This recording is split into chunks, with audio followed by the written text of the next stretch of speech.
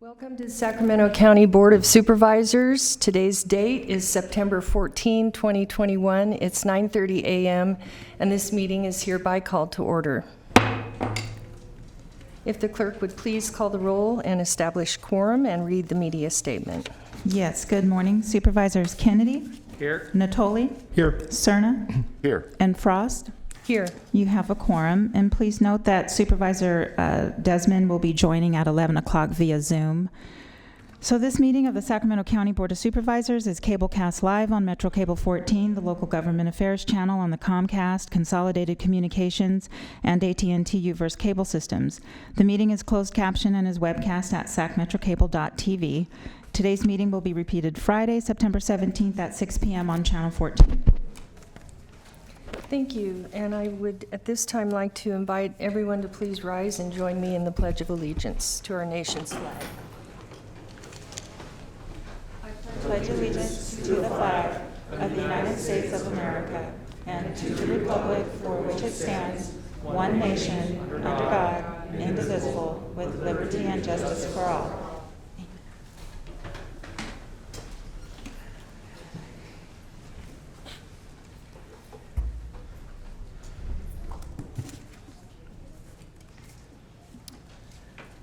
Well, it's nice to see so many smiling faces in the board chambers today. Today's voting day, and I wanted to say make a couple comments. It's an important reminder of how American representative government works, and the solemn oath that we as elected representatives have taken to uphold the contract, also known as the Constitution of the United States and the state of California. It's our job to defend and protect the rights of the people. And I want to encourage everyone to get out and vote. Your vote does matter. It's the most fundamental civic duty for us. And if all of us vote, then we can be sure that we're all represented. I wanted to also mention that over the weekend we remembered 9/11, and I know probably all of us went to events over the weekend. On Saturday I was at 4 different events, and every one of them was moving. And it's funny, I remember on 9/11, 2001, we all said we will never forget, and we haven't, and it was a sober reminder of how important how every day is that we live, and how special those courageous first responders are who run toward danger to help others. And so it was good. I also want to thank Cal Expo and Rick Pickering and everyone there. They've created the most beautiful memorial for 9/11. It's the most peaceful space, and it captures every experience that happened on that day. And it's a beautiful tribute to the people the most courageous people who went through that experience on that day. Yesterday, I know Supervisor Natoli and Supervisor Desmond and I, and probably others that I didn't see, there were so many people there. We attended the funeral services of Officer Harmander Gertiwal, who was born on February 17, 1994, and his end of watch was on April 26, 2021. August 26th. Did I say April? Yeah. I'm sorry, August.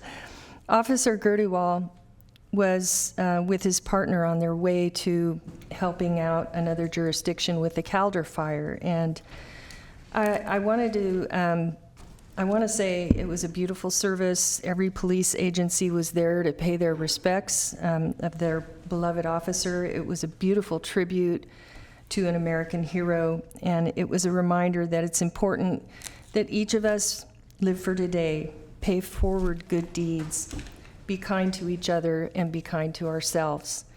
And I was inspired to mention this. I know that Supervisor Natoli will be closing our meeting in memoriam for Officer Gertiwal, but I was inspired to mention this because he was a strong example of all those things.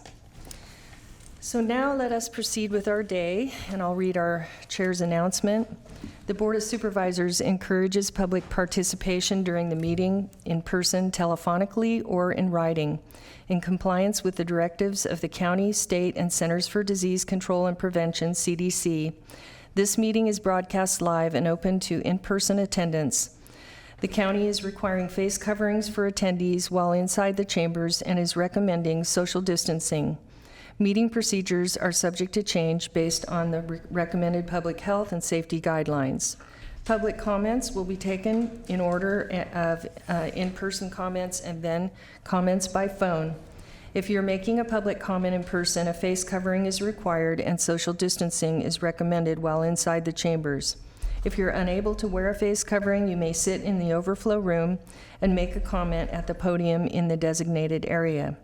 Seating is limited and available on a first-come, first-served basis inside the chambers or in the overflow room.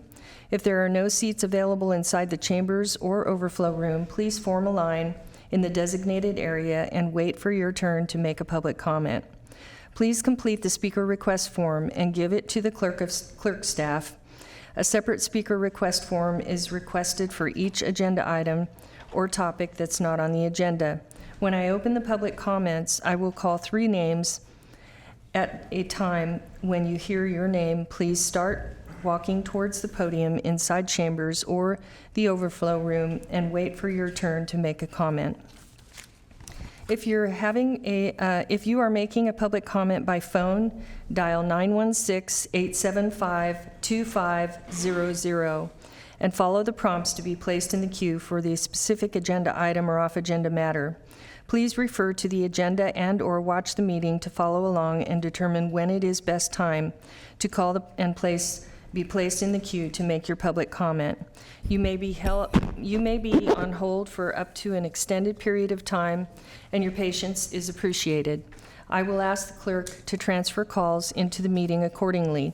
Each agenda item queue will remain open until the public comment period is closed for that specific item. Members of the public will be given 2 minutes to make a comment and are limited to making 1 public comment per agenda item or off-agenda matter. Please be mindful of the public comment procedures to avoid being interrupted or disconnected while making your comment.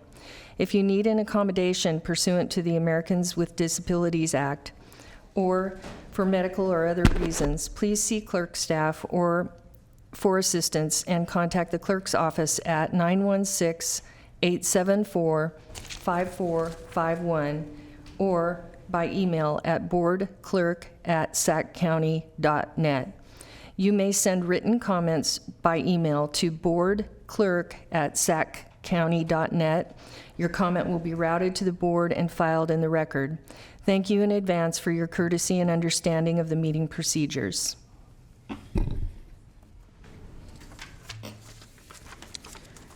Okay, for your consent matters, items 1 through 37. For item 19, you're introducing an ordinance amending Title II, Chapter 2.90, Section 2.90.400 of the Sacramento County Code relating to the Home Detention Program and Pretrial Release Supervision Program. You're waiving reading and continuing to September 28th for adoption, and that concludes my notes. Okay. Do we need to vote on that, or? No. Okay. Yeah, you can take that with your consent. Okay, great. Supervisor Cerna. Thank you. I would like to, I have a question on item 10. I would like to pull item 26 for questions. And I know that item 35 likely has a number of public speakers, so I would also like to pull that as well. Okay, Thank you. Item 10 is to authorize the Director of Airports to submit amendments to various passenger facility charge applications for Sacramento International Airport to Federal Aviation Administration, decreasing requirements by $141,706,460. I don't know if our airport director wants to join us here at the podium, but it's probably best directed at her.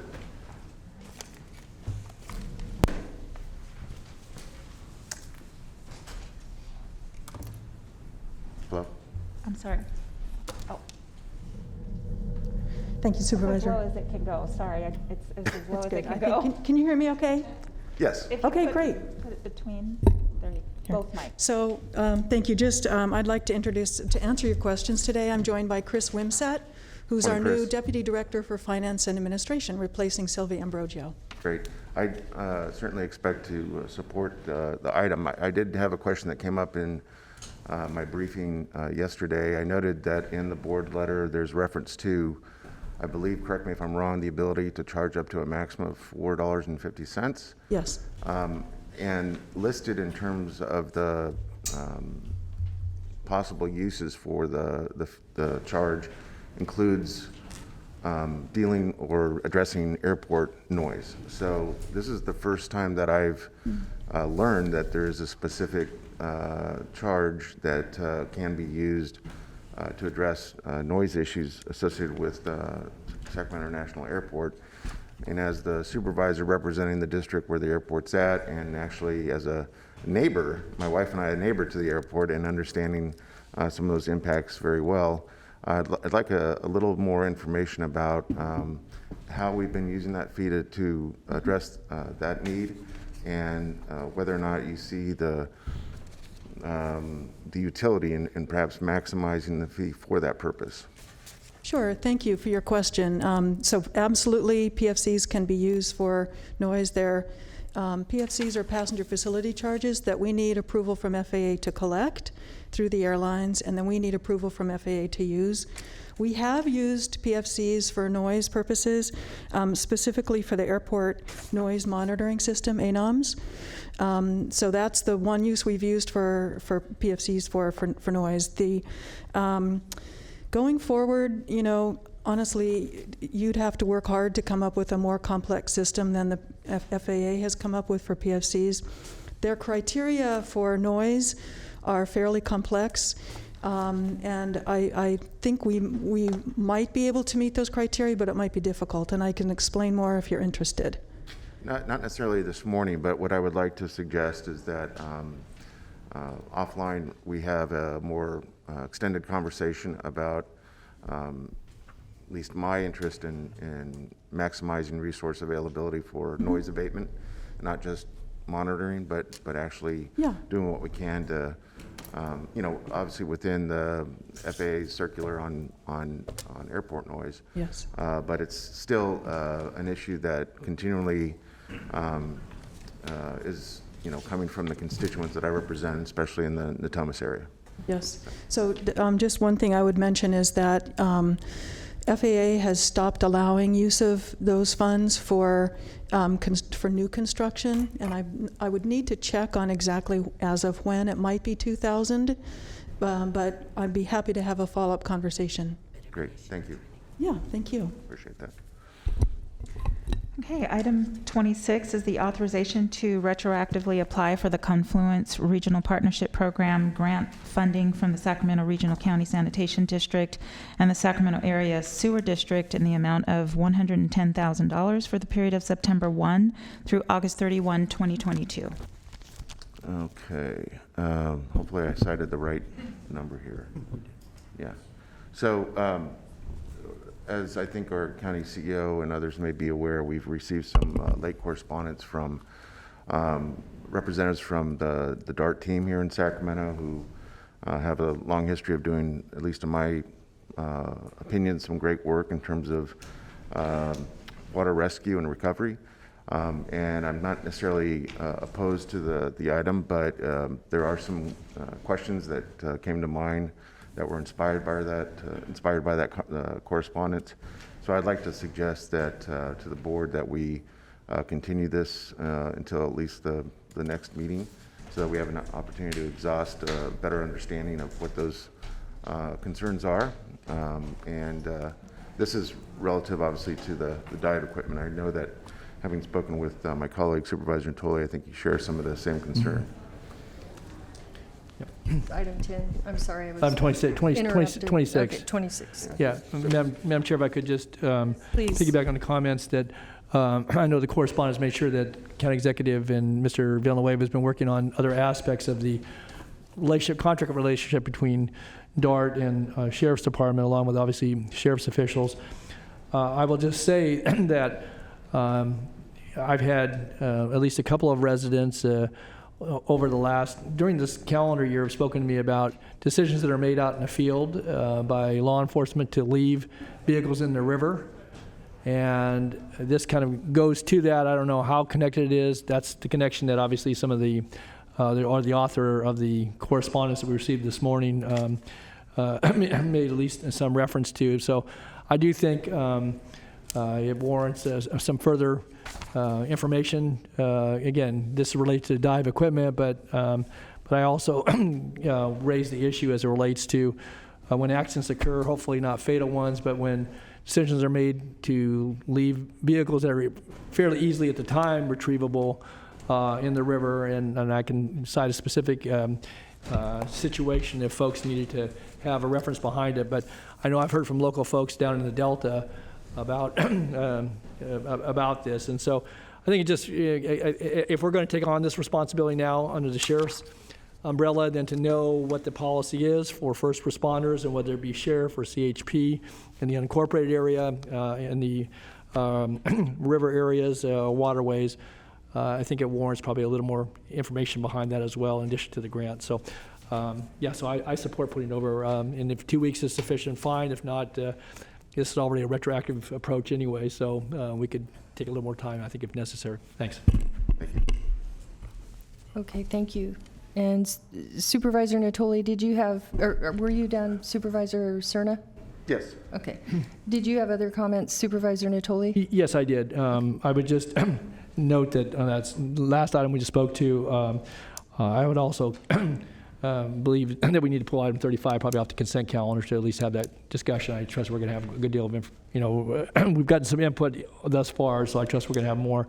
But I wanted to ask specifically about item 22, if I could.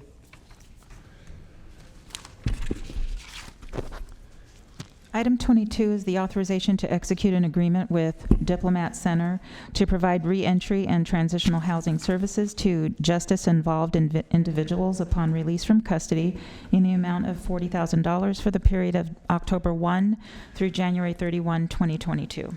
I guess my question is, I know, Bruce, you signed on as this came through from the Sheriff's Department, you and Ann both, and it just occurred to me as I was reading this more thoroughly, actually this morning, the issue of housing for folks that are, and certainly this has gotten additional attention just, I think, as folks are released from custody. We know there's a need for housing for folks from a variety of walks of life that have, encountered the system, and in this case, obviously, the criminal justice system. But we're receiving the money, which is great. It's only for a 4-month period. And it says if the money expires, this goes away. I guess my question is what sort of coordination are we doing for folks that are either in custody or maybe at risk? I mean, that's part of the conversation that have occurred in these chambers, certainly over the last year or two.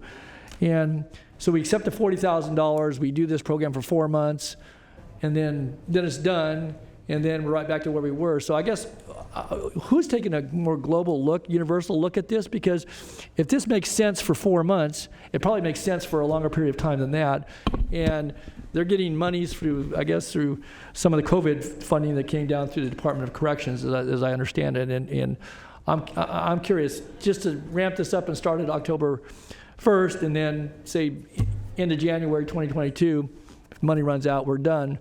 That doesn't sit very well with me. If in fact this has efficacy as a program that helps with finding housing for those that are either post-custody and or may be at risk. So, yeah, Supervisor, I think you raise a really good point there. I'll follow up with the Sheriff's Department in terms of what happens after the 4 months that you're raising. I can tell you a couple of things. One is that there is coordination between the Sheriff's Department and our homeless staff in terms of trying to arrange for housing for folks who are exiting the jail. Mm-hmm. We do have limitations and resources and that things, as you know. Also, in addition to that, we've been briefing the board and we'll soon be having a workshop with the board on the new CalAIM proposal that the state has implemented.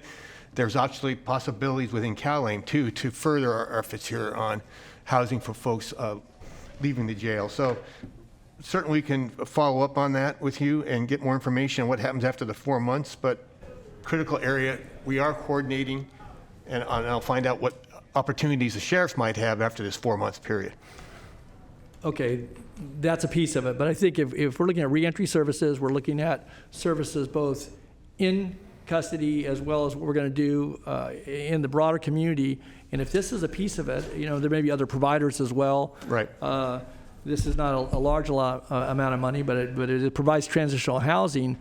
I guess what I would want to know, and as we not just engage on ARPA funding discussions, but also if this is, we're committing tens of millions of dollars, both to health and health and welfare services for folks both in and out of custody. And if this makes sense, and this is the direction we're going in, which it seems to make sense to me, then I would want to know beyond what the sheriff might say about it, about what we on this side of the dais are looking at as relates to a segment of the population that's already at risk. They've entered the criminal justice system. They're going to do whatever time that they're committed to the institution. But this, in addition to the training and some other things that come through the Ab109, again, it just seems to be a key piece. And if we're going to not house folks in the jail and they've completed their sentence, whatever that is, and this makes sense because it helps stabilize them in the community, then it probably warrants a conversation about beyond the grant money or the grant funding cycle. And so that's what I'd like to, Bruce, again, I appreciate your response. It goes specifically to the point that's on agenda today, but I think this at least in my view, ties in with a much broader discussion that we're having and merits, whether it's the financial support and or reentry services that include, just as a matter of assumption, housing, transitional housing services for those that would be eligible, whatever those parameters are within that program. And so I guess I'd like to see this stay, before us on the table rather than just we accept the money, they do good work for 4 months, and then we're done because either the sheriff doesn't identify for the money. I think it falls to this board as a responsibility and looking at what we're doing to try to address criminal justice reforms, but also, issues we have about housing folks in the jail, but also supportive services, including housing outside of the criminal justice system. So I would just, I support this, but I want to know how we're going to sustain it, and if it's worth sustaining, maybe we do more of this. Thank you. Thank you. We'll follow up with that. Okay. Thank you. Thank you. That's all I have. Thank you, Supervisor Natoli. And we do have public comment on item 22, so maybe this would be a good time to take that public comment. The name I have on this paper is Bishop Chris, so I don't know if it's Chris Bishop or Bishop Chris. Bishop Chris. Chris Bishop, hi. Hi, Chris. Actually, Madam Chair, Bishop is his title. Yeah. Oh, Bishop, Bishop Chris. Bishop Chris. Okay, that's my bad. Thank you, sir. Sorry for the wrinkleness of it. I rose to talk about 22 because as working on former President Obama's Am I My Brother's Keeper recidivism program, we noted that a lot of the reentry was very important in various states, and there was a low recidivism when we had training programs and such like that. And working in the recent former administration for 4 years on the Second Chance Act, that created a lot of recidivism that was very low, and I was personally responsible for helping bring this program to South Sacramento. It was kind of I guess you can say a hit and miss in the community, but if you look at it, they struggled. They are doing great things with these formerly incarcerated inmates. They have gotten jobs with Caltrans, the county here, and various other places, and I think it's real important that we give them an opportunity, a second chance to perform in the communities that they were in and be with their families, because as I spoke to former President Obama's commission, that everybody deserves a second chance. We're not all in this world imperfect. We've all done something, and we all deserve that second chance to be that citizen that we wanted to be back then. So I support the reentry, and I hope you guys can understand the importance of it in all communities. Thank you. Thank you, Bishop. And you are spot on. I support it too. And I know people that have had great success with reentry programs, and people do deserve a second chance. Thank you. Okay, we don't have anyone else in the queue. I was also going to pull number 35, but since two other supervisors did, that's no longer an issue. We do have a continuance on item 19 and 26, and if there are no other board, are there any other consent public comments that I am not aware of? Let me double check, and I think just to keep a clean record for item 22, for item 26, we should take a vote to continue that to September 28th. Okay. And then for item 22, I didn't understand that we were continuing that. Could you confirm? Item 19. I thought, I did, Oh, for the ordinance, it's in the recommended action, so that's Yeah, okay, but I okay. do need to take a separate vote for item 26. okay, great. I'll move the continuance of item 26. Second. So we have a motion by Supervisor Cerna and a second by Supervisor Natoli. Please vote. Unanimous vote with those members present. Okay, and then I'll ask for a motion for consent minus item 35. So moved. Second. So moved by Supervisor Natoli, seconded by Supervisor Cerna. And did I understand you have no other comments on consent calendars? You were checking flow? No, I'm taking a look right now, and we do not, just for item 35. Okay, very good. Yeah. Okay. And before we announce the vote, we do have two public comments in overflow for item 27. Let's see what that is.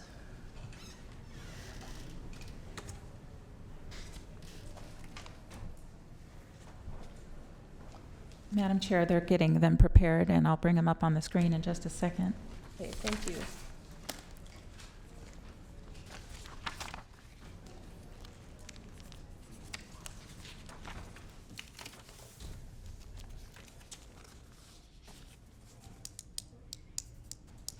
Lydia, can you please let them know that we're waiting to bring them on the screen?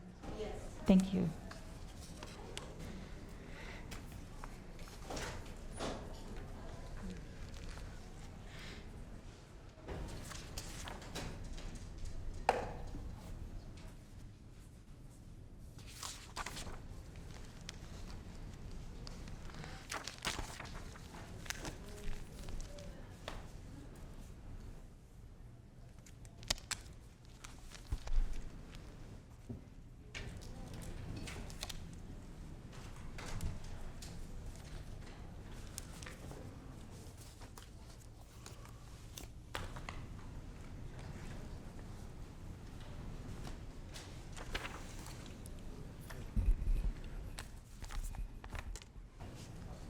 Okay, can you hear me?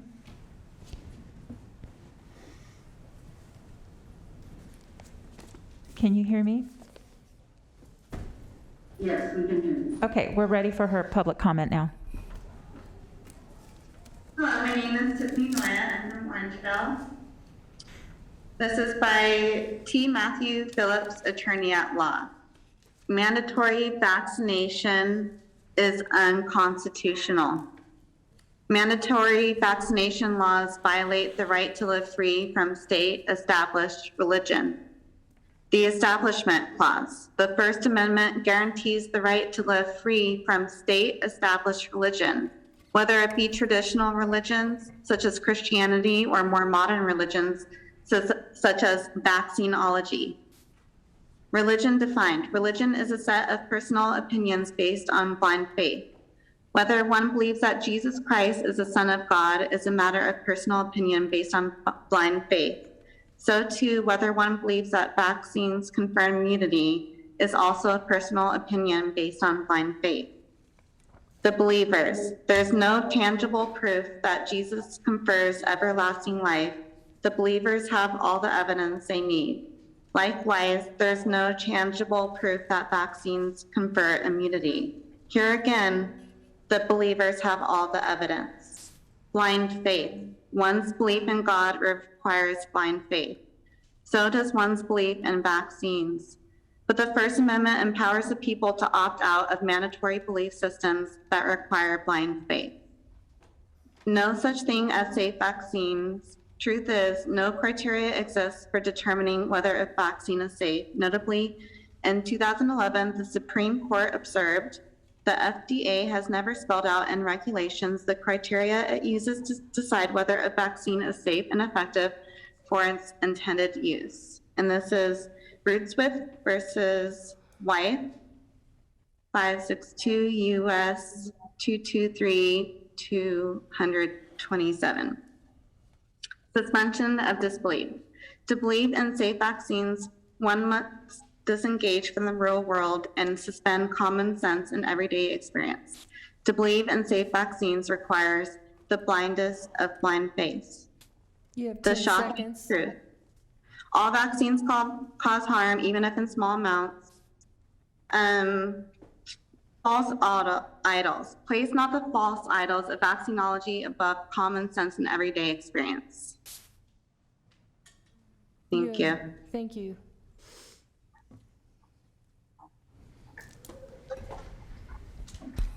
Can you just bring up the next person, Ophelia? Just leave it be and just bring up the next person. Thank you.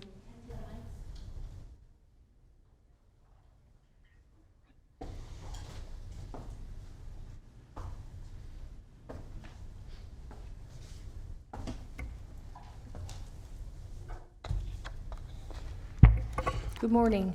Good morning. Item 27, as I read it, seems to be about trying to provide some spending for tests for COVID. And I'm astonished as we're having other stuff today about, truth of information.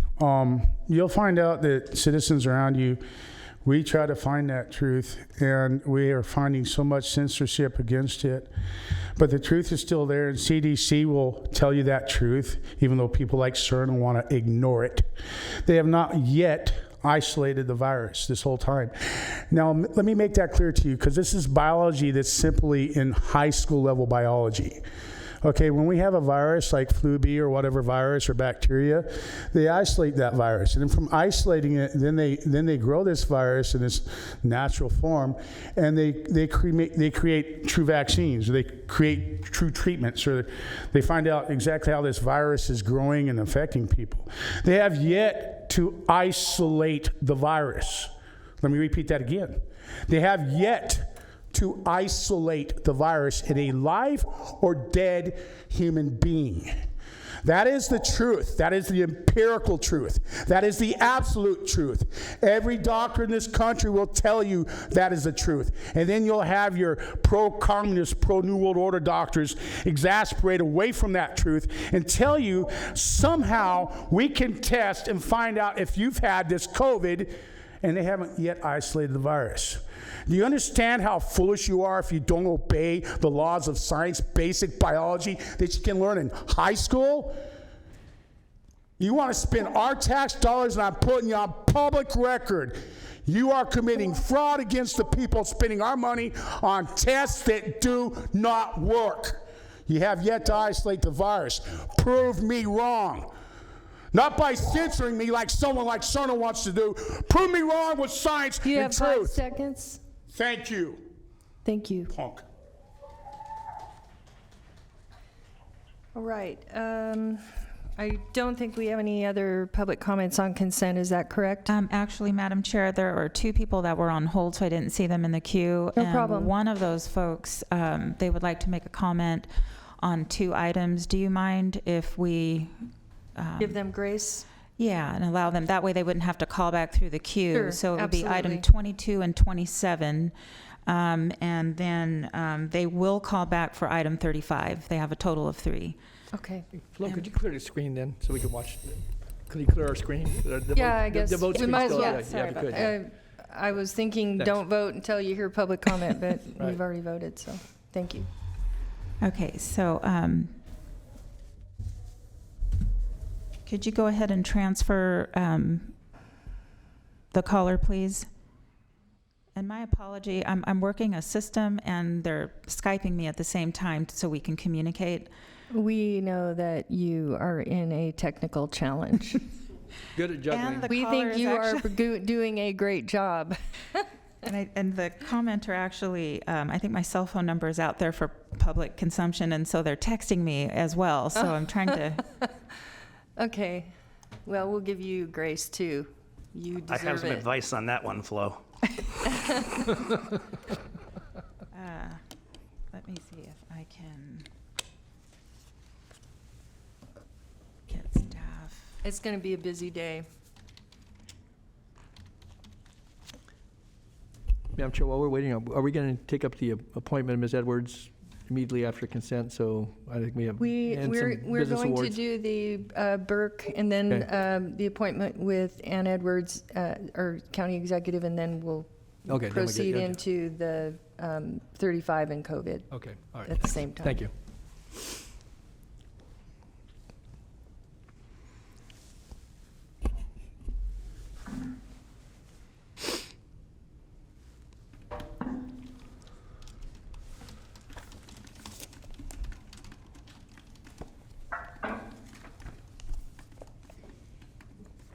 Yeah, if I can.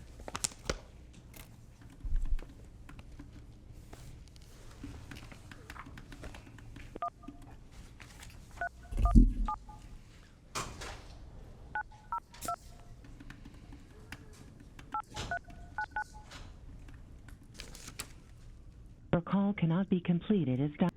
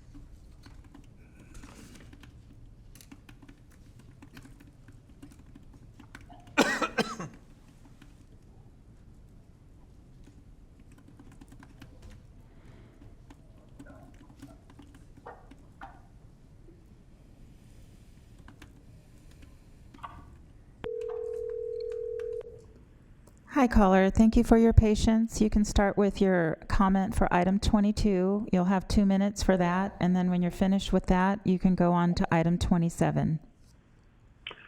Great. Thank you so much for your patience and getting me in this line. I wanted to personally lift up Supervisor Natoli for his great comments on the need for reentry support and transitional housing needs, and really can't express enough that this really, this is something that is critical for everybody that goes through the main jail and comes out for in order to reintegrate into society. And I really want to make sure that we're asking the right questions around how we measure success of these services, because quite frankly, and I'll speak for myself, but I'm sure many in the community agree with it.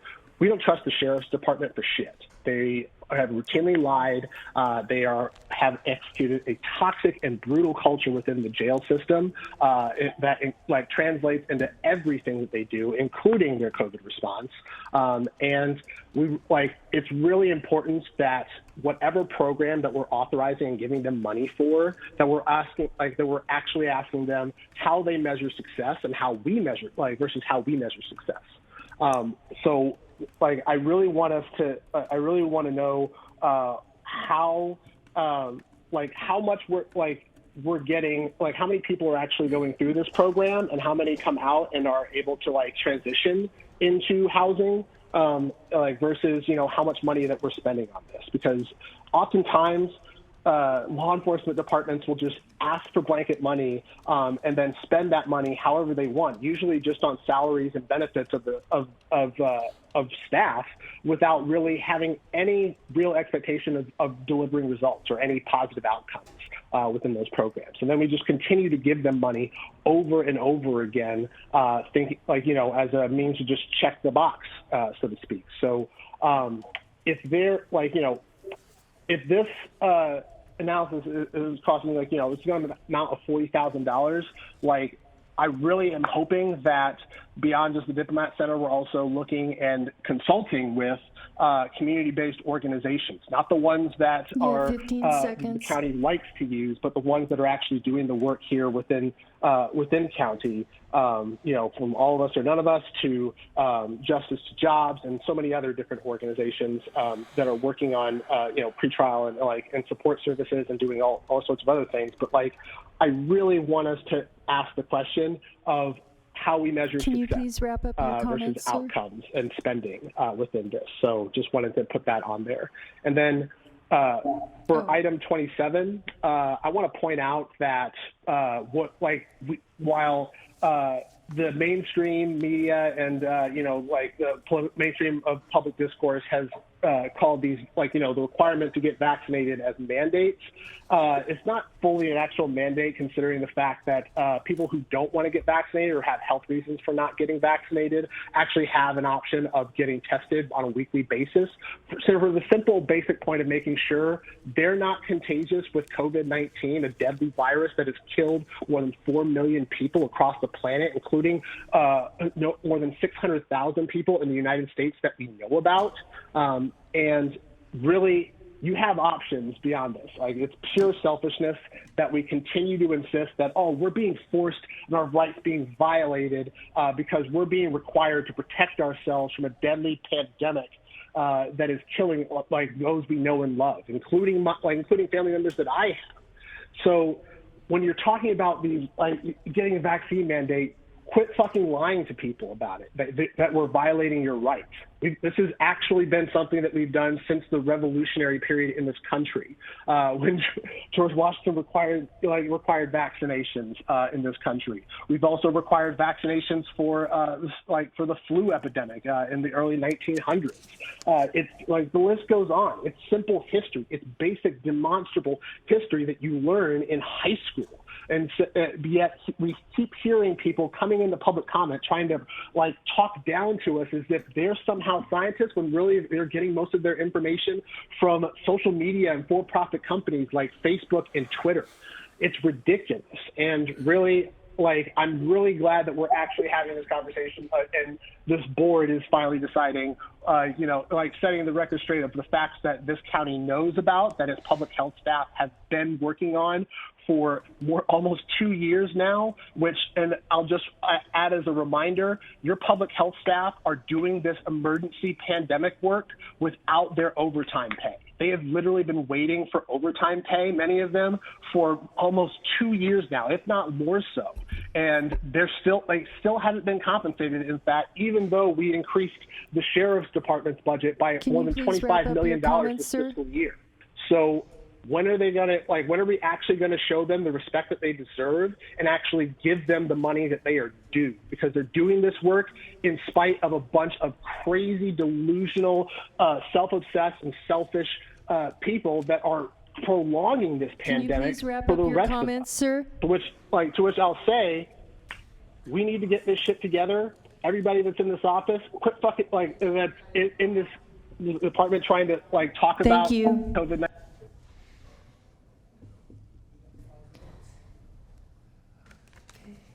Does that conclude our public comments? That does conclude your public comments for consent items. Okay, and we have voted, and so now at this time. Yeah, we actually need to, you had a first and a second. Yeah. Oh, we had a first and a second. Mm-hmm. It's time for us to vote. Please vote. Okay. Unanimous vote with those members present. All right, and off agenda. Should we take that now? Yes, please. We have some in the phone queue, and I believe you have some in person. I do. Let's call for the in-person first.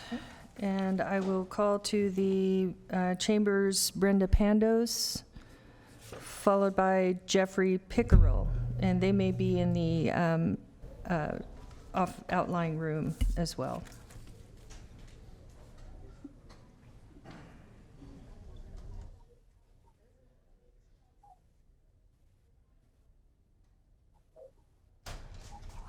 Brenda Pandos, followed by Jeffrey Pickerel.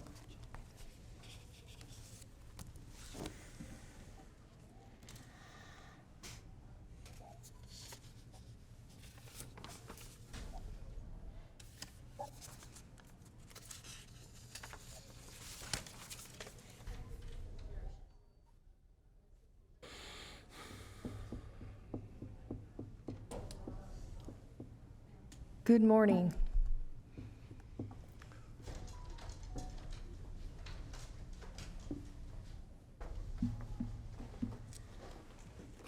Good morning, Brenda. You have 2 minutes. I just wanted to say that in order for the public to be able to comment and be here and be involved and figure out what to do, because most of the people are working people, and it's very hard to take time off to come give public comment. And so I feel like the board should adopt a time like the school boards do, where people who are working can participate, and maybe break it up into different days and in the evening, because I'm fortunate that I'm able to be here, but there's other people that don't have that opportunity, and it's very hard to do your job and watch the whatever's happening, especially when it's not timed well. And so I feel like it would be best served for the people, because we are the ones you are representing and serve, and we would like the opportunity to comment, and because we pay for the building, we pay for your positions, and you serve us, and so we respectfully ask that you change the meeting times to evening times, so that we can comment and be part of the solution and part of the issues. Thank you. Thank you. Next caller, please. Or Jeffrey Pickerel.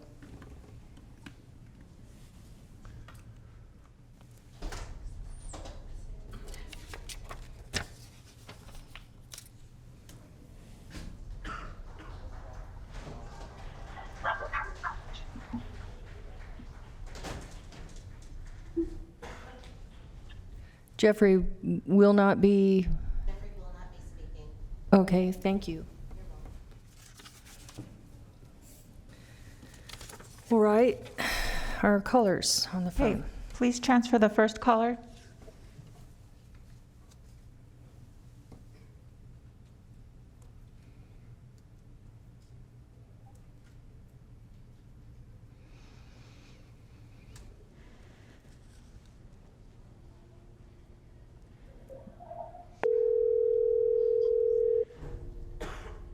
Hi, caller. Please start with your comments. You have 2 minutes. Can you hear me? Can you hear me now? I can hear you now. You have 2 minutes. Okay, thank you. Good morning, Board of Supervisors. This is Liz. I tried calling on item 22 earlier, but for one reason or another, wasn't able to be heard. But wanted to just highlight some things. Thank you, Supervisor Natoli, for talking about the importance of reentry housing for folks getting out of jail. It's really, really important. Thank you to the person who commented on the item as well. I just wanted to bring your attention to Ab109 funding, which obviously is the board has gotten, or the county has gotten since about 2012 to support with realignment, public safety realignment.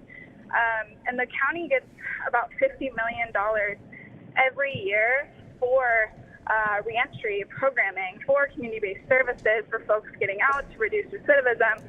And the county, there's been plenty of articles, like in the Bee, about how this funding has just gone really underutilized, and more than that, really it's been just hasn't been used wisely, and it typically just goes to pad the sheriff's and probation's budget. And so I agree that this $40,000 or so is too little. I think that the plan for AB109 spending will be coming to the board soon, and just want to stress that this is an opportunity, that funding is an opportunity to make sure that folks do get the services they need, because when folks' basic needs are met, our community is much safer. And I also just want to mention that this program, which I, to be honest, know very little about, it is faith-based, and so I know that that's not accessible for everyone. It's not accessible for folks who are not religious, or You have 10 seconds. Okay, thank you. Yeah, so just wanted to bring your attention to AB109 funding. Please make sure that the plan for that funding is focused on reentry services and housing. Thank you. Thank you. I'm glad you were able to get back in. Please send the next caller.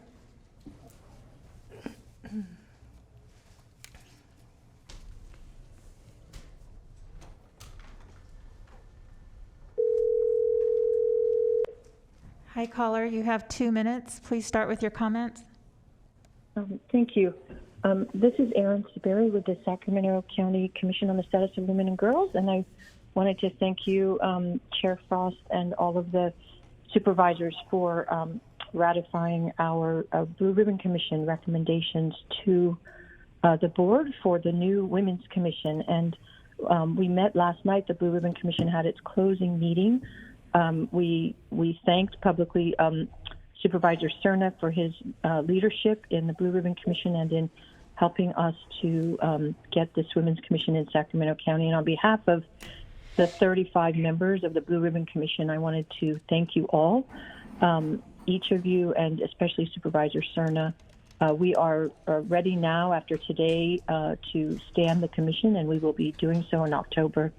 And it's with great delight that I call in today on behalf of the Blue Ribbon Commission and the women and girls who will be standing this new commission. So I wanted to thank you all. I also wanted to say that it was mentioned last night at our meeting that we're very proud that you all are also today at this meeting finalizing your appointment for your county executive as the first woman ever. And I wanted to say I've had the privilege of working professionally with Ann Edwards, and we're also delighted that for her leadership and for yours. So we couldn't be more thrilled. It's been several years of a community grassroots effort, and today is the culmination of that. So thank you. Thank you very much. And I also want to say thank you for your leadership in making that happen with the Women's Commission. I know Supervisor Cerna was a champion, and we were all excited about it, but it was a handful of ladies who led out and made that happen over a 1 year or 2 year period. So thank you for your commitment to the community and to women. Thank you, Erin. Yeah, thank you, Supervisor Frost. Your leadership has been so helpful too, and we look forward to working with you and the rest of the board as we go forward. Thank you. Mm-hmm.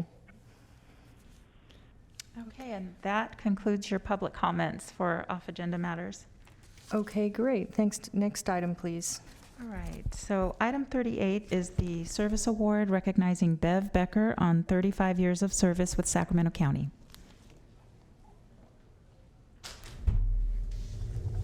Good morning, Ethan. Good morning, Chair Frost.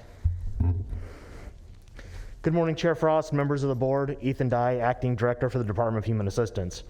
I'm here this morning to present Ms. Bev Becker with 35 years of service award. In 1986, Bev began her service with Sacramento County as a temp employee through SETA, working with the health department and the alcoholism center, where she was later hired permanently as a typist clerk 2 and stayed for 2 additional years. Over the next 17 years, Bev went through a number of promotions and department changed to the Department of Human Assistance. Bev worked as a typist clerk 3, a claims assistant clerk, an eligibility worker 1 and 2, and ended her eligibility part of her career as a human service specialist and specialist 2.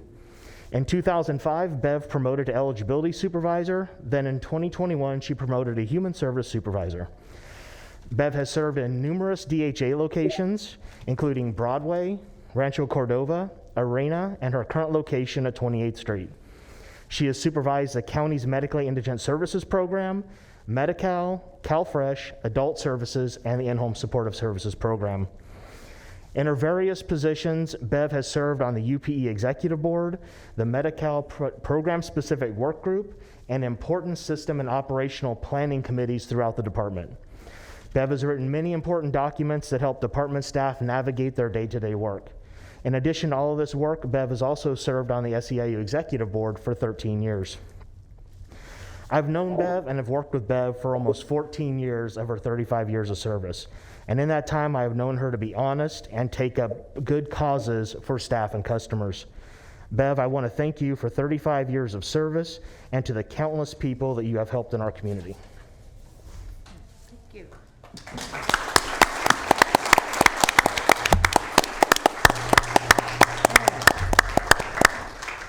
Good morning. I've been here 3 times, from 25 years, 30 years, 35 years.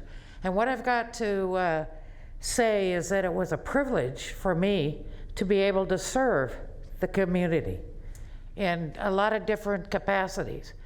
But as I was listening this morning to the other people talk, I started my career as, through SETA, as it said, as a disabled person, because I was a recovering alcoholic. And I had a year sober when I got a judge gave me one little chance to do something right. That's called a second chance. Oh, wow. And before you, I stand with 35 years of serving my constituents, yours, and with real honor, you know, and I hope that you guys keep in mind that there's a lot of us that do work for Sacramento County in this capacity that made it because one person said we could do it. And a lot more money needs to be distributed. So it's probably my advocacy, you know, in me. That's why I've been on union boards for years. And I've gotten to serve with all these people and Ethan, you know, and so I don't know. I won't be here another 5 years, but I'm good. I'll start doing some volunteer stuff, but thank you. You know, Bev,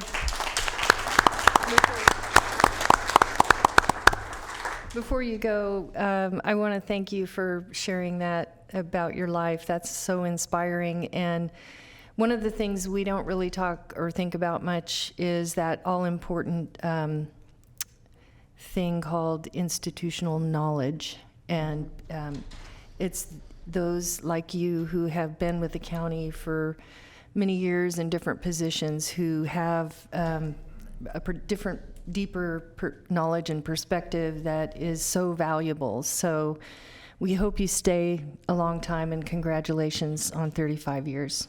Thank you very much. Thank you.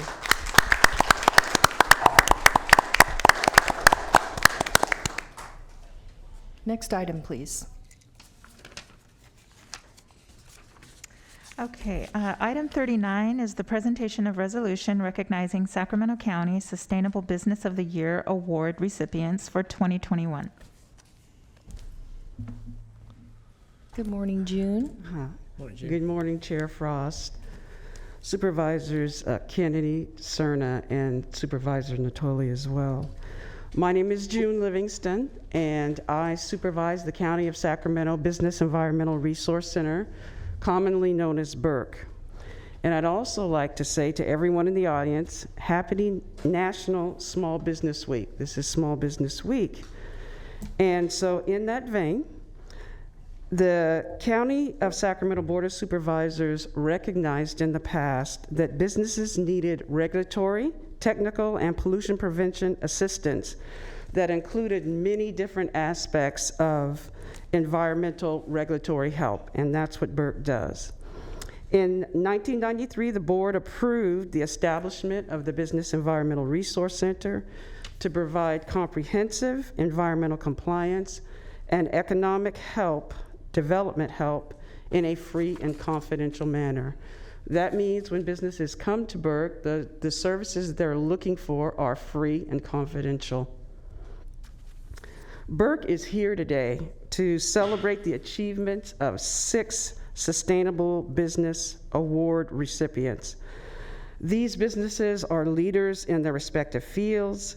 They voluntarily adopted environmentally friendly practices in the following 6 categories: energy conservation, pollution prevention, transportation and air quality, green building, solid waste reduction, and in water conservation. We would really like to thank the supporters of the BERC program for their generous support. We have funding partners. We would really not be able to provide the services of BERC or provide the services of our Sustainable Business Program without their assistance. And those funding partners are the Sacramento Metropolitan Air Quality Management District, the Sacramento County Environmental Management Department, the Sacramento County Building Permits and Inspection, Sacramento County Department of Water Resources, Regional SAN, Sacramento Department of Waste Management and Recycling, Sacramento County Department of Airports, and the Sacramento County Department of Planning and Environmental Review, and lastly, SMUD.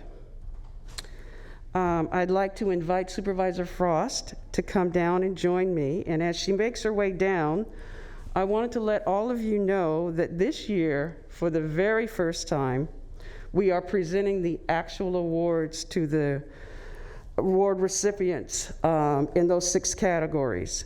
Each award recipient will come down to the dais after I've highlighted their accomplishments to say a few words and to accept their awards. We are planning to take some photos, but those will be after outside. So, without further ado, let's proceed with the award ceremony. In the category Energy Conservation, the award recipient is United States Cold Storage, and they are located at McClellan. The United States Cold Storage partnered with SMUD and worked with energy advisor John Barnes to reduce their carbon footprint, as well as support SMUD's 2030 zero carbon plan through participation in their energy efficiency incentive and Power Direct programs. They are installing solar panels and a future battery storage system. They participated in SMUD's custom retrofit incentive program by installing innovative quick freeze fan systems in their existing warehouse. The increased heat transfer rate lowers the time to freeze and achieves a quick freeze process. And that process dramatically lowers the ambient freeze air temperature.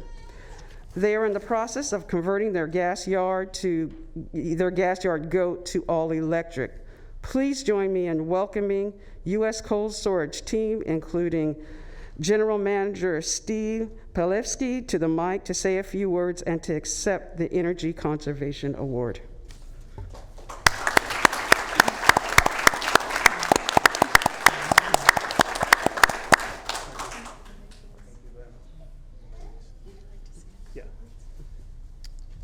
Well, first of all, thank you all today. We're very, very honored to receive this award on behalf of United States Cold Storage, myself, my team, and all of us that work very hard every day to remain sustainable and do everything we could do to protect the environment and be a good business partner. BERC, we appreciate this award, and we really have to say a big thank you to SMUD, because without SMUD and their partnership, working together to find new innovative ideas, this would not be possible. Thank you again all. That's great.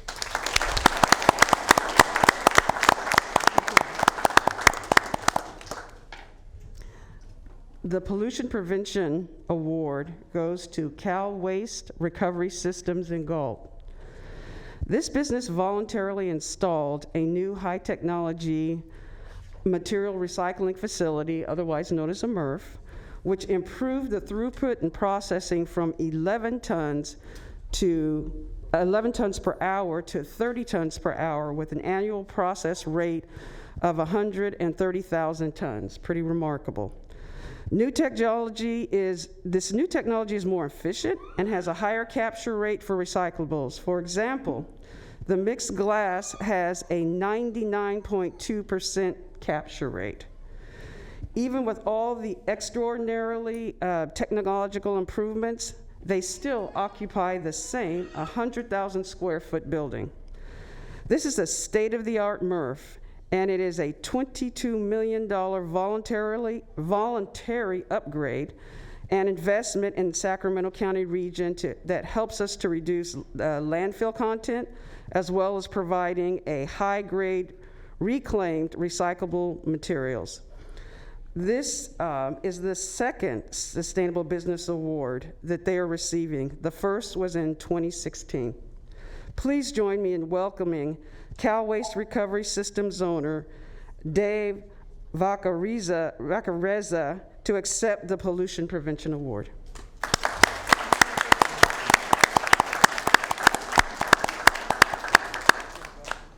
Thank you very much for this opportunity. This award really belongs to a group of people here, and they're back at the MRF working diligently to sort all of your recyclables today. But I want to recognize a few people that are here today. Our recycling coordinator, who really has reached out and put together a fantastic education program, Lisa Klotz. And I have also Jose Casillas, our plant manager. I also have Casey Vaccarezza, who is really put the whole project together and is overseeing the operation day to day. And also Mary Beth Hospital, who is our outreach. That and 180 employees that work every day to process this region's recyclables. We welcome the fact that Sacramento County is one of our partners in providing us your recyclables, along with Folsom and El Dorado and lots of the other communities. I thank all of you, but I do want to recognize all those hardworking people that really made this happen. Thank you.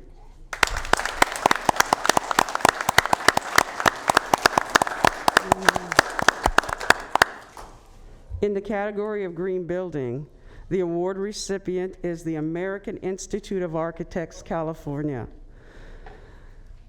The AIA completely renovated and modernized an existing building in Midtown Sacramento for their new headquarters office in an all-electric design. By reusing an existing building, solid waste reduction resulted with less material entering the landfill. The AIA participates in SMUD's solar shares and Greenergy renewable energy programs with the help of SMUD Energy Advisor Ryan Hammond. For energy conservation, they utilize efficient heat pump technology for their space heating needs. All equipment within the building is emission-free, and all of their electricity needs is generated from 100% renewable energy. Please join me in welcoming AIA California Vice President Nikki Dennis-Stevens to accept the Green Building Award.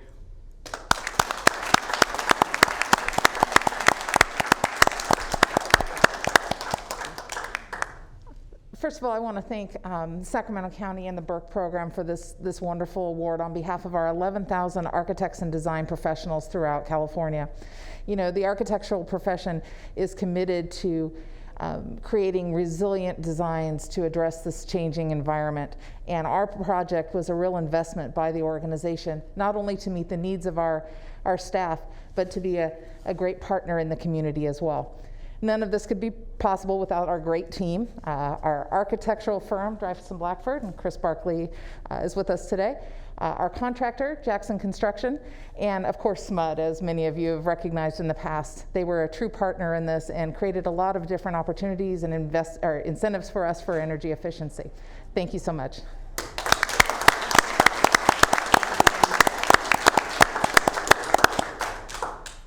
In the category of solid waste reduction, the award recipient is the Elk Grove Unified School District. In 2018, the Elk Grove Unified School District Nutrition Services and Maintenance Operation Departments partnered with Breathe California to launch food waste recycling programs in 2 elementary schools, and now they have increased that number to 19 elementary schools and K through 8 schools. Since food recycling relies heavily on students and staff motivation, the Elk Grove Unified School District Nutrition Services have streamlined messaging to promote reduction, recycling, and food waste diversion across district departments, as well as among students and staff. In addition to recycling food waste, the schools have started a food shares table where food can be donated as long as it is unwanted and uneaten edible food.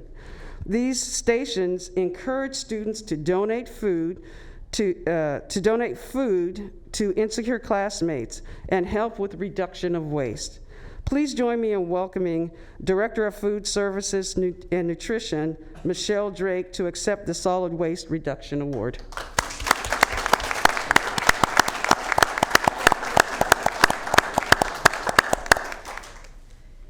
So I just wanted to acknowledge my teammates over here. It isn't just food services. It takes an entire district to be able to make forward movement. And with our children just starting back recently, we are making inroads to get back to that place we were right before COVID. But in any initiative, it takes more than just the school district. It takes a partnership. So I want to thank all the partners, whether it be the County of Sacramento, the City of Elk Grove, SMUD, as many have mentioned. When we do any large initiatives, whether it's waste reduction, utilizing environmentally preferred cleaning products throughout the entire district, or electric energy conservation. And so I want to make sure we thank also Cal Recycle, Breathe California, Republic Services, and SMUD, because they've been very important in our moving forward in these initiatives. So thank you very much for the award.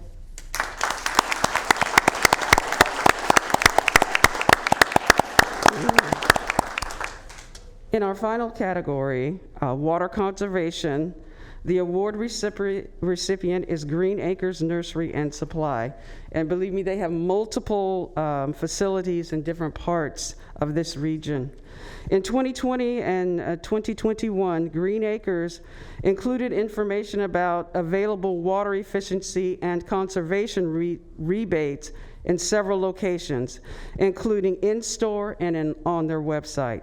Green Acres added dedicated staff from the irrigation departments of their stores to help inform customers about available water efficiency devices and proper watering practices.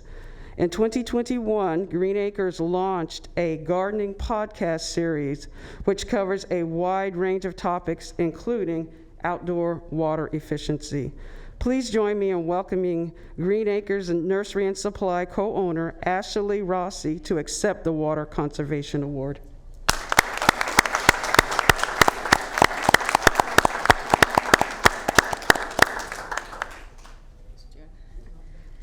First, I have to, would like to thank Burke for this award and the Sacramento County Board of Supervisors. It's a real honor. We have great partners in the mission of water conservation. It's really nice to go it together with the local water providers, RWA, and the local cities. We share information and get synergy on the messaging, and we operate under the premise that we are not successful unless our customers are, and water conservation is a huge part of that for everybody. So thank you.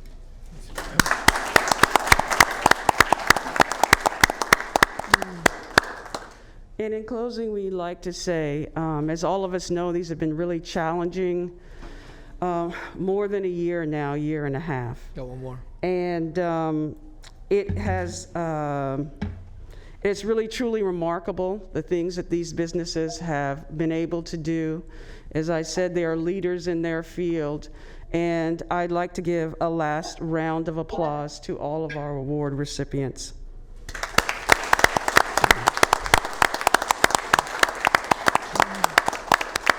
Thank you to members of the board, Chair Frost. I think you have one more. I think you have one more, June. Did we miss?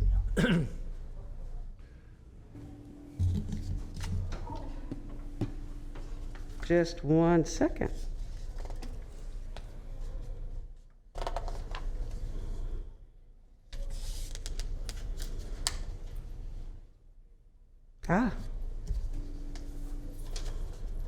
My apologies. I have skipped one award, and thanks to my team, they wouldn't leave me hanging up here at the podium. In the Transportation and Air Quality category, the award recipient is the Sacramento County Department of Airports. The Sacramento County Department of Airports' mission is to reduce greenhouse emissions in airport operations. Building off their 1.9 megawatt photovoltaic facility, the department is converting the airport shuttle bus fleet from compressed gas to natural gas to zero-emission electric vehicles. They acquired a total of 18 zero-emission electric buses and co-located the bus charging stations with the photovoltaic solar facility. They have phased in the first 5 zero-emission buses beginning in 2019, and the next 5 are scheduled to be delivered in September 2021. And a bid for 8 more will be delivered and go into inter service for the next summer for a grand total of 18.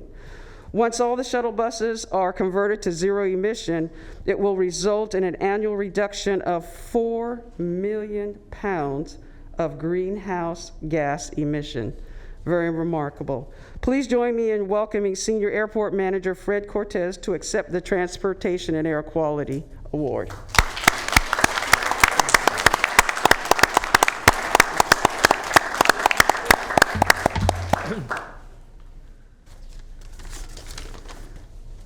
Hello, Board of Supervisors, and those in attendance. My name is Alfredo Cortez, also known as Fred. I'm a Senior Airport Manager for the Sacramento County Department of Airports, and I oversee maintenance for the department. The Department of Airports is very excited to have the opportunity to continue making a positive impact and being early adopters of electric shuttle bus technology. With that said, on behalf of Sacramento County and the Department of Airports, we accept this award. Additionally, this is possible because of the support of and help of my supervisors, Cindy Nickel and Sherry Thompson Duarte, and the Airport Operations, Maintenance Division, the Planning and Development Division, Bree Taylor, and Zachary Fries. Finally, a big thank you to Sacramento County and Burke. We really appreciate it. Thank you.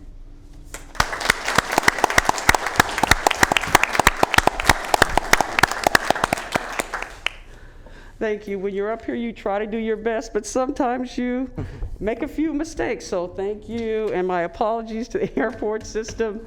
Thank you so very much. The real conclusion, thank you, and we appreciate being able to be here to show the board some of the wonderful things that are going on within Sacramento County. Thank you. Thanks, Jim.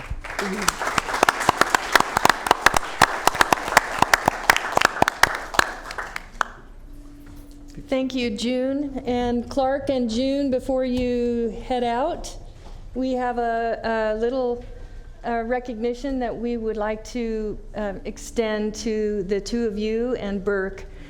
And before I read the resolution, I want to just say, as someone who was exposed to Burke before I was in public service, as a small business owner with a small mortgage company, only 55 people, but we used copiers and we did a lot of things that could impact environmental sustainability and all that. And it was right around that time when this began to be a new thing that we needed to be compliant with. And I want to say that the services that Burke created for those of us with small organizations with not a lot of money, they were there to advise us and provide resources and just knowing where to go and what to do makes a huge difference, and it makes it so much easier. So what you do, and I hope you'll both come up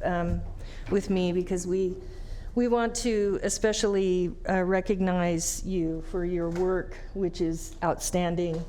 And so I'm going to go ahead and read the resolution.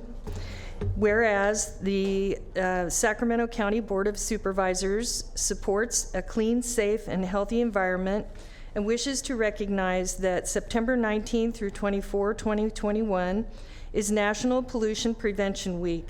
And whereas pollution prevention is a conscientious approach to environmental protection that focuses on design for the environment, principles, source reduction, recycling, and the treatment of waste products, making it the most favorable and progressive strategy for protecting our environment.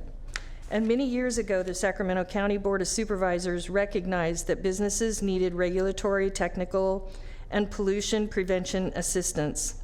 Incorporating all environmental aspects, air, water, and waste, and approved the establishment in June 1993 of the Business Environment Resource Center, BERC, to provide such assistance to Sacramento County businesses, thus promoting comprehensive environmental compliance and economic development. And whereas the Business Environmental Resource Center, through funding provided by the Sacramento Metropolitan Air Management District, Sacramento County Environmental Management Department, Sacramento Regional Solid Waste Authority, Sacramento Municipal Utility District, Sacramento County Department of Water Resources, Regional Sanitation, Sacramento County Building Permits and Inspections, Sacramento County Planning and Environment Review, and the Sacramento County Airport System offered BERC's Sustainable Business Program to businesses throughout the county and cities therein. And whereas by focusing attention on pollution prevention, the County of Sacramento will meet the challenges of the century for economic competitiveness and environmental protection, and does recognize the benefits of government, industry, and environmental organizations working together to plan for a prosperous and sustainable future. And whereas the Sacramento County Board of Supervisors urges all citizens and businesses of Sacramento County to participate in local and regional pollution prevention, celebratory, and education activities, as well as incorporate pollution prevention and sustainable strategies into their activities. And the Sacramento County Board of Supervisors wishes to honor those selected businesses and government entities implementing pollution prevention measures, conserving resources, demonstrating environmental excellence, and proactive leadership to our community. Now be it therefore resolved that the members of the Board of Supervisors in the County of Sacramento, State of California, do hereby honor and congratulate Sacramento County's Business of the Year recipients 2021 and those recognized businesses, and we just named all the businesses: United States Cold Storage, Cal Waste Recovery Systems, County Department of Airports, American Institute of Architects, Elk Grove Unified School District, Green Acres Nursery Supply, and Business Environment Resource Center. This resolution is presented to each of you because we really appreciate your work and the amazing things that you've done to support small, medium, and large businesses in Sacramento County, and we thank you for it. Thank you.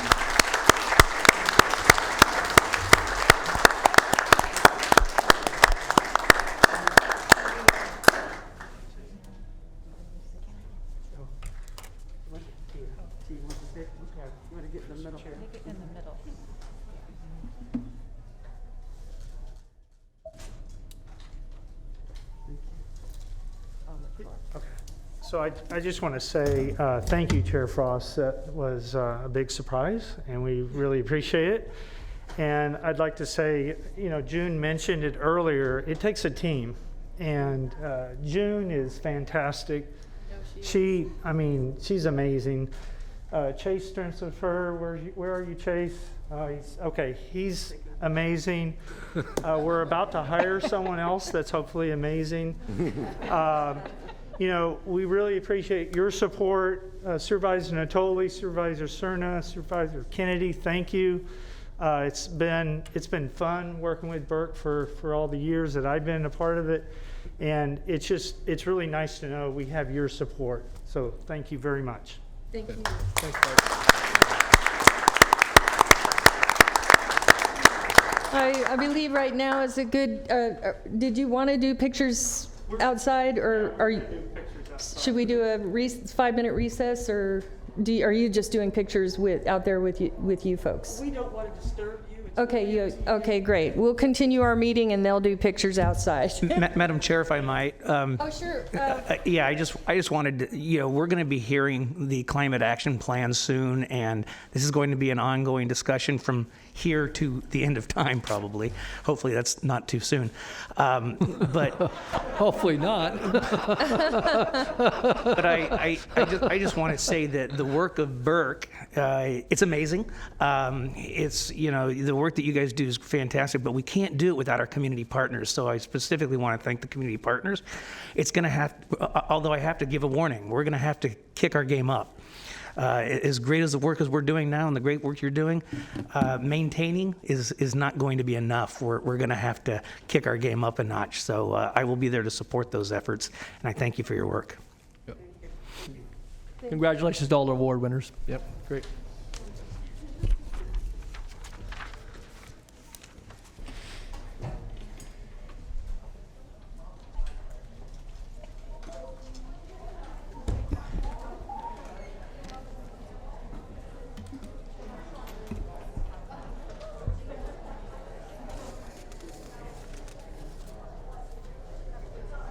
Okay, next item, please.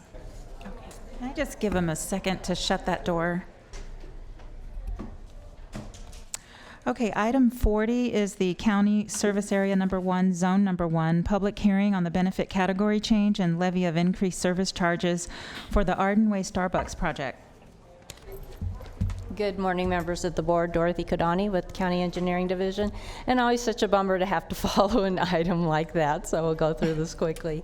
A conditional use permit for a Starbucks was approved on May 5th for that Starbucks to be located on Arden Way, about 1,800 feet west of Fulton Avenue. In response to one of the entitlement conditions of approval, a request was submitted to initiate the benefit category change process for County Service Area Number 1, which provides street and safety light services for the unincorporated portion of Sacramento County.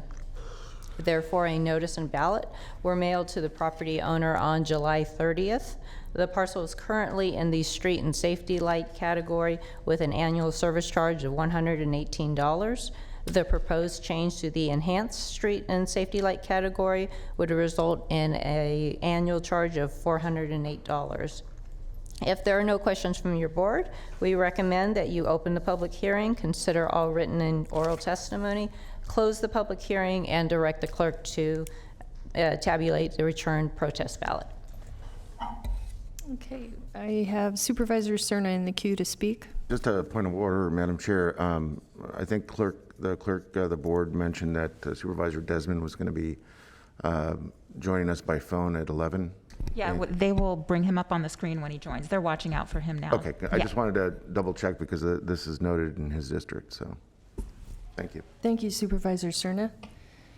Okay, well, I do not have any board members in the queue to speak, and so we will open the public hearing. Do we have any public comments? We do not have any public comments. And I do not have any public comments, so I will close the public hearing and entertain a motion. Actually, the clerk should tabulate the ballot. Oh, I'm sorry. Yeah. I guess I got a little ahead of us.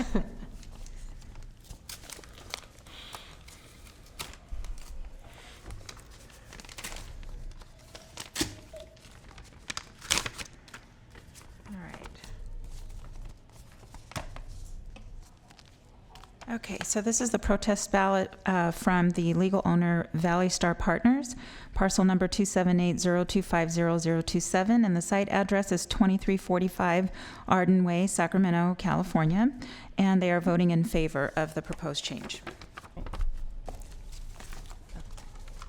Thank you.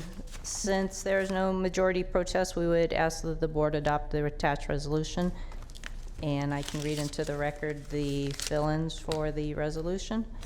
Section 2, at the close of the hearing, the board had received 0 written protests, which the board finds and determines to not constitute a majority protest. Section 3, at the close of the tabulation, the board had received 1 protest ballot totaling 100% of the total service charges to be levied, of which 100% was in favor of the change of benefit category and 0% was in opposition. Okay, it doesn't look like there was a lot of controversy. Do we have a motion? Move approval. We have a motion from Supervisor Kennedy and a second from, for Supervisor Natoli and a second from Supervisor Kennedy. Please vote. Unanimous vote with those members present. Thank you. And staff has confirmed that Supervisor Desmond has not joined as of now. Okay, our you. next item, please. Okay, item 41 is the appointment of Ann Edwards as Chief Executive Officer. Okay. At this time, I want to congratulate Ann. And I want to thank you, Ann, for your commitment to serving the residents of Sacramento County, both as the Director of Human Assistance for several years and stepping into the role as County Executive. You came into that role as County Executive in what I think could be described as one of the most challenging circumstances of our time, and you have carried out the tasks with confidence and competence. And you had established an environment of trust and openness with everyone that interacts in your office or is impacted by the actions of your office. And I know that everyone is really very grateful for how you have approached your influential role with the county. I want to thank you, Ann, and congratulate you. I look forward to working with you for many years. I know it was actually, I think it was probably one of the few times all of us were really on the same page. We all agreed that you really were the one for this position, and I'm grateful for that, because your role as county executive sets the tone in every department and is really, really important to have the right person there. And I, for one, believe you are that right person, and I congratulate you. And I know there will be other board members who may wish to speak. Oh, Supervisor Kennedy. Yeah, so when Lou Gehrig unfortunately passed, they called it the long goodbye. This is the long hello. I'm thrilled that Sacramento County has a strong leader, somebody who is respected in so many fields that we do on a daily basis, from your work at DHA, DHS. I can't think of a better person for the time, but even more important than that, or just as important as your subject matter expertise, is your poise, your openness, your transparency, a word that is far too overused, but you actually bring it to life. And I've heard nothing but tremendously positive things from members of the public since you've been in the seat. And also, again, just as importantly, is from internally, where I think that this county has gone through some difficult times the past few years, and I think that if anybody can heal some of the wounds that occurred here at the County of Sacramento, it's you. So I thank you for your leadership, and look forward to working with you, I hope, for the next 5 years for me. But the county's in great hands. Thank you. Thank you, Supervisor Kennedy. Supervisor Natoli. Yes, Madam Chair, I would just echo both what you and Supervisor Kennedy have said. I would bet that what Supervisor Cerna will say as well, and certainly to thank Ann for her willingness to step into this leadership role. It is very key and critical for the people, not only of this organization, but of this county. And I think you're not only the right person for the position, but you're the right person for the time that we times that we're in. And there will always be challenges. There will always be days that are better than others, but I think better days lie ahead because certainly of your abilities and capabilities. And again, obviously, you'll be taxed at times in sessions with supervisors and with the community, but there's a tremendous amount of work that has to be done that is continuing.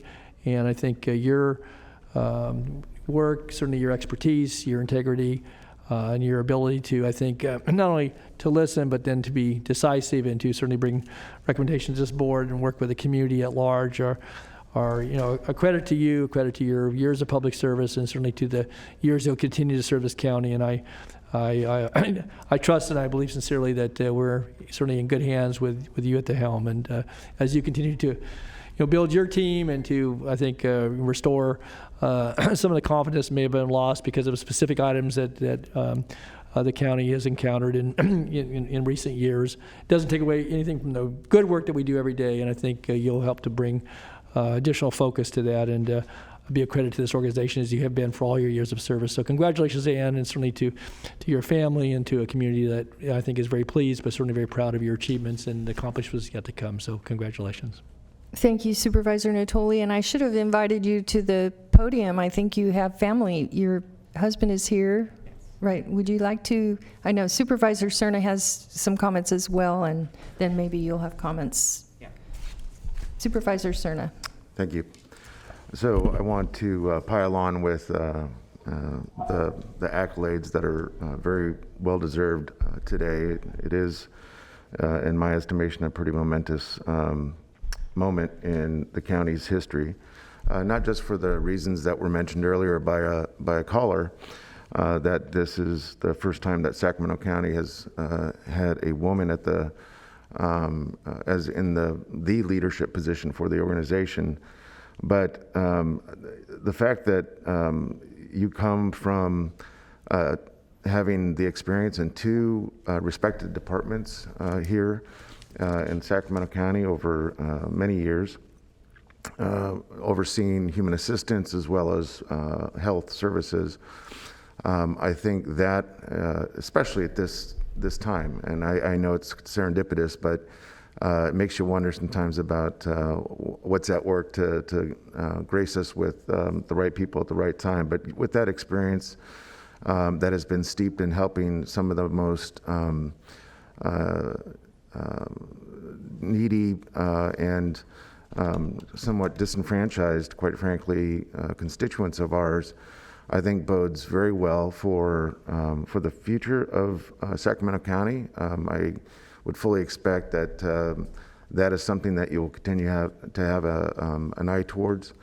And I again just want to say that I've had a chance to know you now, Ann, for over a decade. I even had a chance at one point to meet your parents, and I can tell you that they expressed to me how proud they were of you at the time, and I'm sure they're with you in spirit. And I just think that the culture of this organization, I think, has been yearning for change for a great many years.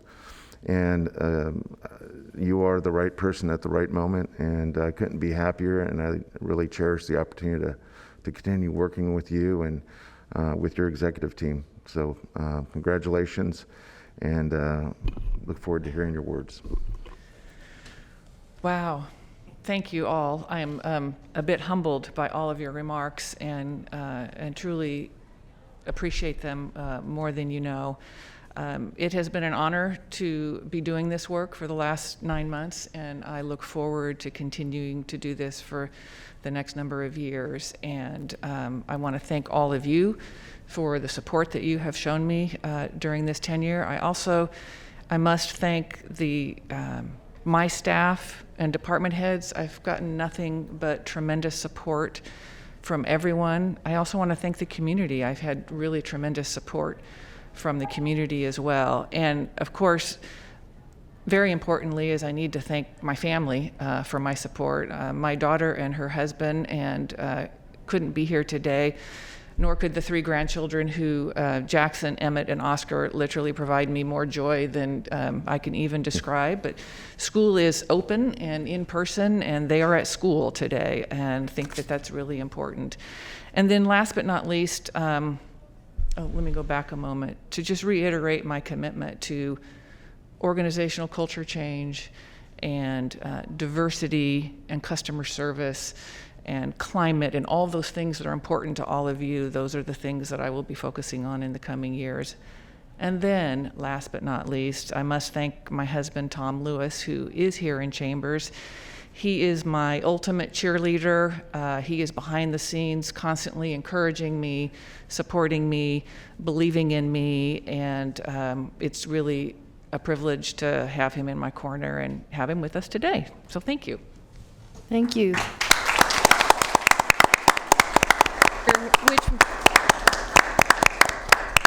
Assuming the gentleman in the back is your husband, is that correct? That is correct. Thank you for being here, and thank you for sharing her with us. I know behind every really successful person, there's someone willing to live with that person, basically. Sorry to say it that way, but I think it's true. True, yes. I know. So I know Supervisor Desmond is on the line, and he wanted to say a couple of words to you, Ann, as well. Thank you, Madam Chair. And Ann, I'm sorry I'm not there in person to be a part of this momentous occasion for you, but I'm glad I was able to get on for this item, and just want to echo what all of my colleagues have said, and just thank you personally for helping me learn as the new person here on the board. You've just been very patient with me and extremely helpful, and just very much look forward to a long-term relationship with you and working to make the county better for everybody under your leadership. Thank you. Thank you, Supervisor Desmond. And thank all of you so much. You're welcome. Congratulations. And so do we need to vote on that item? Yes. So moved. Second. I have a motion by Supervisor Cerna and a second by Supervisor Natoli. Oh, let me do, I'm going to I'm going to do a roll call vote because Supervisor Desmond is joining. Okay, and we didn't have any public comment or anything on that? No, There were no comments. I'm going to close them now, and we do not have any public comments. Okay. Okay, are you ready for the roll call vote? Yes. Okay, Supervisor Frost? Aye. Kennedy? Aye. Natoli? Aye. Desmond? Aye. Cerna? Aye. And that's a unanimous vote. Thank you. Congratulations. All right.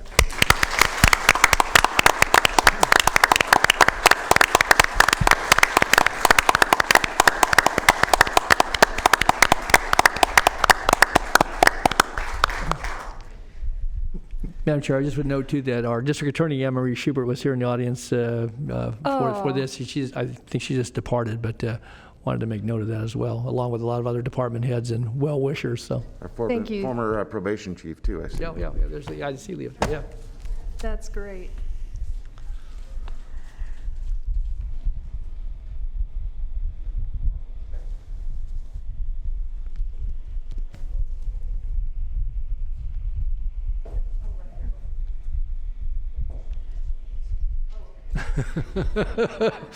Just in case you don't know who you are. You can't stand in front of the sign. The sign is important. You can stand in front of the acting part. Perfect. Yeah, exactly. Oh, okay. We got to get one too. Yep. Thank you.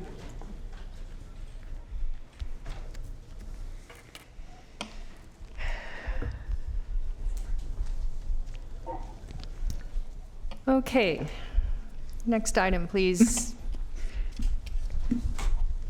Item 35 is a resolution of the Board of Supervisors of the County of Sacramento identifying and accepting facts separate from misinformation associated with a responsible and effective response to the COVID-19 pandemic. Okay, I believe this was brought forward by Supervisor Cerna, and Supervisor Cerna, would you like to make a couple comments? I would, thank you.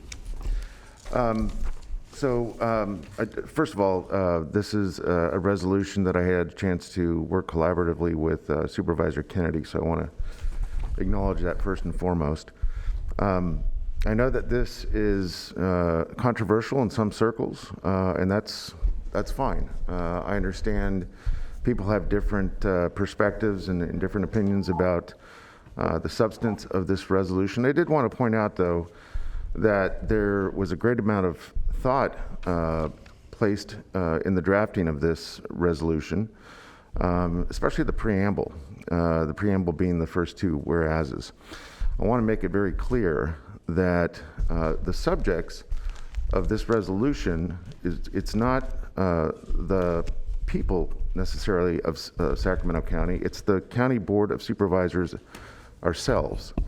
That's why the title has been crafted the way it is, to reference the board. That's why the first two whereases are specific about this being applicable for the Board of Supervisors. And the point here is really to make sure that the public understands what their Board of Supervisors understands to be the facts surrounding something as important as a historic pandemic and our response to that pandemic. I do want to suggest that unfortunately there be an amendment to one part of the resolution, and that would be found on the second page, and it would be the first complete whereas, where there is a reference made to the number of cases and unfortunately number of deaths that have occurred from COVID-19. And I would like to suggest that we update the numbers for Sacramento County, which at the time of the drafting of this cited 136,617 reported cases and 1,923 deaths. Since the drafting of this resolution, there are now 143,415 cases and 2,026 deaths attributable to COVID-19 in Sacramento County. We've obviously, as a board, had a number of public convenings about everything from how we budget to respond to the pandemic, to how do we provide relief for renters, to just a number of different responsibilities as the stewards of public health, the agency that is really charged with the most intimate aspects of protecting the public's health and welfare. And this, for me, is a necessary part of our consideration along the spectrum of what I believe to be the responsible thing to do by this board. And again, it's for the benefit of the public to just have a very clear understanding of what we hold to be true, at least to the extent that the experts in medicine and science contribute to that knowledge, to that understanding. This could have been obviously a much longer resolution. It's already long enough, but it's because there are just a number of facts and things that I believe are essential truths about how we respond and what we consider to be the science and the medical facts around our response. I want to thank Senator Richard Pan, Senator Dr. Richard Pan, for his support letter that we received. I trust everyone has had a chance to see that, as well as the support letter that we also received from Sacramento Mayor Darrell Steinberg. So with that, I see that there are others in the queue, Madam Chair, to speak to the resolution. I'm looking forward to hearing from the public about this and then having a good conversation amongst ourselves about it. So thank you. Thank you, Supervisor Cerna and Supervisor Kennedy. Thank you, Chair.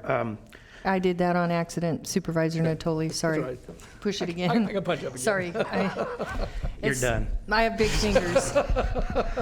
I also want to add, in the last 14 days alone, 10,452 new cases in Sacramento County to those numbers, showing that we are in no way out of trouble with this, as well as 16 deaths attributed just yesterday. Chair opened up the meeting talking about one of the darkest days in the history of this nation, and she didn't say anything I disagree with, or I think most of us don't. But with the numbers that you've heard today and the fact that over 660,000 Americans have died from this, this is something we've never faced as a nation. And unfortunately, it did not bring out our best angels at all times. It's become a divisive issue that is really unfortunate. Masks should not be political. Approved vaccines should not be political. As the caller said earlier, they have been administered again and again over the course of the history of this country. But let's talk about what this particular resolution does do, and thank you, Supervisor Cerna, for asking me to work with you on it. Knowing that it wasn't going to be easy or non-controversial, but I think it's the right thing, and sometimes we have to do what we feel is right in the face of adversity. This supports our public health staff. Too many times I've seen people, and this is what really sent me over on working on this. Too many times I have seen our public health staff at this dais, or at this podium, be vilified by members of the public. Some from Sacramento County, some not. And these are folks who are on the front line, who get up every day, have a very, very difficult job, are likely underpaid, and who are just trying to save lives, just trying to make our community healthier. So one of the key functions of this is for this board to have an opportunity to show the utmost support for our public health staff, even if we don't always agree with them. They are experts far more than anyone at this dais, and they deserve our public support, and for us to come out and say so loud and clear. The other thing that I think this does is it says loud and clear that public health decisions should be based upon health decisions, should be based upon science and not political rhetoric. That's what this does. What it doesn't do is it doesn't require anybody to do something they don't want to do. It doesn't keep anybody from exercising their free speech in any way. It does exactly what I said earlier. So for all of those who are going to speak today and talk about how this is infringing on their rights, this does not infringe on one person's rights. It simply is a statement that we in Sacramento County believes that science should drive our public health decisions and not politics. So, thank you very much for your time. Thank you, Supervisor Kennedy. Supervisor Natoli. Yeah, very briefly, Madam Chair. I know you have any number of folks that want to weigh in. I would certainly thank my colleagues, obviously, for as Supervisor Cerna announced a couple of weeks ago, bringing forward, obviously, the information and the resolutions before us today. I am looking forward to, once we've certainly concluded the public comment, to having some discussion. There are some observations and some thoughts that I want to add to certain segments of the resolution, but I think before we get that far into it, I would just say that this board has spent many, many hours in these chambers over the last 16 months as we've continued to work to conduct and oversee the important services and program delivery, certainly from a public health perspective, but from the standpoint of all the things that day to day are integral to daily life in this community. And it's been done, obviously, while a global pandemic has been in our midst, and folks have experienced it. The numbers that are cited, not just in the resolution, but we've had regular reports to this board about the ongoing efforts to to assist folks, but also some of the very stark numbers as relates not only to this community, but people in the state and nation and around the globe. And so I think it's not only important, but I think this board has on any number of occasions indicated its support for public health, both budgetarily, but certainly from a policy framework. And again, we have some folks who have been with us, as others have said, on a regular basis, and who have been, in a very important leadership role, one that's been tireless, and again, it has involved not only medical community, but the community at large. And so I think as we listen to the commentary today, at the conclusion of that, I do want to offer some thoughts and observations and maybe some suggestions for amendments to the resolutions before us. But that's part of the deliberation this board will do as a part of our normal business. But in light, again, of I think what we want to hear from folks, let's do that. I trust it's going to be fairly lengthy, and want to reserve some time to weigh in as we get to the conclusion of the hearing. Thanks. Thank you, Supervisor Natoli. Supervisor Desmond. Thank you, Madam Chair, and I'll just I'll be brief as well, and kind of piggybacking off a lot of what Supervisor Natoli said. And first, I just want to say that I very much admire and respect my friends and colleagues, Supervisor Cerna and Kennedy, for their leadership and their tireless efforts in support of public health in Sacramento County, and our public health staff, our public health officer, and our general approach in the county. And I join them in absolute solidarity with. I think it is important to make a statement what the board believes in and the facts that we are relying upon, and to express certainly our support for public health. This is an issue that this resolution has obviously aroused a great deal of passion and emotion. So I too am looking forward to the public comment, and we'll have some more questions and also maybe some suggestions of the author after public comment. Thank you. Thank you, Supervisor Desmond. And I'm going to reserve my comments till deliberations after the public comments. And so at this time, I will begin the public comment. And we will start with Deborah DeRosiers, followed by Andrea Hedstrom, followed by Richard Ropiak. I'm going to call three at a time, and that way you can be prepared and we can work our way through. Everyone has 2 minutes if you can. Try to stick with 2 minutes. I know it's not much, but when there's a lot of people, it helps. Oh, I'm sorry. Deborah, we have a medical doctor on hold, and he's taking a break out of his busy day. I'm sorry.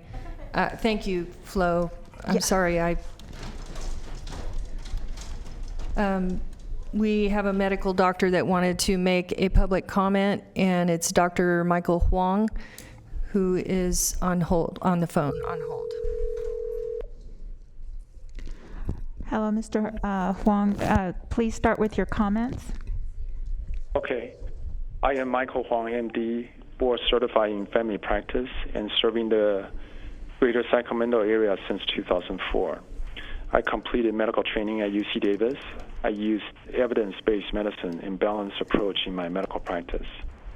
I treated hundreds of COVID-19 patients in my clinic, many critically ill with 100% recovery rate, and prevent patients from being hospitalized. I'd like to share my simple-to-follow three-pronged approach in treating COVID-19 patients while avoiding collateral damages.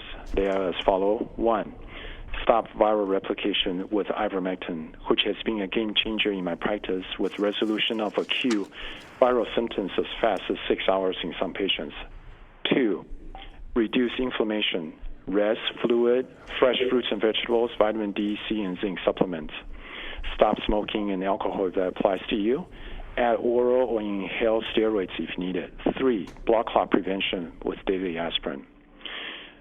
Please always use all available medical tools in treating COVID patients early and also use this opportunity to encourage healthier lifestyle, focus protection for the elderly and vulnerable, such as target vaccination, and PPE. In contrast to the successfully treated COVID patient in my practice, I have also witnessed numerous collateral damage from one-size-fits-all health measures. In past months, I have seen over 500 children in our community suffering injuries at school from prolonged face mask use. I have also seen hundreds of nurses, doctors, firefighters, sheriff, police officer, teacher, and hardworking people in our community facing threats of losing their jobs if not vaccinated, despite natural immunity and health conditions that do not warrant currently available COVID vaccines. For example, the Pfizer COVID-19 vaccine offers 0.7% absolute risk reduction against catching a cold if you have COVID. This means the vaccine did not work on 142 people despite being fully vaccinated. Real-world results from Israel indicate the Pfizer vaccine is less than 50% effective compared with the published data. As a result, vaccinated people do not warrant special treatment or social status at work, school, or in the community compared with unvaccinated. I would highly encourage the board member to adopt a balanced approach with public health measures and promote early outpatient COVID treatments and consider all options and tools available, such as safer antigen-based COVID vaccine like Novavax. This will prevent unnecessary hospitalization and dramatically reduce death and suffering. Please encourage open discourse and discussion with experienced physicians and members of our society to bring our community together and protect our rights of life, liberty, and the pursuit of happiness. Thank you very much. Thank you, Dr. Huang. And for the record, excuse me, for the record, I want to let everyone know that Dr. Huang wanted to make a statement on item number 35 and on the COVID update item, and so I gave him a little bit of grace on those two items. And sorry I didn't tell you that before. Thank you, Dr. Huang. I know you have a busy practice. Thanks for your public comment. Appreciate the opportunity. Thank you very much. Okay, next one is Deborah DeRozier. Sorry about the inconvenience. Followed by Andrea Hedstrom. Hello. Hi, Deborah. Good morning, Deborah. Good morning. Board, can we get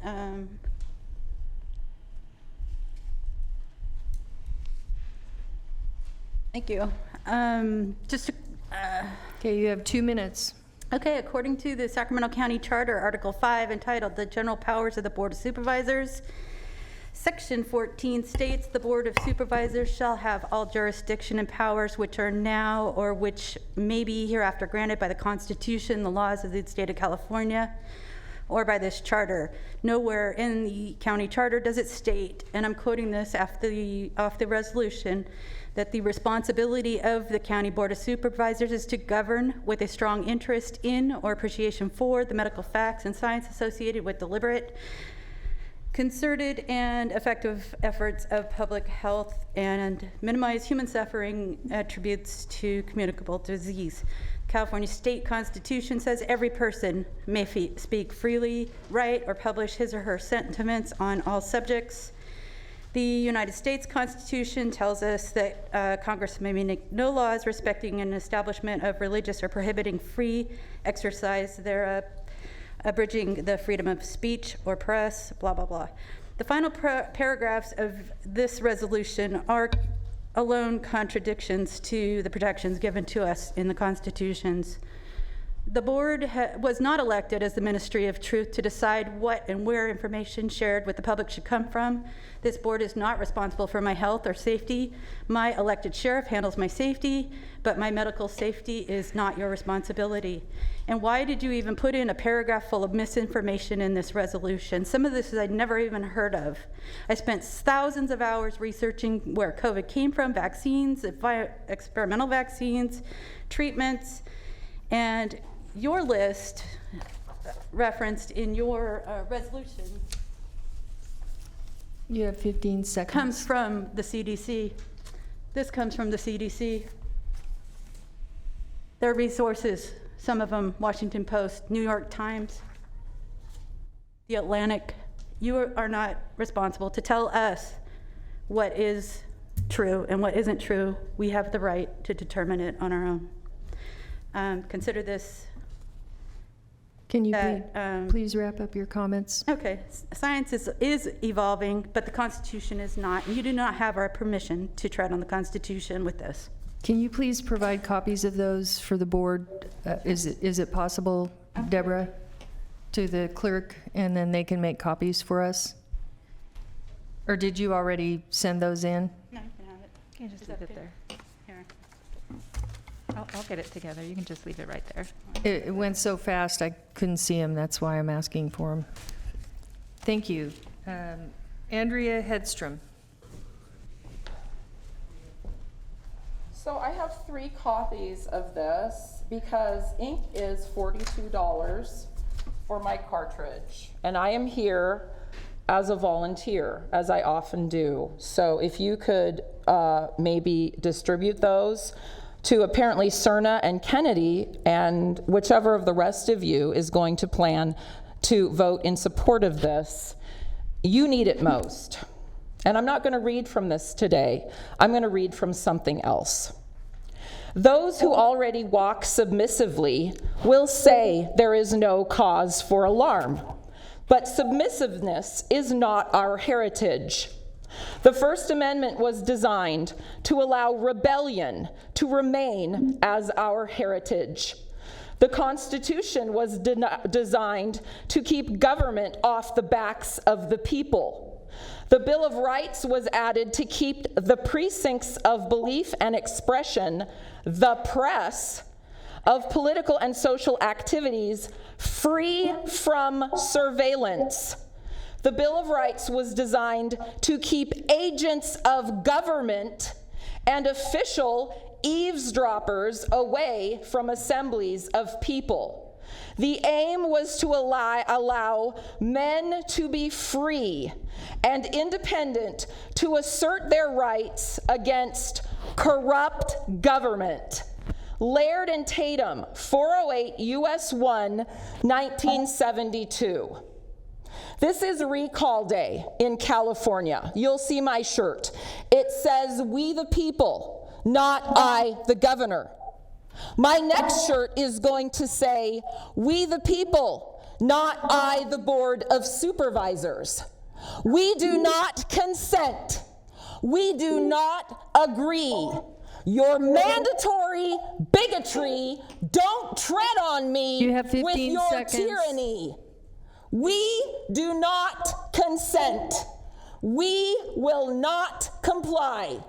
Mandated medicine is a disgrace, now and forever. This is why we have signed treaty after treaty, edifying the importance of informed consent. We will never take your Excuse me, shot. can you please wrap up your comments? Thank you.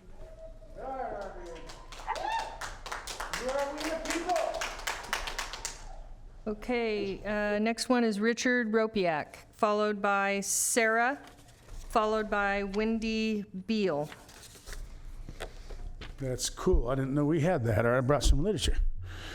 All right, I did not like the way Mr. Kennedy already told us his mind's made up. He don't want to listen to the people because he thinks he's a god, and he thinks the doctors that he listens to are gods.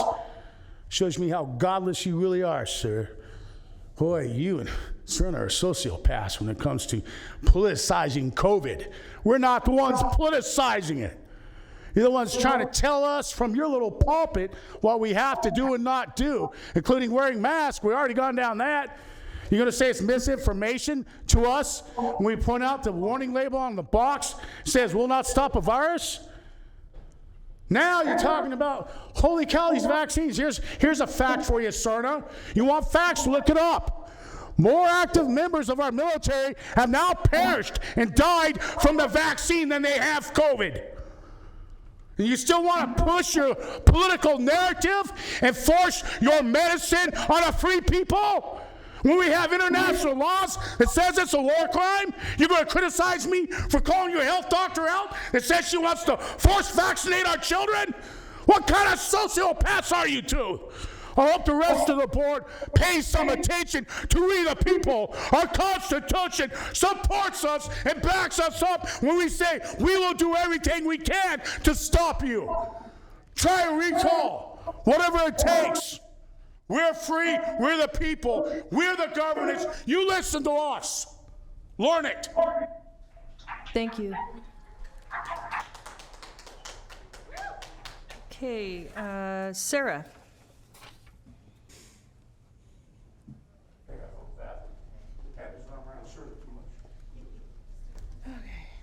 Hello. Hello. Mr. Kennedy, Mr. Cerna,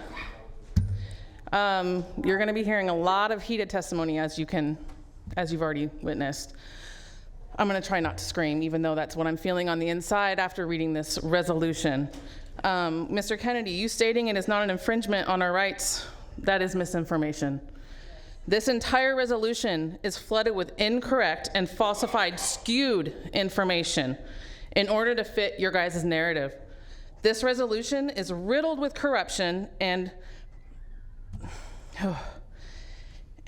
proven with the mention of Senator Dick Pan and Steinberg mentioned by Mr. Cerna.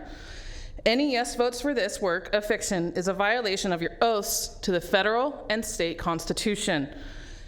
I have a bachelor's degree in nursing. I work in the hospital in Sacramento. I see what's going on. I've read the research. Mr. Cerna, what is your degree and your background? Is it medical? I'm asking. You won't answer. Mr. Kennedy, is yours medical? Okay, I didn't think so. I have been taught how to read and research and use critical thinking, which I think you two sorely lack. And I think you guys need to be re-educated. The people that you guys are colluding with, and yes, it is colluding, are people that have an invested interest in this, who get money for this. So how can anything that you're being told, and this is me giving you grace that you're actually being ignorant on this, that you're being told, how can any of that be taken into account? You have numerous doctors, like Dr. Huang calling in. You have Dr. Simone Gold with America's Frontline Doctors. You have numerous doctors across the nation. Dr. Peter McCullough saying other things. Why are they silenced? You have 10 seconds. Just ask yourself that, Mr. Natoli, Mr. Desmond. Why are we only listening to these two? And they're people that have an invested interest. Thank you.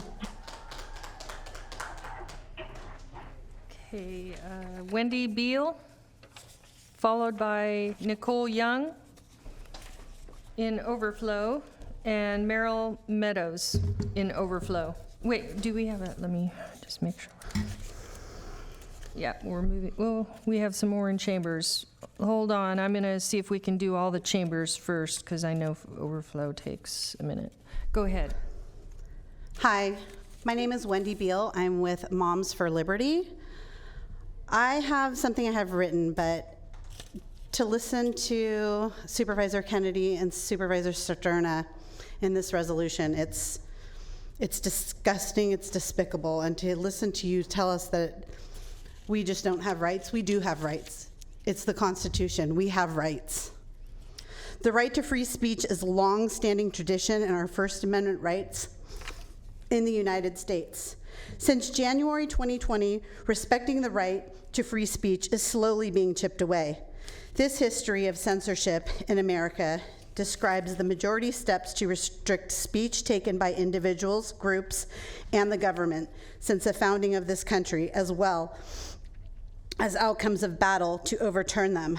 What you are asking to do is suppress our ability to share information that is not a part of the government's narrative. There are doctors, virologists, epidemiologists all over the world that have been censored because they do not agree with the CDC and Fauci. Never in history have doctors been censored in this manner. There are therapeutics that are being suppressed, and people are unnecessarily dying from a virus that has known treatments, but that the government is removing the right for citizens to use. These therapeutics to treat COVID have been proven successful. Also, why is natural immunity not being discussed? Does this board have a conscience? If you pass this resolution, you do not. And we, the people, will hold every single one that votes yes to pass this resolution accountable for every single death that occurs because of your suppression of information. There will be a day where each of you will be held accountable. You have 10 seconds. I strongly oppose this resolution and oppose the board taking our First Amendment rights to discuss and share information that has saved lives and prevented injury. Speech is an inalienable right because it is the expression of thought, and our minds belong to us by nature. This board does not get to remove our First Amendment rights. We will oppose this and seek legal action to ensure our constitutional rights are preserved. We oppose this resolution fully and completely. I'm asking Ms. Frost, Desmond, Mr. Nolte, please oppose this resolution. Thank you. Thank you. All right, Rick Quesnot, followed by Dan Larno, followed by Bishop Chris Baker. Bishop, hi. Followed by Jeffrey Pickerel. Okay, thank you, Rick. You don't look like a Rick. No, they called Nicole Young. Oh, yeah, Nicole, yeah. Oh, okay, I thought you were an Overflow. Okay, yes, proceed. Good morning. I am strongly opposed to this resolution. I'm with a national organization, Moms for Liberty, and we are standing up for the Constitution. This is a First Amendment right. It's not a medical issue, and as it's been pointed out, Supervisor Cerna, you do not have a medical degree, and neither do you, Supervisor Kennedy. As I said, I'm strongly opposed to this resolution. Censorship is the tool of those who have the need to hide actualities from themselves and from others. Their fear is their only inability to face what is real, and I can't vent any anger against them. I can only feel this appalling sadness. Somewhere in their upbringing, they were shielded against the total facts of our existence. That's a quote by Charles Bukowski. Who decides what is misinformation? The media? My doctor? Your doctor? Certainly not a state who claims to follow the science and then consistently does not. And certainly not the Board of Supervisors.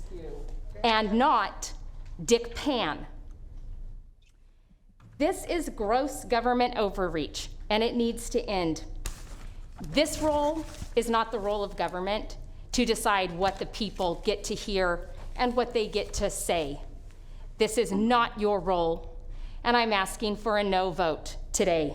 Protect the Constitution and remember the oath that you took. Thank you. Thank you. Okay, Rick Quesnot. Followed by Dan Blarno. Good morning. Good morning. Please proceed. You have 2 minutes. I really value living in this democracy. I consider our country to be a democracy, but regardless of where things just seem to be going at this point in time, all I can choose to do right now is to stand by the values of democracy. And one of the things that I know democracy to be about is the free flow of information. It's one of the key facets of democracy. We require information and the ability to debate what the facts are, what the truth is. That's how we really come to truth in democracy. The same thing goes for science. That's how science is. Science is not, this is the information, these are the facts, and the science is settled. The science is never settled. That's true science, because we can always make discoveries at any given time. Much of the information in the resolution is false, but I'm gonna just focus on one thing for the sake of time. I'm gonna go over the PCR test. In the resolution, it's claimed that it is the most accurate. This is misleading because it is also wildly inaccurate. And you might think, how can something be wildly inaccurate and also the most accurate? Well, it's also, it happens to be the most accurate. It's the most accurate thing we have available, but yet it is still wildly inaccurate, and yet that is left out of the resolution and not acknowledged. The number of replication cycles used in the PCR test is not standardized. It's not standardized across place or across time, from month to month, from place to place. There are other, the reason, I'm gonna skip to this part.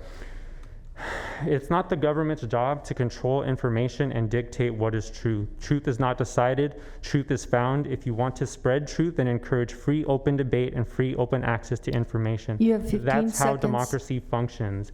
Totalitarianism and tyranny dysfunctions with control and silencing of opposition. It tries to function off of silencing and controlling what the truth is, but that's not democracy. Thank you, sir. Okay. Is this Dan? Hi, Dan. Can you please state your name, because I'm not a very good reader, I think. Dan Blarno. Dan Blaine. Blaine? Yes, Dan Blaine. Thank you. I am a retired educator in Sacramento County. I want to address those in here who have ears to hear. Apparently some don't. You've heard people bring out the constitutional basis of things, scientific basis of things, and you've heard a lot of testimony. Now I'm just going to address myself to what you have produced as a document that I hold in my hand. And I forget how many warehouses there was, but there are several in the teens. And then 3, let it be resolved. And since the whole thing begins with the idea of accepting facts separate from misinformation associated with responsible and effective response to COVID-19 pandemic, I'm utterly non-overwhelmed by those whereases. Those whereases are misinformation, and the majority of them. Anyone who would give heed to this, I think, is a fool. And I want you to know that. I don't think I should have fools representing me. And you are supposed to represent me. So you need to do your homework. You need to find out the truth and quit pandering your ignorance, especially in a place you don't even have any authority to do this. That's my plea. Thank you. Thank you, sir.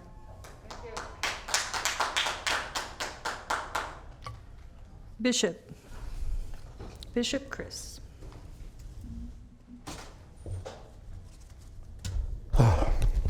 The elephant in the room. I was going to say something else, but I just want to make this statement that when this thing first started, we were all frustrated. It got us by surprise, each and every one of us. But I'm going to say this, and this is my words, my opinion, coming from a faith-based point of view. I've heard people mention faith, this and that, whatsoever. That's everybody's opinion. But that does not, and I repeat, that does not give no one the right to come in and use your name disrespectful. You are to be addressed at what the voters voted you as. And as far as the elephant in the room, it caught us by surprise. Yes, it did. I was upset. I was frustrated seeing different things here. Doctor says this doctor says this says this says that. But what I did is talk to my own doctor, which I have an appointment with in October. I said, tell me the exact thing. He said, Chris, I'll see you in October. So that's what I did as a parent, a grandparent. I'm not going to come down here and vent my frustration at neither one of you and call you out of your name. That is very disrespectful, and it is not right. So I just want to sit here and say I thank you, Natoli, Cerna, Sue Frost, Desmond, and Patrick Kennedy and Cerna for the work that you're doing. Is it frustrating to you? Yes. You're not going to always make the right decisions. People are not going to like what you're doing. But as you said, Cerna, that's part of the game. So keep doing the work that you feel is protecting the people to the best of your ability. Thank you. Thank you, Bishop. That was a good grounding for all of us. And I believe in God and faith also. Okay. Jeffrey Pickerel, followed by Stephen Borner. I'd like to give my comments from the main room, please, and I cannot wear a mask safely to get to the podium, but I promise not to breathe and that I'm 100% healthy. Jeffrey, can you make your comments from there, please? I would prefer to make them from the main room, please. In person with equal accommodations. That's right. Let him in. Let him in. Let him in. What is the, I don't think we can. The accommodation for people that can't wear masks or refuse to wear masks is to have them testify in the side room. California Civil Code 51B says that I must be allowed equal accommodations, not reasonable accommodations, equal accommodations for my medical condition, please. Let him in. Let him in. This is being recorded. I'm going to go ahead and, at chair's discretion, allow him in.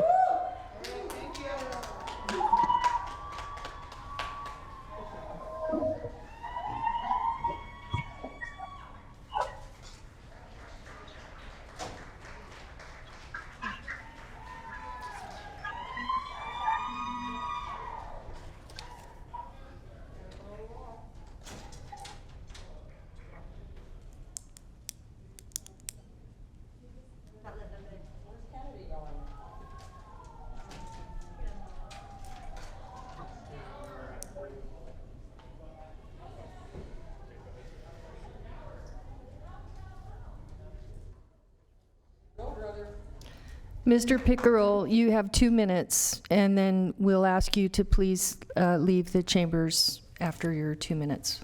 Thank you, Supervisor Frost. Good afternoon. Good day, Board of Supervisors. What this resolution purports to do is to claim the authority to limit free speech and informed debate in Sacramento County. It makes patently false statements referencing so-called science that comes from a single corrupt source that has been shown to be subverted by predatory business interests. It also makes medical claims in violation of the U.S. Code of Federal Regulations, Article 21, Subsection 312.7 on the promotion of investigational drugs.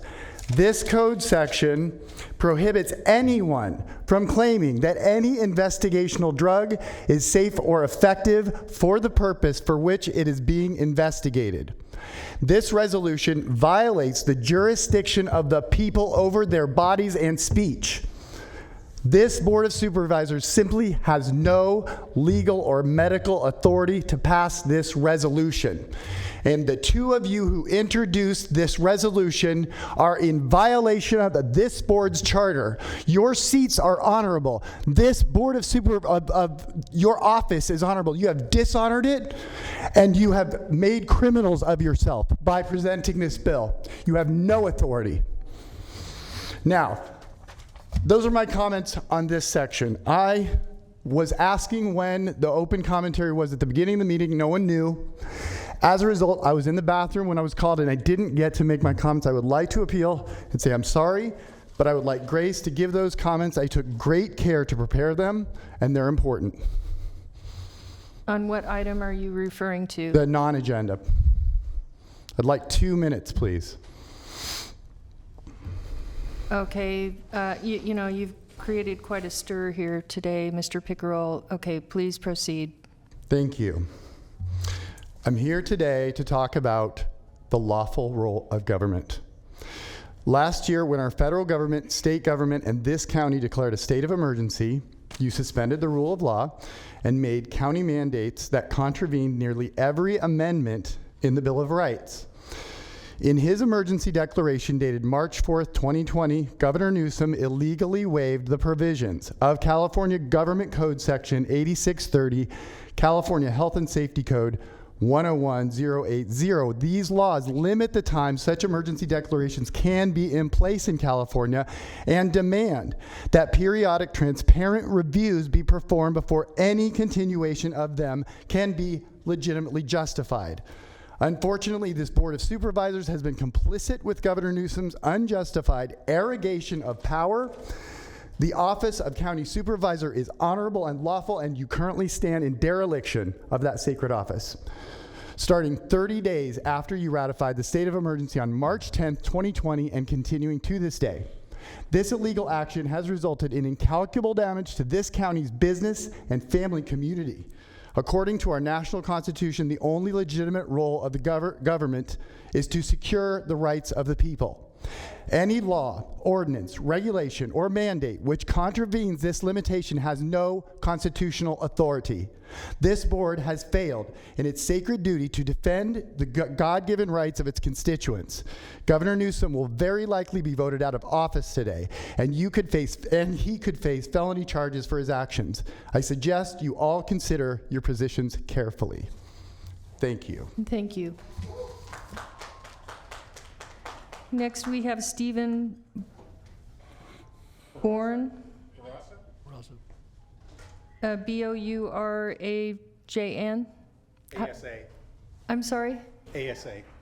Okay, I'm struggling with the handwriting, but you're good. You're my here. bad. Thank you.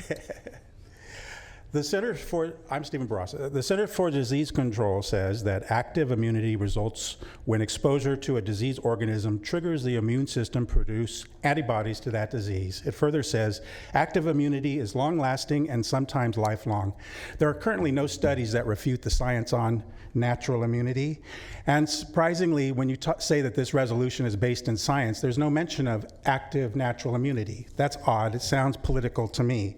Now, I did chime in on a Facebook post from Phil Cerna from August 10th where I stated, natural active immunity is the most effective protection. He responded by saying my perspective was selfish. And he further said he hopes others would present facts, not conspiracy theories, fiction, hearsay, or accounts from want-to-be epidemiologists. Now, we've seen statistics today with the county. I don't know, is it 177,000 cases? Most of those, 99%, now have natural active immunity. They have antibodies to this disease that protects them from COVID. They don't need to experiment with some experimental vaccine that doesn't seem to work. Ask Darrell Steinberg. We're not anti-vaxxers. We're COVID survivors. We didn't make a choice to catch this disease, and now we have protection, but we're being discriminated against in the workplace and accommodations. Now, I don't mind if politicians want to advocate for vaccination, that's fine, but it is dangerous and irresponsible to ignore COVID survivors who have natural immunity. And furthermore, you have 15 seconds. Science is not black and white. So I oppose this resolution. Thank you. Thank you. Donna O'Shea, followed by Grace Kujimura, followed by Shireen Latch. Sharina Latch. I'm sorry. Thank you.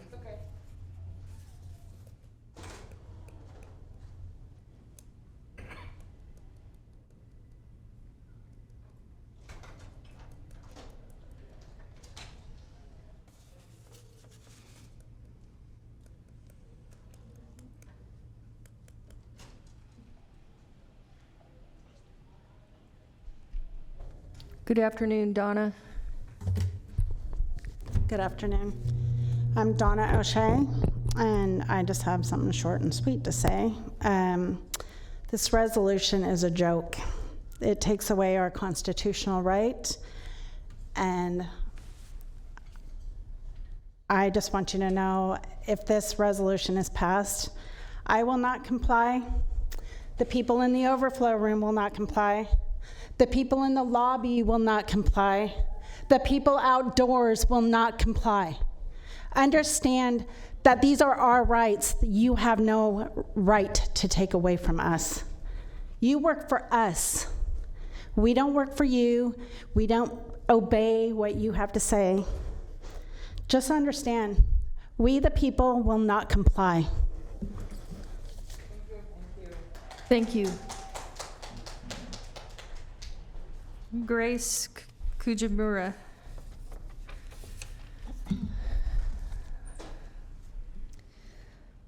Thank you. First and foremost, I'm reading this from someone else. I can't take credit for this. First and foremost, I will preface this communication with, you are not a member of any elitist ruling class. You're not a celebrity with special privileges. You're not a monarch. You're not a communist dictator. You're our public servant, all of you. You're also the public servant of every man, woman, and child in this county, this room, regardless of sex, race, religious belief, political affiliation, or any other identifying qualities of any man, woman, or child here in this county. You're a public servant and our representative, and we the people demand that henceforth you will represent we the people, which are represented here. Don't ignore them. You work for them. I must impress upon you the importance of remembering the Nuremberg Code, international law which states any medical treatment that is forced on anybody in this world which results in any harm to that individual is a crime against humanity, punishable only by death. Consequences will come to those of this world who have participated in the perpetration of the greatest genocide and scam and fraud against humanity that this world has ever seen. Those who are complicit in these crimes against humanity will be brought to a trial in a constitutional court for crimes against humanity and will be punished.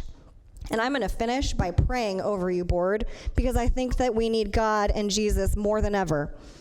So, Lord God, I just ask that you work through this board. Open their eyes, their ears, their minds, and their hearts to you, to the truth. I cast out anything evil out of every single one of you, CERNA board members. I ask that God comes down and takes control over the situation because, God, we need you now. Amen. Thank you. Sharina Latch, followed by Marie Hall, followed by Chris Wagner.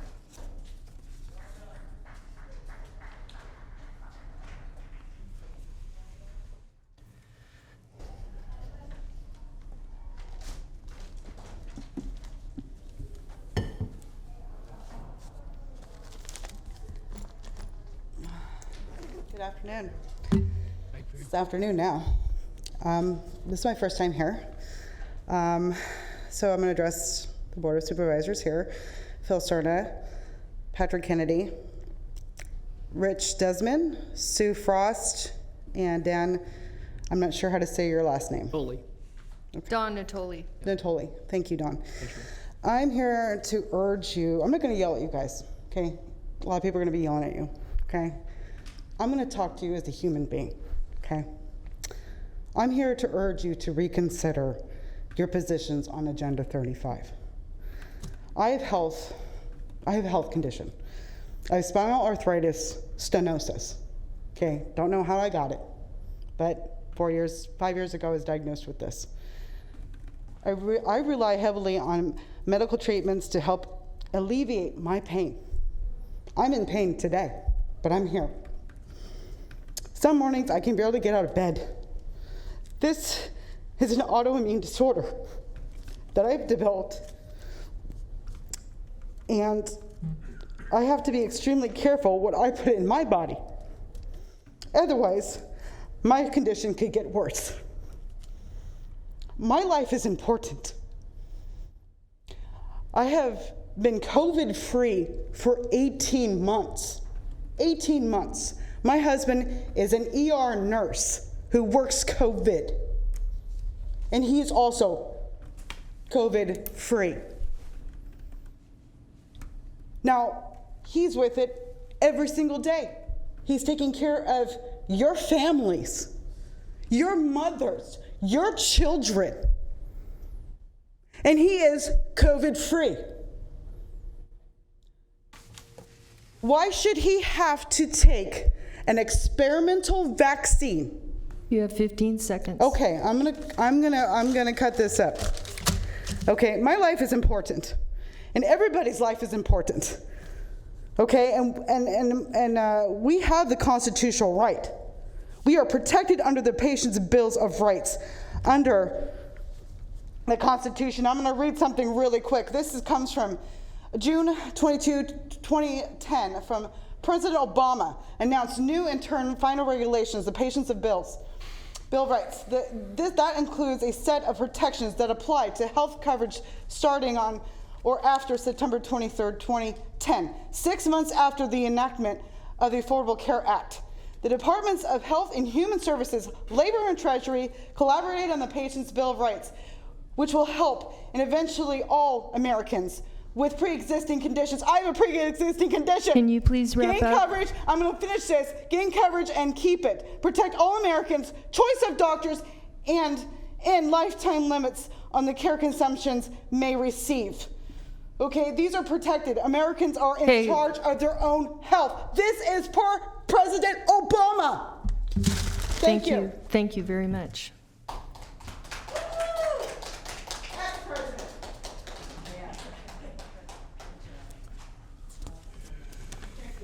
All right, Marie Hall.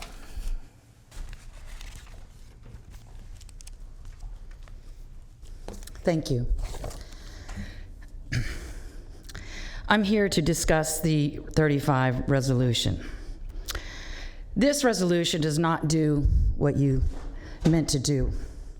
It doesn't say what you were meant to do, i.e. to stop the spread of disinformation, half-truths, and myths. In fact, it does exactly the opposite. Almost every statement and reference you have used to support your statements, Mr. Cerna, is outdated and lacks scientific support. But since I only have 2 minutes, I'm going to go focus on the PCR test, because after all, that is the crux. At this time, both the CDC and the FDA have admitted that the PCR tests don't work, and they plan to take them off the market in December 2021. Are you aware of that? The inventor of the PCR test, Dr. Kari Mullins, has himself stated that the PCR test was never intended to be used as a diagnostic test for any virus. As a result of a class action lawsuit in Ohio that has been filed by over 10,000 doctors and 1,000 lawyers against the CDC, the WHO, and Davos for the whole COVID fraud. In the lawsuit, it shows how the PCR test was never designed to detect pathogens and is almost always inaccurate in 35 cycles. Yet all PCR tests for COVID monitored by CDC were running at 37 cycles.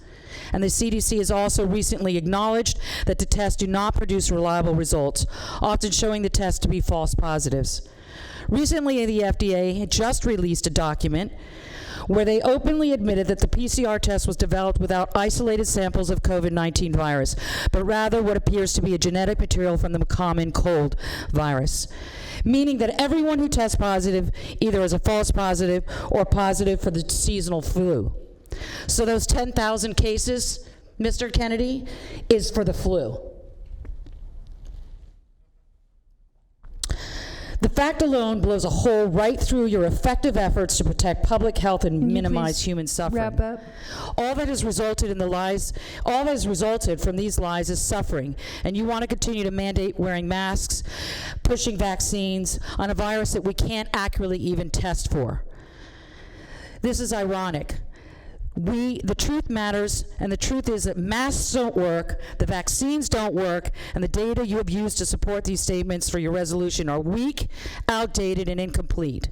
To vote yes on this resolution is a deliberate act of fraud and an assault on the people you are meant to protect. I strongly oppose this resolution and urge you to do the right thing.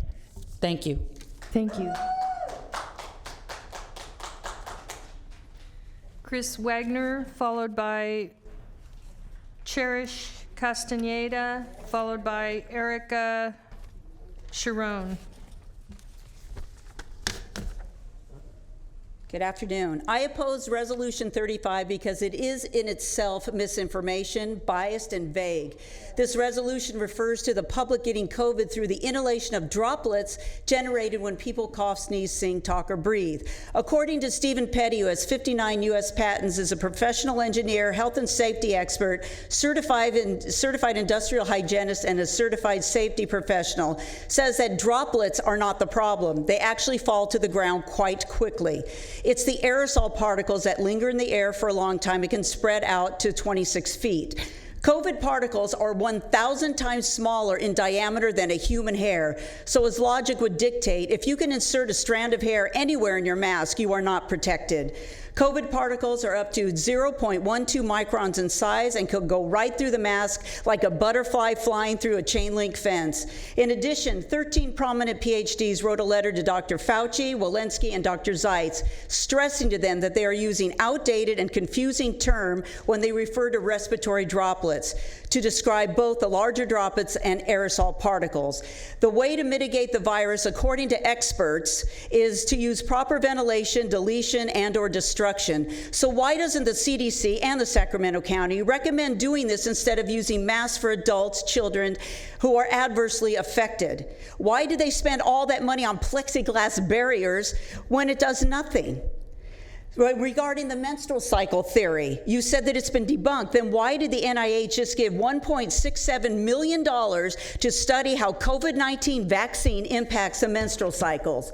You claim the virus is severely affecting the unvaccinated. Then why are Israel and Iceland, two of the most vaccinated countries in the world, up to 90%, seeing a sharp rise in vaccinated COVID infections? And lastly, about the gene therapy, the creator, Dr. Robert Malone, says the vaccine is gene therapy. So you see, I'm just a simple deplorable, and I just poked massive holes in your misinformation resolution. What makes you the arbiter of truth? And maybe we should write a resolution to you both to get you out of your positions, because you clearly don't have any idea what you're talking about. Thank you. Thank you. Touchdown! Woo! Take that to the bank, Serna! Cherish Castaneda, followed by Erica Sharon, followed by Karen Juten. Can you please? Okay. I got my next project. Thank you. Recall Serna. Okay. Cherish Castaneda, Erica Sharon, Karen Juten,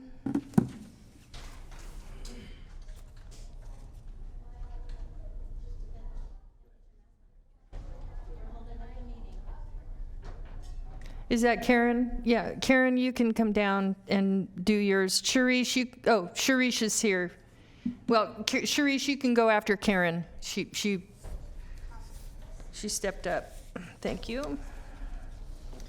First of all, I want to say I'm sorry, Supervisor Serna, for anything that was said that was inappropriate. People talked about a lot of different things today. I had so many things. I was looking very closely at your resolution, and people covered the PCR test, the prestigious Lancet, which is well known to always present the truth, has stated that the PCR test, which was used for 35 to 40 cycles, was inaccurate. And the CDC themselves, as that lady mentioned, has stopped recommending that they use a PCR test because they can't tell it from the flu. You can't tell COVID from the flu. So they gave a date of December 31st, 2021, no more PCR tests. So you stated in your resolution all these cases, but those are based on a bad PCR test. Doesn't tell, where did the flu go? Those people who died last year, they died from the flu. They didn't die from COVID, though some of them did. Okay, so the people covered that. There's so many things that you talked about. It's hard for me to deal with them all. Okay, let's talk about the mechanism that the vaccine uses, okay? So as a scientist, I've read considerable research about the spike protein. And what happens is it takes over the cell machinery and it bursts out of your cells, it goes into your bloodstream, it travels around in your body. And they found it everywhere in the body. Contrary to what Dr. Kassiri said, it's been found in the brain, the kidney, the heart, the lungs, everywhere, all your organs. And it attaches to the walls of your capillaries and your veins. And so not now, not right after the vaccine for many people, but You have 10 later seconds. later on, the body sees the spike protein attached to your cell walls and attacks your body. And that's why people's organs are shutting down in these COVID infections, because the vaccine, and this is breakthrough, because the vaccine attacks your own body. And that's why people's, their kidneys and heart and lungs and everything are failing. So you got to get some facts, please. Thank Do you. some research. Thank you. Okay, next we have, I guess it was Cherish Castaneda, followed by Erica Sharon, and then we'll go to Overflow. Hi guys, again. Hello. There's so much to say, and I really don't. 2 minutes is insane, But in reality, where's the sanitizing people today, guys? Not doing that? Yeah, because throughout this entire pandemic, it's changed. Everything they've told us to do keeps changing over and over and over again. So they tell us, sanitize, and that'll kill the virus. It didn't work, right? Wear masks, that'll kill the virus or protect you. It didn't work, right? This is a joke. But what it does do, the vaccine is the ultimate goal, okay? That's what they wanted everybody to take. And if you're not aware of reality and the real science, Dr. Kassiri has yet to bring forth what we asked her, the isolation of COVID-19, because she can't. There is no proof. There's no data on that. So want to talk real science? You have nurses, doctors, real people with education coming here and telling you something's not right. And I'll tell you really quickly what is going on. There was a Freedom of Information Request Act done on Dr. Fauci. Okay, his donations of money to the Wuhan labs funded experiments on the coronavirus, the SARS-CoV, in many different ways. Okay, this is an attack on our biology as people. And in the documents that were requested, the Freedom of Information Request Act came up with over 900 pages of factual data that I will take to court with me and have inserted as evidence against each one of you. Because you're not following real data. You're not doing the research. And I know you're overwhelmed and you have a lot on your plate, but you're harming the people of Sacramento County. You're harming the children. You are doing severe damage that it'll take us generations to fix. This is nothing that is just acceptable. I do not consent because you're not following real information. Those documents, the 900 pages of information, stated that they were doing experiments on genetic altering for people, and they were attacking Hispanic and African American people. This is genocide all over again. You have 15 that vaccine seconds. Causes inflammation in the body of the people. It inflames their brain and their hearts especially, and that's real facts. And you're giving it to the kids that have no ability to tell you that whether they're allergic to something in there or not. They don't know. They're not being given informed consent. Can you please wrap I up? definitely do not consent with this, and I do not consent with how you've handled COVID this entire time. So take it for what it is. Legal action will be taken against each one of you. You will be held accountable. Thank you. You're welcome. Okay, Erica Sharon. I think Erica left. So we'll go to Overflow. And in Overflow, we'll start with Linda, followed by Merrill Meadows, followed by Maureen Olquin.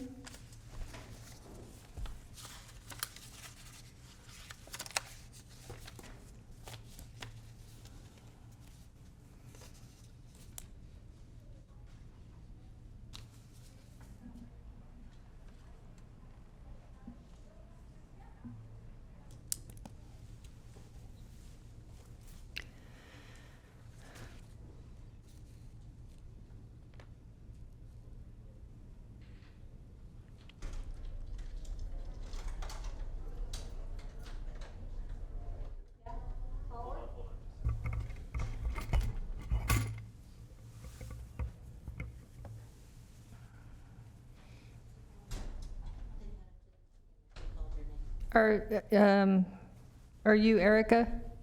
Okay.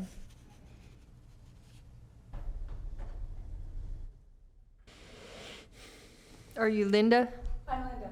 Oh, please come forward. I thought it said you were in Overflow, so. Well, because I can't put a mask. Oh, I can't I'm sorry. put a mask because I can't breathe. I couldn't see. It feels, yeah. So yeah. I just have a couple of questions because according to the thought process and this resolution, the thinking of Patrick Kennedy and Phil Cerna, I don't understand. I'm confused because according to your thinking, all of us, myself, my 83-year-old mother that lives next door, we should be dead because we haven't worn a mask and we haven't gotten a shot, and we certainly have not social distance. We're always hugging.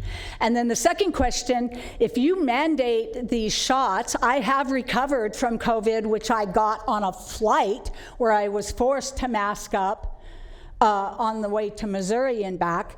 And I thought it was a sinus infection. The only way that I knew that it was COVID was an antibody test a couple months later at my doctor. But if you mandate and you make it impossible for me to go get my mom's groceries, she's 83, she has COPD, she has multiple comorbidities, and she hasn't had the vaccine or worn a mask, which one of you are going to volunteer and go to her house every afternoon and check on her, get her grocery list every week and go to the grocery store and get her groceries and bring them to her, take her trash out, water the yard? Who's going to do that if I take a shot in any one of the possible side effects that are listed right on the manufacturer's website? I can't afford to get sick. I got over COVID. I isolated myself. I thought it was a sinus infection. And when I don't feel good, I go to fucking bed and take care of myself. I take my vitamins, I drink fluids, and everyone I've known from age 4 to 80 in my personal life, never mind what any reports are reading. You have 15 seconds. They all recovered from COVID, not going to the hospital. They were told by a doctor, go home and treat it like the common seasonal flu. So how can what you think be true, that everyone has to get a shot? Thank you.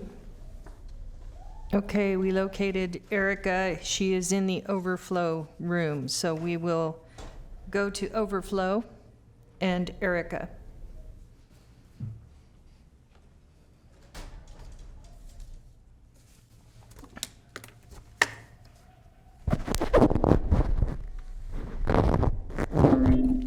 Thank you. Hello, I'm not Erica, I'm Maureen. Oh. Is that okay? You're Maureen?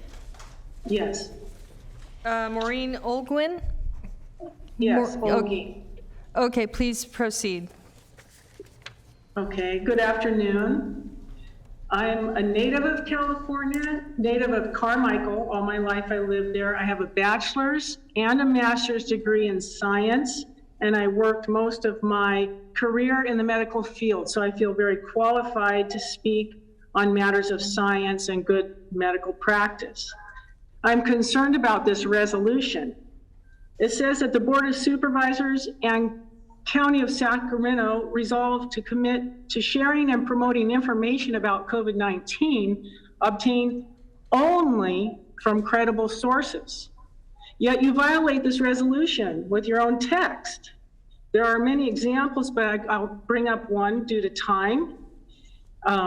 The text that says, whereas there are numerous myths about COVID-19 vaccines, and then it goes on to enumerate what you deem to be myths, and it ends with all of which have been disproven. But when I go to look at your reference for this, I didn't see any credible information that supports it. There's no credible source for this statement that I can find. This resolution also resolves to actively discourage the spread of COVID-19 misinformation and disinformation, as it is clearly a threat to public health. What is misinformation? What is disinformation? Who decides what is true? Twitter? YouTube? People with billions of dollars behind them? Or this Board of Supervisors? Who decides what is truth? Science is the search for truth. Even the CDC, who you refer to You have often. 15 seconds. Okay, I will go to the end. This resolution violates our constitutional rights to freedom of speech. It's against science, which is dedicated to finding the truth, and it is clearly a threat to public health. I do not consent to this resolution, and I represent many people in my family and in this community who can't come because they're at work. Thank you. Thank you. Okay, we have Erica Sharon in the chambers. Hi, Erica. We've been looking for you.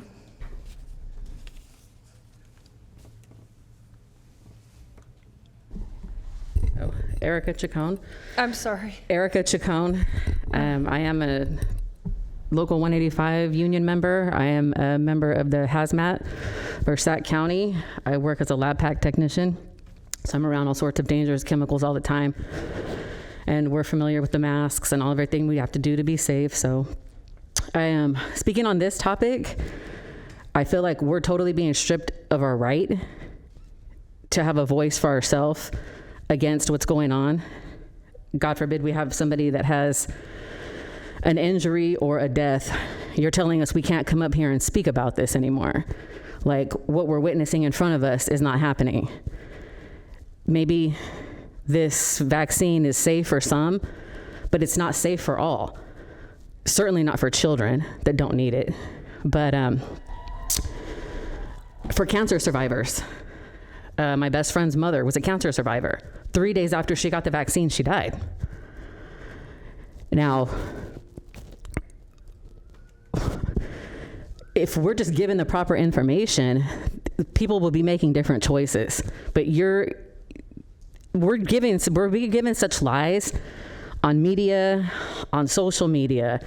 Everything is just so pumped up to, oh, if you have this, it's automatically COVID. If this person dies, it was COVID. That is not what's going on. And to tell everybody that they're going to be safe from a vaccine, instead of pumping up, hey, you need to eat better, you need to stop doing certain things that are diminishing your health, nobody's giving that information.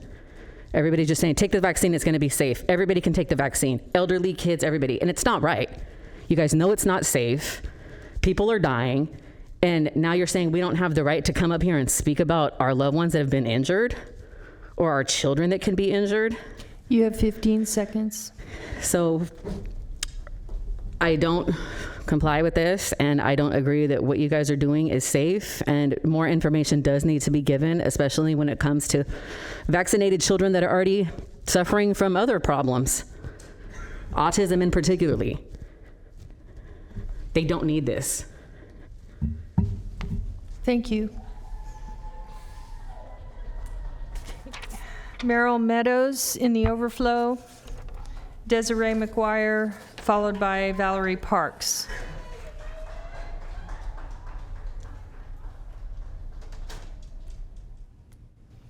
And I want to compliment the clerks who are working really hard today. And I thank you for your good job on managing it. Okay, I guess it's not the overflow room. We have Merrill Meadows. Are you Merrill? I don't think Merrill's coming. Okay, what's your name? Desiree. Oh, Desiree. Oh, Desiree. Desiree, wait. Merrill's coming. Okay. Okay, it's so much quieter in here. Hi, Merrill. I just have a short story real quick. And to let everybody know who is viewing that it is actually not empty. It's empty in here, but there are way more people that are out there that want to speak. Not only in the overflow, but we're also being locked outside. We cannot come in, that the doors are locked on us. And last time that, or at least from what I've heard, we actually pay for this. And so for us to be locked outside, I don't think that is right at all. My story that I came here to tell is just something that has recently happened with my husband. I think this broke. Speak with both of them. It helps us be able to hear better. With what? Both of them together. I'll give Okay. you a little grace on Is that good? talking. Yeah, that's Okay. better. It helps us. So just last week, my husband, yes, he's unvaccinated, and so am I, was sent home from work because someone near him had caught COVID. They had asked him if he was vaccinated or not. He said no, he was not, so he was sent home. Though if he was vaccinated, he was going to be able to stay there at work. Also found out that the person that was next to him that had tested positive for COVID was fully vaccinated. So I don't understand where the facts or the science is coming in that supposedly the unvaccinated are the ones that are in danger. It just doesn't make any I don't understand anything that's going on in the way that I feel like that we're just being discriminated against. That's it. Thank you. Thank you.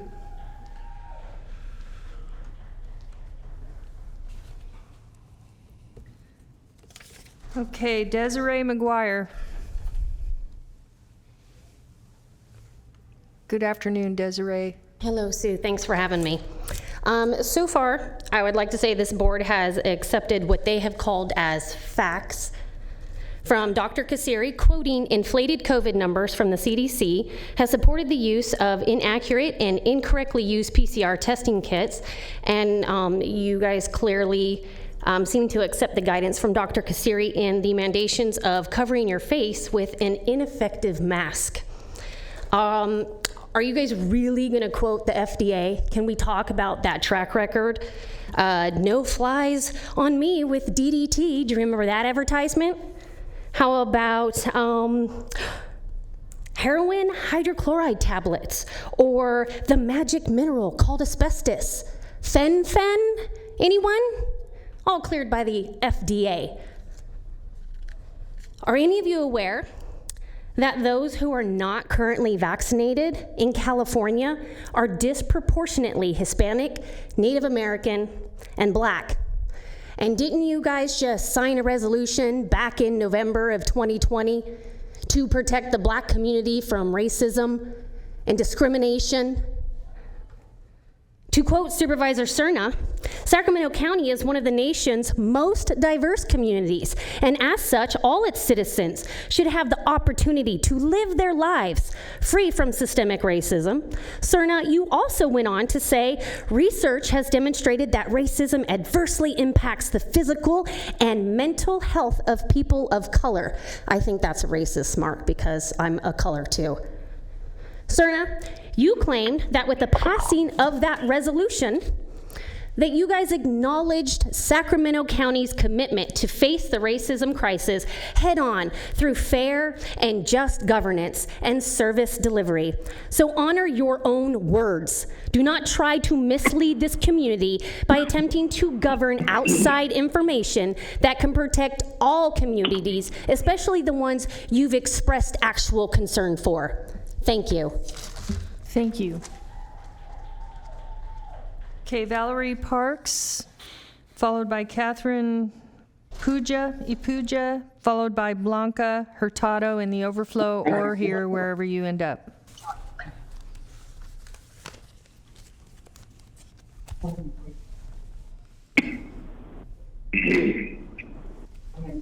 Good afternoon. I'm Valerie. This resolution is not clearly defined as to what is misinformation and disinformation, which is subject to the biases of the board. Our country has a history of open discussion and a free exchange of ideas, especially in the scientific community. This free flow of ideas and information is crucial to our freedom. The Board of Supervisors are not medical professionals and should not be given authority over what is misinformation and what is scientific truth. There are doctors, virologists, and other medical professionals who are well qualified to speak to these issues. But because their information goes against the narrative, they are being censored. When did it become acceptable to remove freedom of speech? When did it become acceptable to censor doctors and scientists trying to share important information so people can make informed decisions for themselves and their families? None of this is acceptable. There is no informed consent with these experimental shots. Taking away people's right to their own freedom is taking away people's right to make their own medical decisions is tyranny. We the people are perfectly capable of researching information for ourselves and determining what we believe. The government does not have the power to tell me what information is true and what is false. That is my decision to make for myself as an American. We have the Constitution in this country that gives me the right to free speech and bodily integrity. Given the level of tyranny, greed, and outright lies we have seen in government in the last 18 months, I don't think government should be telling us anything, especially when it comes to our health. This resolution is setting the stage for more censorship and more tyranny. It needs to stop now. Please do not pass this resolution. Thank you.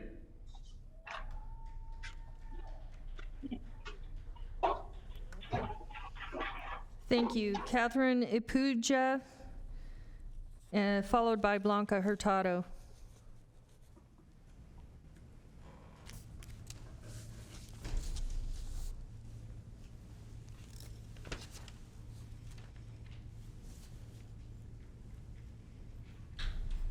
Followed by Marilyn, followed by Corinne Sira.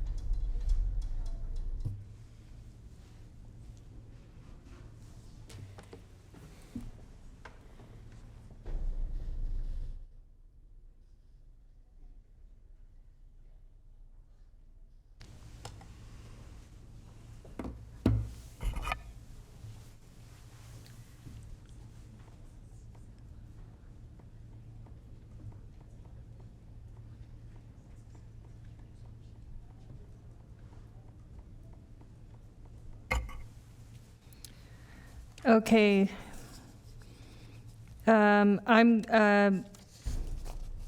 Who is next?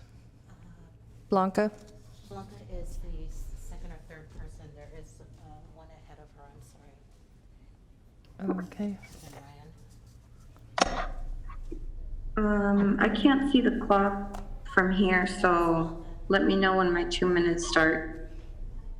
Yeah, please proceed, Blanca. Okay. I'm here to ask all of you, I wish I was there in person, but I have a medical exemption for masks, so I'm not allowed to be in the chambers. But I'm here to ask all of you to be open for collaboration and a solution-focused approach. You want to end misinformation, and so do I. You want safety for everyone, and so do I. The resolution that you guys put forth states injections, or you said vaccines, are proven to be effective in reducing COVID-19 transmission. I looked up your source that you cited in the resolution, and it says infection and fully vaccinated people cannot be completely eliminated. And I quote that. It also says, quote, at this time, there are limited data on vaccine effectiveness and people immunocompromised. Another thing from your exact same source, and I quote, vaccine effectiveness against variants remains under investigation. I'm not sure if you guys know, but we are in phase 3 of clinical trials for the vaccines. According to the CDC, and I quote, even if you are fully vaccinated, you may become infected with Delta variant and you can spread the virus to others, end quote. This resolution states menstrual issues have been disproven. This is a lie. As per the NIH is currently starting research, so how is it disproven if they're barely gonna start the research on the menstrual effects of women? So this disinformation resolution is giving disinformation. Please work with the community and let's be humble. I'll be humble if I'm wrong. Include all the facts, not just the facts that you feel align with certain people. Include that there is still unknowns. Who are you to tell us what to believe? Research has not been done in vaccinated, okay? Pregnancy has not been studied, so don't say it's safe and effective when research hasn't even been studied and they're trying to jab all these pregnant women. Thank you. Thank you.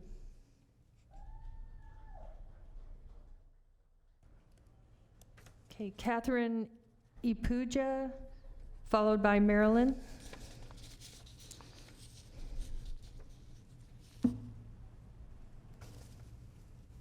Yeah, here you go. You're on mute. Marilyn, I know that's Marilyn. Yes. Thank you.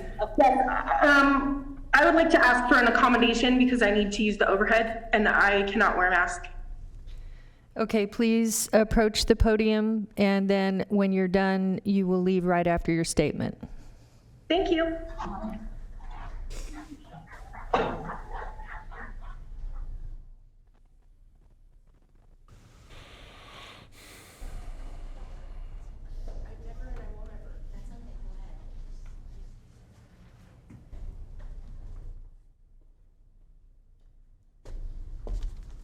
Thank you for your special accommodation. I do appreciate that. The first thing I'd like to put up here.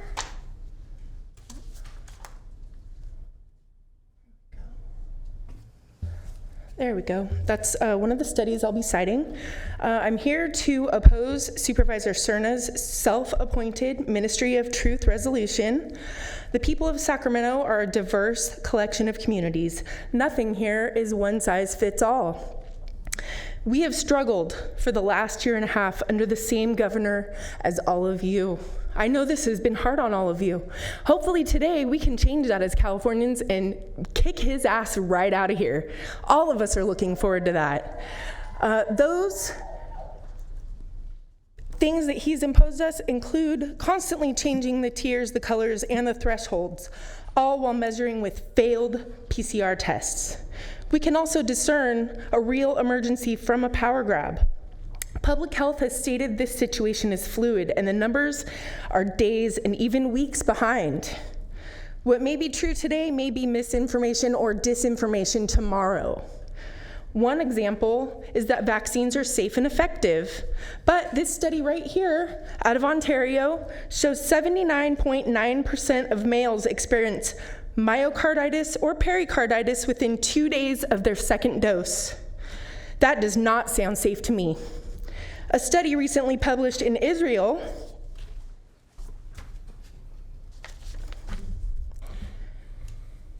resulted in a 13-fold increased risk for breakthrough infection with the Delta variant compared to those previously infected.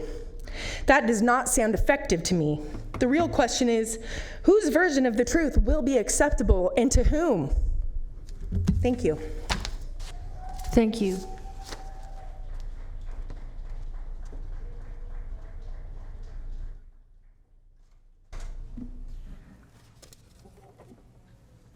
Catherine Ipuja, followed by Corinne Sira, followed by Gabrielle Ingram.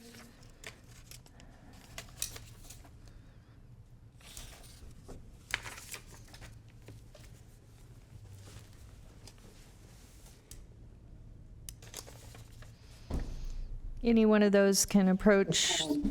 Okay. If you're ready, go ahead and approach. Okay. And state your name.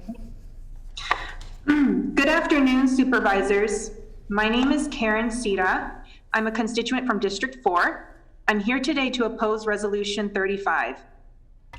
First and foremost, Congress shall make no law respecting an establishment of religion or prohibiting the free exercise thereof, or abridging the freedom of speech or of the press or of the right of the people peaceably to assemble and to petition the government for redress of grievances. Straight from the Constitution of the United States, the supreme law of our land, that we find today being illicitly compromised by the Sac County Board of Supervisors. We, the people of California and all of the United States, will not stand by while our constitutional rights are quickly being stripped away from us. What is misinformation? Misinformation is defined as wrong information, false account or intelligence, untrue or incorrect information. Fact. Hydroxychloroquine is a drug that has been safely used since 1943 to treat autoimmune diseases and malaria. Ivermectin has been safely used for decades to treat parasites and even won the Nobel Prize in 2015. Both medications have quickly become popular as successful off-label treatments against COVID-19. This off-label use is supported by world-renowned doctors such as microbiologist and infectious disease expert Dr. Didier Raoult. But yet these two treatments are being labeled as, quote, misinformation across social media platforms and are being censored. Why is that? Why now? Why are these drugs that have been proven safe over the past 80 years being censored as an alternative to treatment to COVID, while an experimental gene therapy shot that has had no long-term safety studies and has now been proven to cause myocarditis in young people being promoted and forced upon us? One thing that is definitely not being talked about and is a vital part of this conversation is natural immunity. Top immunologist Dr. Herman Newcasm says natural immunity is, quote, the gold standard of immunity against disease, and yet this is being ignored by the FDA and the CDC. The technology behind vaccines are actually modeled after naturally acquired immunity. But the CDC came out last May and said people should not be testing for COVID-19 antibodies, and now we are simply being told to take the gene therapy shot regardless of our natural immunity. According to Dr. Newcasm, this goes completely against the science. A study funded by Rockefeller University this past July titled Antibody Evolution After SARS-CoV-2 mRNA Vaccination concluded that, quote, memory antibodies selected over time by natural infection have greater potency and breadth than antibodies elicited by vaccination. This study is one of many that has recognized the benefits of naturally acquired immunity, yet because the CDC has decided not to take a stance on this, and is in fact censoring this information from the public, anything having to do with natural immunity on social media is being mislabeled as misinformation. In closing, these are just a few of many solutions to this COVID crisis that authorities refuse to recognize as successful alternative options to the gene therapy shot that they are now forcing on all of us, regardless of past infection, individual genetic makeup, or family histories of adverse reactions. I have come to the conclusion that it is those things that are being labeled, quote, misinformation that warrant the most attention from us, not a resolution to ban them from the conversation. Thank you. Thank you. Okay. Catherine Ipuja, Gabrielle Ingram. Oh, we have Gabrielle. Good Hello, afternoon. ma'am. May I request equal accommodation, please, and come to the podium? Okay, come straight to the podium and then leave right after your comments. Yes, ma'am. I'm just going to make, I want to make a comment as the chair. I'm making medical accommodation in this way because I have, in my studies, my understanding is that we have constitutional rights and rights to equal treatment, and I'm hoping that those of you who can speak from the overflow room will work with the county, because we're trying to do everything we can to ensure that we're going by the rules. I know the county is trying to do that, but I have a very I have a strong conviction that I took an oath to uphold our constitutional rights, and I'm making that accommodation. So Supervisor Cerna has something to say. Yeah, thank you. Point of order. You can have all the belief and whatever research you want to explain. That's neither here nor there. But the fact of the matter is, there is a health directive that's come from our public health officer about wearing masks indoors. Our county council has already reiterated what those rules and expectations are. So I just want to go on the record that every time a quote-unquote special accommodation is made for someone to enter these chambers without a mask, that is in direct violation of what we're asking the entire public of Sacramento County to abide by. Okay, if you'll please proceed. Thank you. I would like to address that the CDPH guidelines do have a mask exemption for medical reasons, and based on the California Penal Code that was cited earlier, this is an equal accommodation, so opinions don't matter. The Bill of Rights passed because some people were afraid that the government would have too much power, that some important things could be made illegal, and they wanted to keep those things legal. I can say that I don't like the president's hair. I can say I don't like the tax ideas. I can criticize a member of Congress or our mayor. This is possible under the right of free speech. Those who won our independence believed public discussion is a political duty, and this is a fundamental principle of the American government. They amended the Constitution so that free speech and assembly should be guaranteed. This was a national commitment to the principle that debate on public issues should be uninhibited, robust, and wide open, yielding at times vehement, caustic, and sometimes unpleasantly sharp attacks on government and public officials. Nowhere in our Bill of Rights does it protect the feelings of public officials. Supervisor Kennedy. Sure, since when do we write resolutions to suppress dissenting views, to silence opposition, especially on a topic of science that is always evolving, ever changing? It is a dangerous precedent to make a resolution on what is believed as fact. I am a Christian. Shall we alter this resolution for an effective response to Muslim doctrine? No, that would be disgusting. Even though I personally believe the Bible proves that to be an incorrect belief, their beliefs are protected under the same Bill of Rights. It is out of line. You have 15 seconds. Thank you. Your reaction when I mentioned Muslims is our reaction to this piece of crap resolution. It is out of line. I ask Desmond, Natoli, and Sue Frost to please vote no. Thank you. Thank you.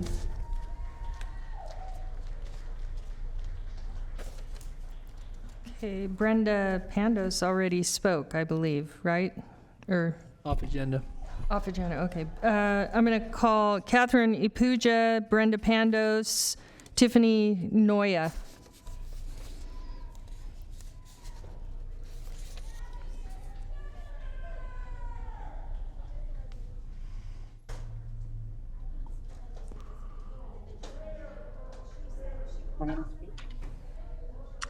Hello, my name is Tiffany Noya, and I am currently being segregated because of my creed.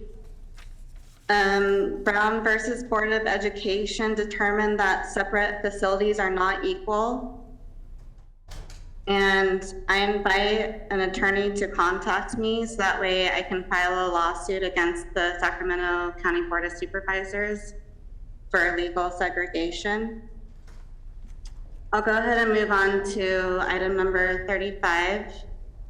I stole this from someone in my Freedom Fighters group. His name's Gavin Mel.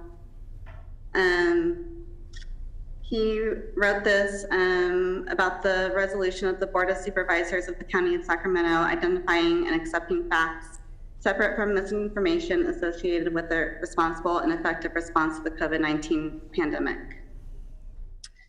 So basically, the resolution falls short of clearly defining misinformation and disinformation. Footnote 7, as linked on the Surgeon General Advisor, which appears to be an attempt at defining misinformation. Unfortunately, it is restricted from public access. Therefore, the resolution fails as a matter of law. Summary, the intent of this resolution is vague and ambiguous for the following reasons. Misinformation and disinformation are not clearly defined. The final footnote links to a U.S. Surgeon General Advisor confronting health misinformation. The guide discusses the threats and harm of misinformation, only stating that misinformation is false. Who is the trier of fact? No published court opinions are listed. Footnote 7 is restricted from public access. You have 15 seconds. Facts have yet to be tried. A clear and specific legal opinion of trier fact would be required. Truth is subjected to interpretation. He fails to define each definition. And so therefore, since no public access to footnote 7, conclusion, until the set of facts is resolved to clearly define misinformation and disinformation, this resolution should be denied. Thank you. Thank you.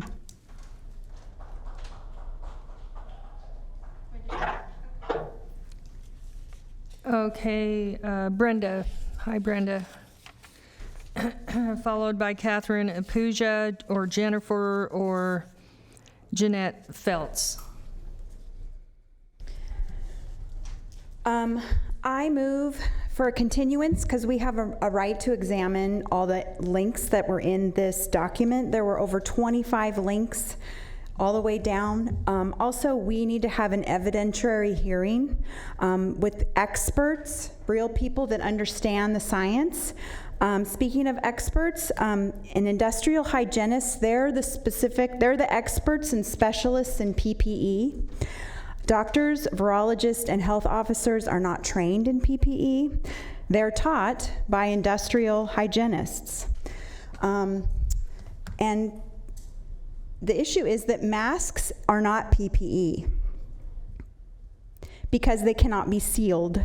And if you can have a hair come out from the side or around your nose or under, aerosols are coming out, little tiny.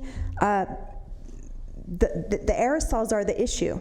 The droplets they don't catch, the masks will catch possibly the droplets, but the issue isn't the droplets, it's the aerosols. Aerosols are everywhere, everything all around. Scientific evidence suggests that COVID-19 particles are mostly small aerosols, not droplets, which means respirators, not masks, are needed to protect the lungs, which would make the 6-foot rule meaningless. Also, small particles are likely a greater cause of the disease since they can get past the PPE and reach deep into the lungs. So the best practices would be to use engineering controls, dilution, and ventilation and destruction. But we need to have experts actually, we need to do a hearing so experts can put forth all the stuff that has to do with the COVID that everybody's been talking about. They need to be brought forth to put forth their educated opinion. Thank you. Thank you.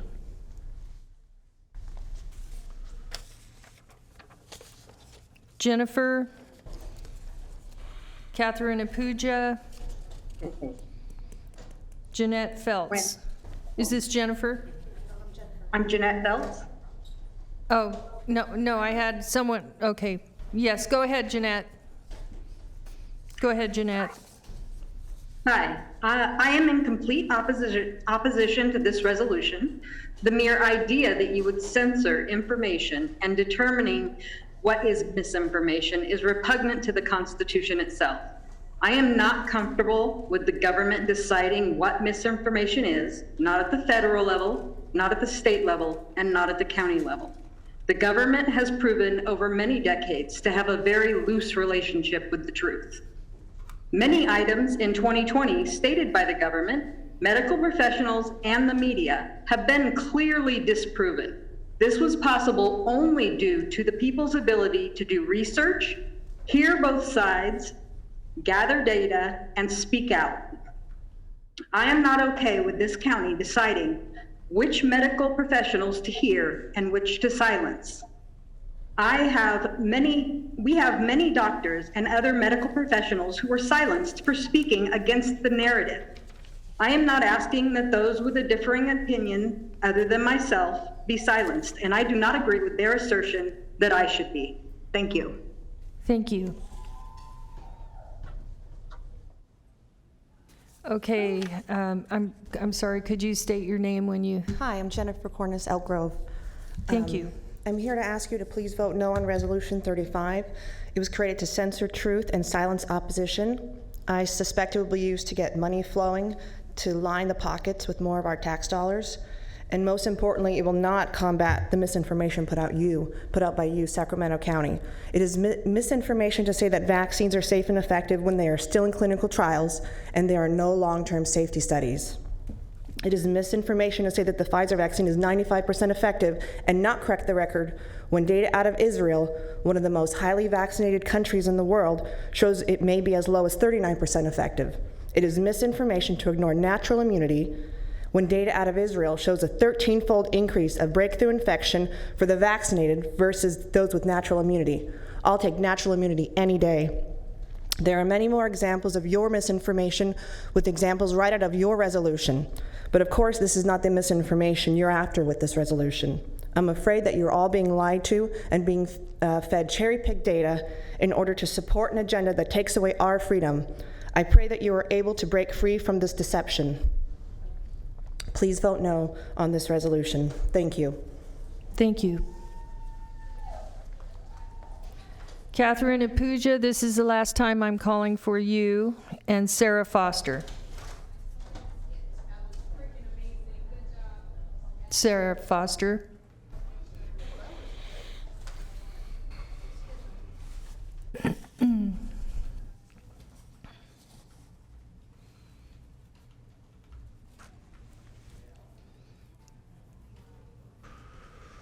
Take your time.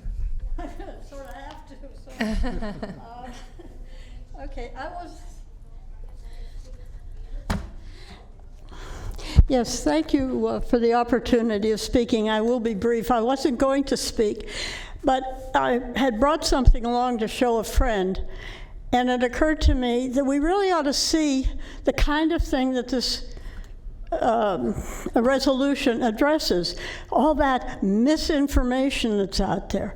And so I just brought this, and I'm recommending it. And I'm thanking you for this hearing.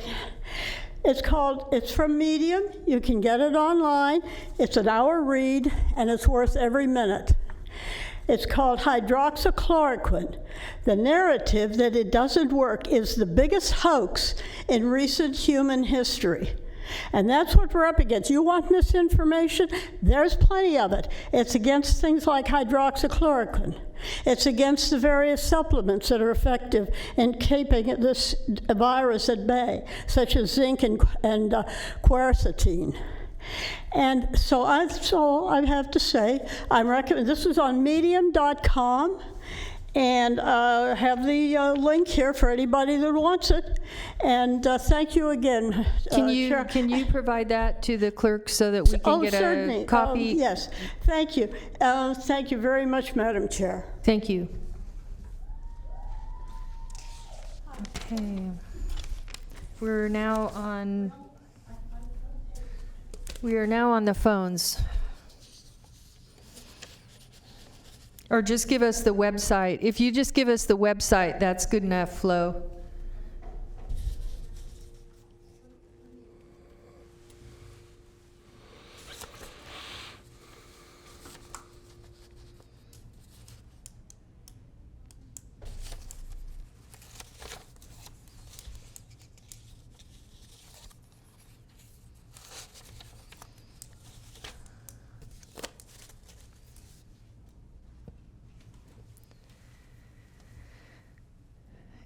If you just collect the website, that's good enough, Flo. Or the first page, so we can look it up. Thank you. I think we're on the phones. Do we have anyone on the phones? I don't have any more. Can you transfer the callers, please?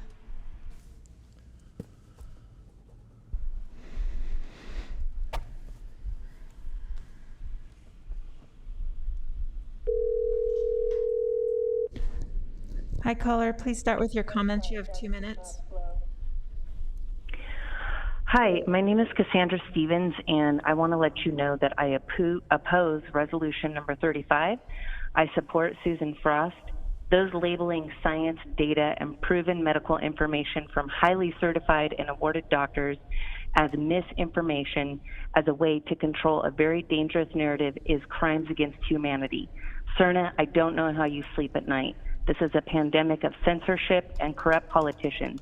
I oppose resolution number 35. Thank you, Susan Frost, for standing for our health, truth, and our science. Thank you.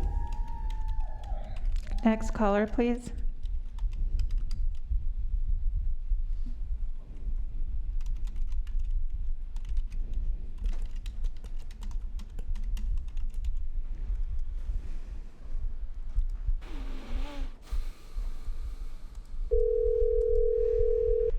Hi, caller. Please start with your comments. You have 2 minutes. Yes, hello. This is Barbara Daly, District 5, and Kim Glazard, Sacramento. We'd like to say we are strongly opposed to this proposed resolution. This is a very thinly veiled attempt to use a manufactured health crisis to invoke fear and cause people to give up their basic freedoms and rights to choose what is right for them, masquerading under the auspices of government protection.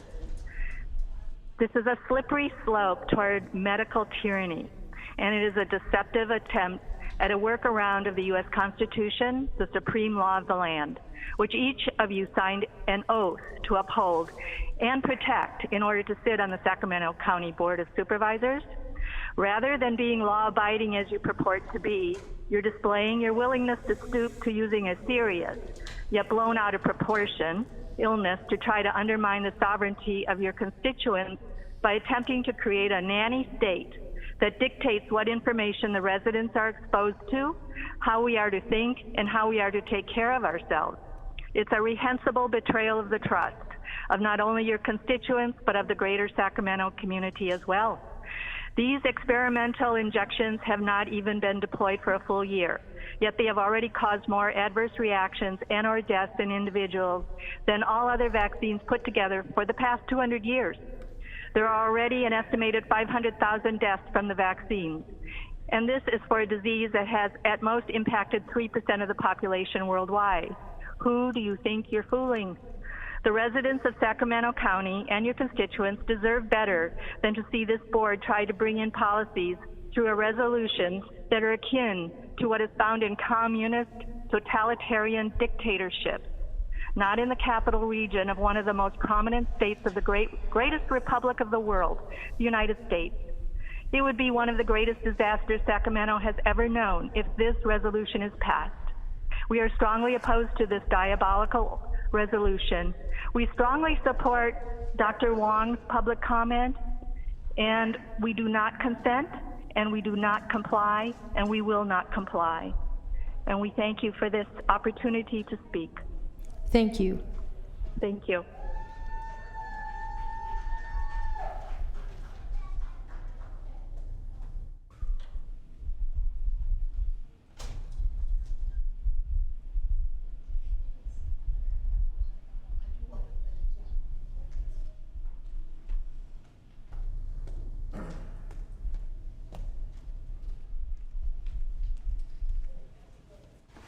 Next caller.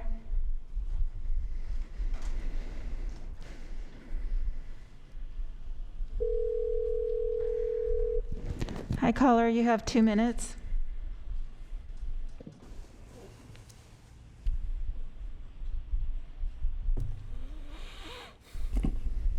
Hi, caller, can you hear me?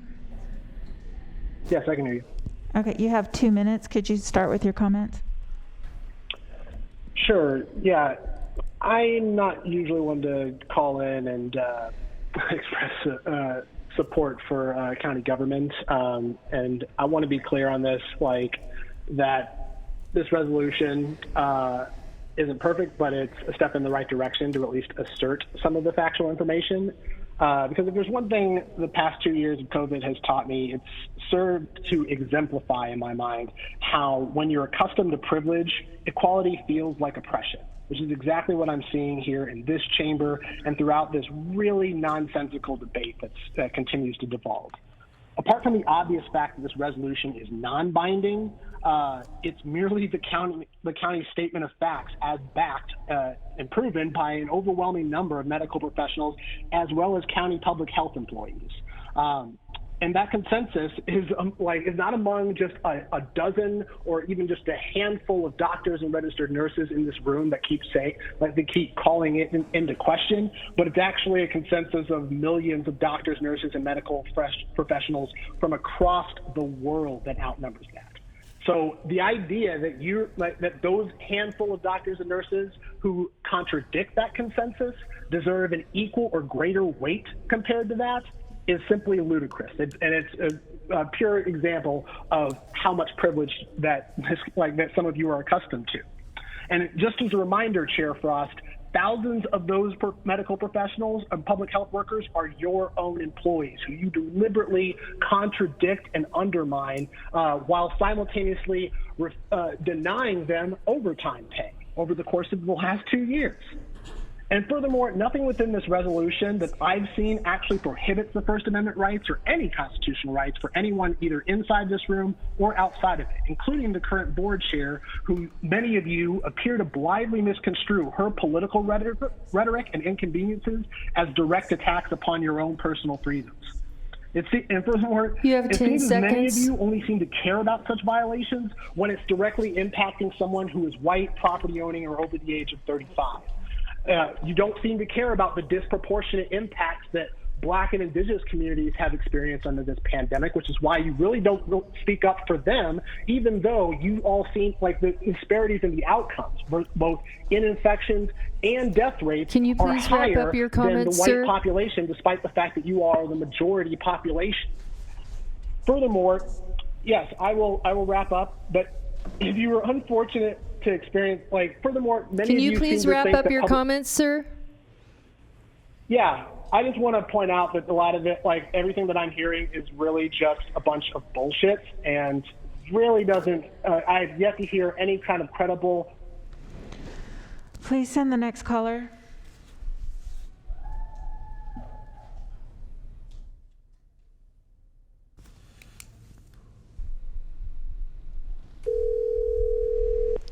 Hi, caller. Please start with your comments. You have 2 minutes. Hi, my name is Deborah, and I absolutely oppose this resolution. I want to reiterate some of the things that have already been said, one of which, according to your resolution, you state that PCR tests are accurate, which is absolutely incorrect. If you go to the CDC website, it will even tell you that they have pulled the majority of the tests, and the last test that they basically recalled actually could not differentiate between COVID and the flu. So let's look at the statistics from the CDC website, where it posts the flu for the last 5 years. So if you look at that chart, it tells you over the last 5 years, there was between 36 and 45 million flu cases. As of 2020 and 2021, there were only 1,822 flu cases reported. So that's a fact that you need to double check. When we talk about mass Fauci has been notorious in flip-flopping. He says masks work, then masks don't. Now he's on, you must wear 2 masks. And if you actually look at the evidence that the senators have recovered, in his email, he states that masks don't work. So I want to talk about vaccines really quick. If you go to the science, you actually look at the actual deaths from this vaccine.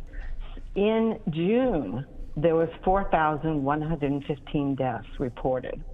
However, in 1955, the polio vaccine caused 250 deaths, and they pulled the vaccine because 250 people died.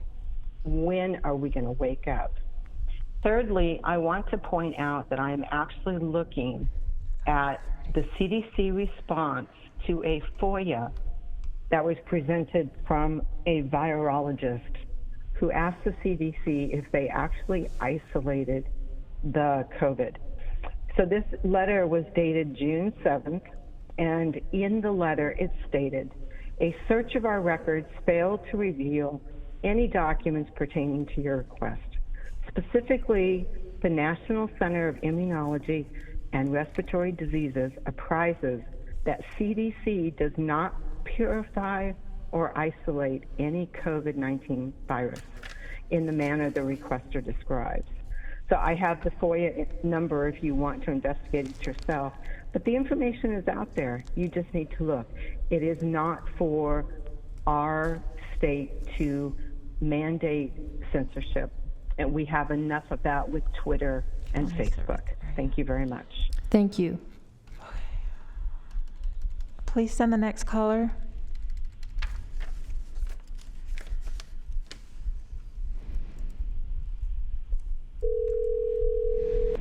Hi, caller. Please start with your comments. You have 2 minutes. Okay, thank you. Hi there. My name is Dr. Kari Allenhammer. My doctorate is in integrative health science. I called for the opposition of Agenda Resolution number 35 in its entirety. Such a resolution should not be made during a time of turmoil over what is deemed true and false information. It's a slippery slope to censorship of critical and key information, especially if the aim is for the Sacramento County Board of Supervisors to avoid information that is distracting from the official narrative. Currently, the official narrative is being challenged by tens of thousands, if not hundreds of thousands of doctors, researchers, and scientists who are on the front lines providing critical care or research for COVID treatment. In June 2019, I attended a virtual conference titled Weaponizing Science for the Greater Good, hosted by the American Association for the Advancement of Science. That's an odd way to frame using science, wouldn't you say? It seems that we're seeing the unfoldment of weaponizing science today.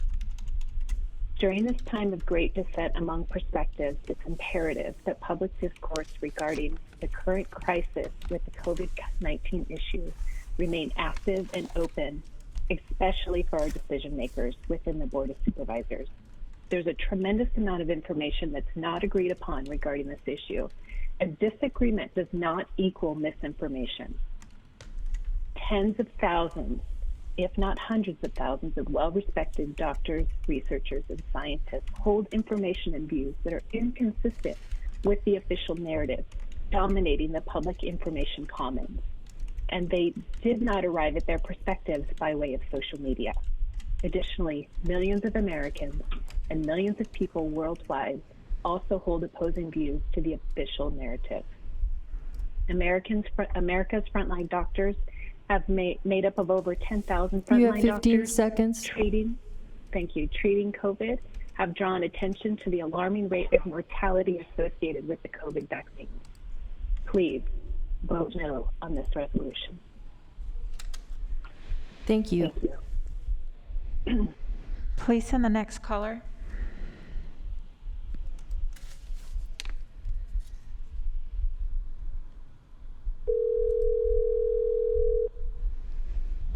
Hi, caller. Please start with your comments. You have 2 minutes. Hi, Hi, my name is Christine Rich. I'm in Don Natoli's district. Don Natoli and my father worked together when my father was also a county supervisor, and I'd just like to say thank you to everybody for your service. Sue, I'm very proud of the way that you've opened up the chambers today for everybody for equal access. That's very smart on your part, considering all the lawsuits that might be coming because of the Nuremberg laws that are being violated. So on a letter dated March 26, 2021, the Children's Health Defense California chapter submitted a letter to the Sacramento County Board of Supervisors regarding the January 29th letter dated 2020 of notice of liability regarding schools and school districts' plans to impose illegal mandates of certain EUA products on students and employees.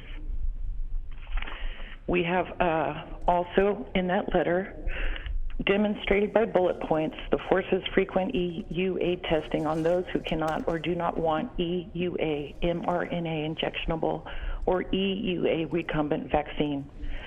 It goes on to say, since the vast majority of your county's constituents are unlikely to know that the EUA COVID mRNA injectables, recombinant vaccines, and EUA tests are not fully approved and their use is therefore voluntary, you as a county supervisor should consider surveying your constituents to take their pulse on the issue. Since students are especially vulnerable to peer pressure and are less able to resist coercion and duress, you should consider instructing schools to survey students and staff. Children's Health Defense California chapter recommends a heavily funded communications plan to correct the current widespread and dangerous misunderstandings about the real law in science. It is in this regard that I oppose the current resolution suggested in item 35 today for a vote. Supervisor Natoli, I urge you to vote no on that resolution. In addition to 11 pages of information from Children's Health Defense, it also says, regardless, even employers considering adopting voluntary programs seconds. to distribute EUA products to employees must proceed very carefully. Sections A, D, G, and K of the EEOC guidance lay out some details, the procedures that all employers must follow with respect to setting up programs to distribute EUA products for use by employees. Thank you for your time. Please vote no on the resolution. Thank you. Please send the next caller.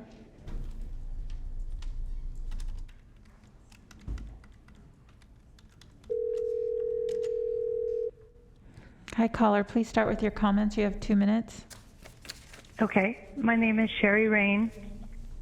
We need the opportunity. Indeed, we have the right to discern for ourselves what is in our best interest.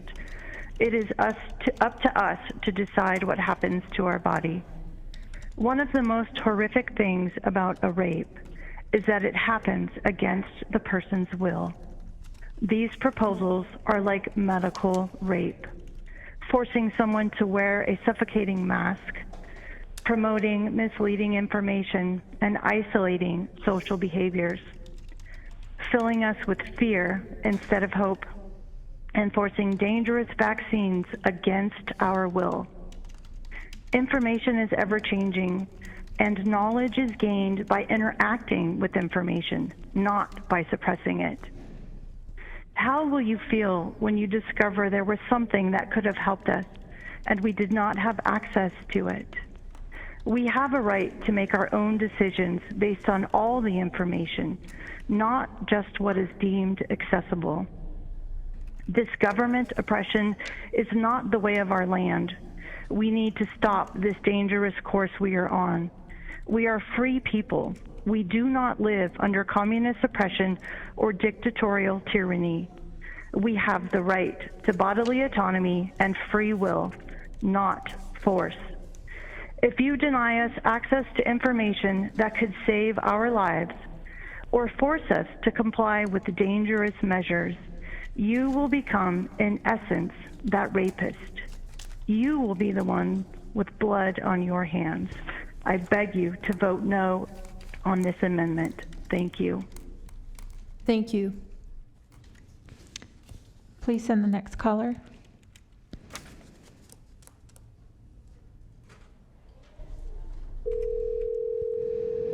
Hi, caller. Please start with your comments. You have 2 minutes. Yeah, hello. My name's Diana. I strongly oppose Resolution 35. I'm saving my breath on my comments because it's like throwing pearls to masked swine. I do not consent. I do not comply. I haven't since all this started to anything you all say. And this is started by a virus, which is the government. Thank you. Thank you. Please send the next caller.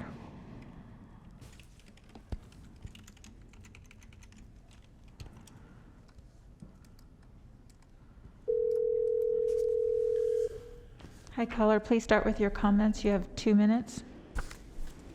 Okay, hi, my name is Jonah Montoya. I urge you to vote no on 35. It's a cut and pasted bill from Fletcher. People should have the freedom to question the government, to do our own research, to make our own opinions. Obstruction of free speech has never had a place and will never have a place in a free society. A kind that would make it illegal to use our First Amendment rights when it comes to debates about not just our health, but our children's health. Stop trying to push tyrannical laws so that our children are at risk. Shame on you for trying. If this is the type of censorship, you should all step down. And our patience is wearing thin. Vote no or vote yes on the recall, baby. Let's go. Thank you. Thank you. Please send the next caller, please.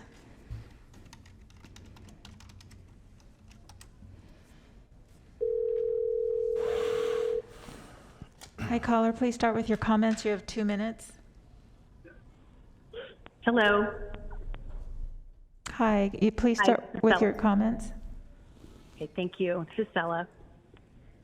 Frontline worker, Agenda 35 itself is full of misinformation.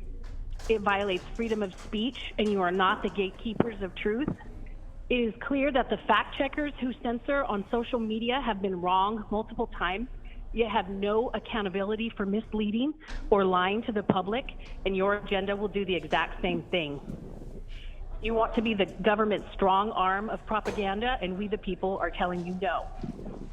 Perhaps the public health officers should be telling people to lose weight, as obesity is the biggest factor for people to be hospitalized.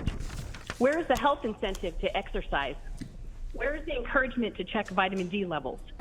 If so many have been vaccinated, why are cases going up? If, as you stated in your resolution, that COVID vaccine significantly decreased severe disease, hospitalization, and death, then we would have seen that happen since the shot was released last December. Instead, people are getting hurt from the vaccine, and thousands are dying, as verified by VAERS. That's one fact you placed in this resolution. VAERS is not mandated or encouraged to be used by any hospital, and that is also a fact. So it is largely underreported. You cannot keep blaming the unvaccinated because it is apparent the vaccine doesn't work, yet health authorities want more people to take more of what's not working.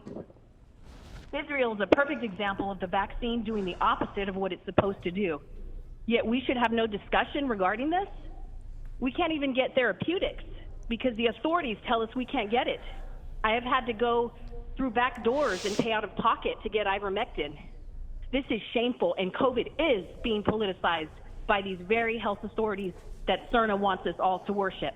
You have 15 Mandated seconds. medicine, no matter what health authority it comes from, has no place in a civilized society. I oppose this resolution.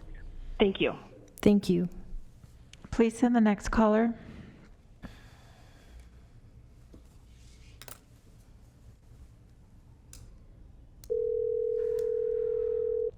Hi, caller. Please start with your comments. You have 2 minutes.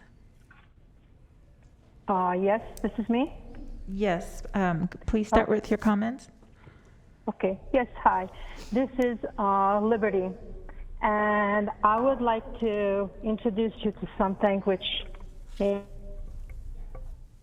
my favorite quote of this pandemic was a statement made in 2015. Listen, CERNA, and Anatoly, and Kennedy, and just listen. 2015 by Peter Daszak. We need to increase public understanding of the need for medical countermeasures such as a pan-coronavirus vaccine. A key driver is the media, and the economics will follow the hype. We need to use that hype to our advantage. To get to the real issues, investors will respond if they see profit at the end of the process. If anything, this is something you should research, CERNA especially. You are totally out of line. Racketeering, by definition, is the extortion of money or advantage by threat or force, which we can see around us since 2020, or way before that, but even more so since 2020.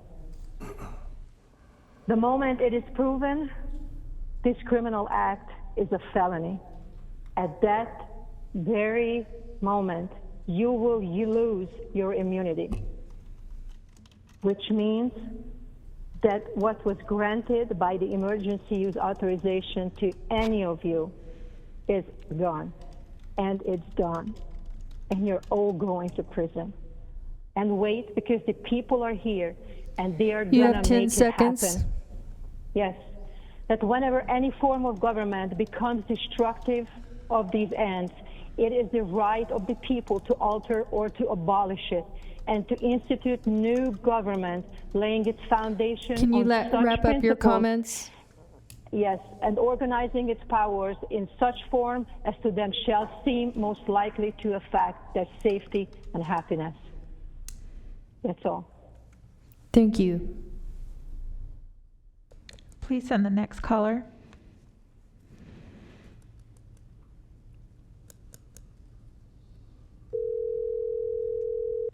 Hi, caller. Please start with your comments. You have 2 minutes.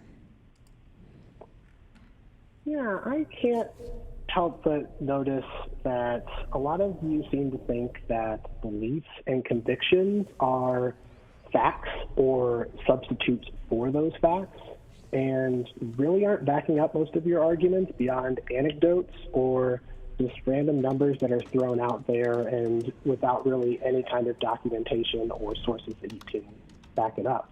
In fact, I hear a lot of psychological projection as well when we're talking, like when those of you who are accusing this board and medical health professionals at the county, state, or global level of cherry-picking data and using social media companies to mislead us, when in reality, every single thing that you're complaining about can be pointed right back at you and said right back at you. In fact, you're also making a bunch of really gross comparisons, like how requiring you to wear a mask or to either vaccinate or be tested regularly is some form of segregation or other types of state-sanctioned violence that have been traditionally inflicted, most particularly against Black and Indigenous people and other marginalized communities in this country.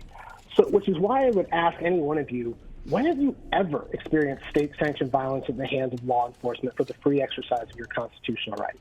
Have you ever been forcibly removed from a public space or private business for simply demanding equal treatment or basic recognition of your human rights? Have you ever been followed home, detained, or had your car or home raided and property seized after participating in peaceful protest for your beliefs? Have you ever been arrested and held in jail for days, weeks, months on end for simply engaging in any form of First Amendment activity?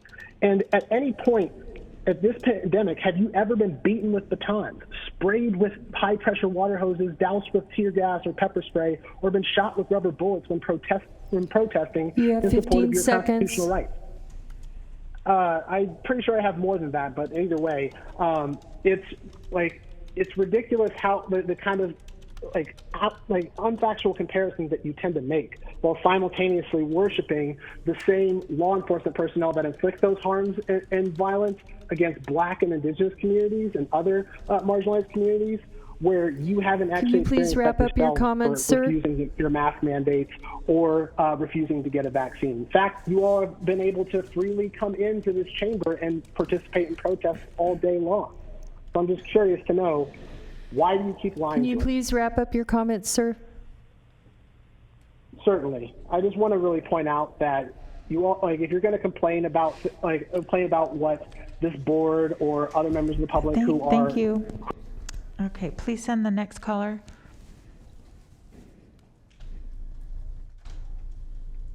And I believe this is the last caller. Okay.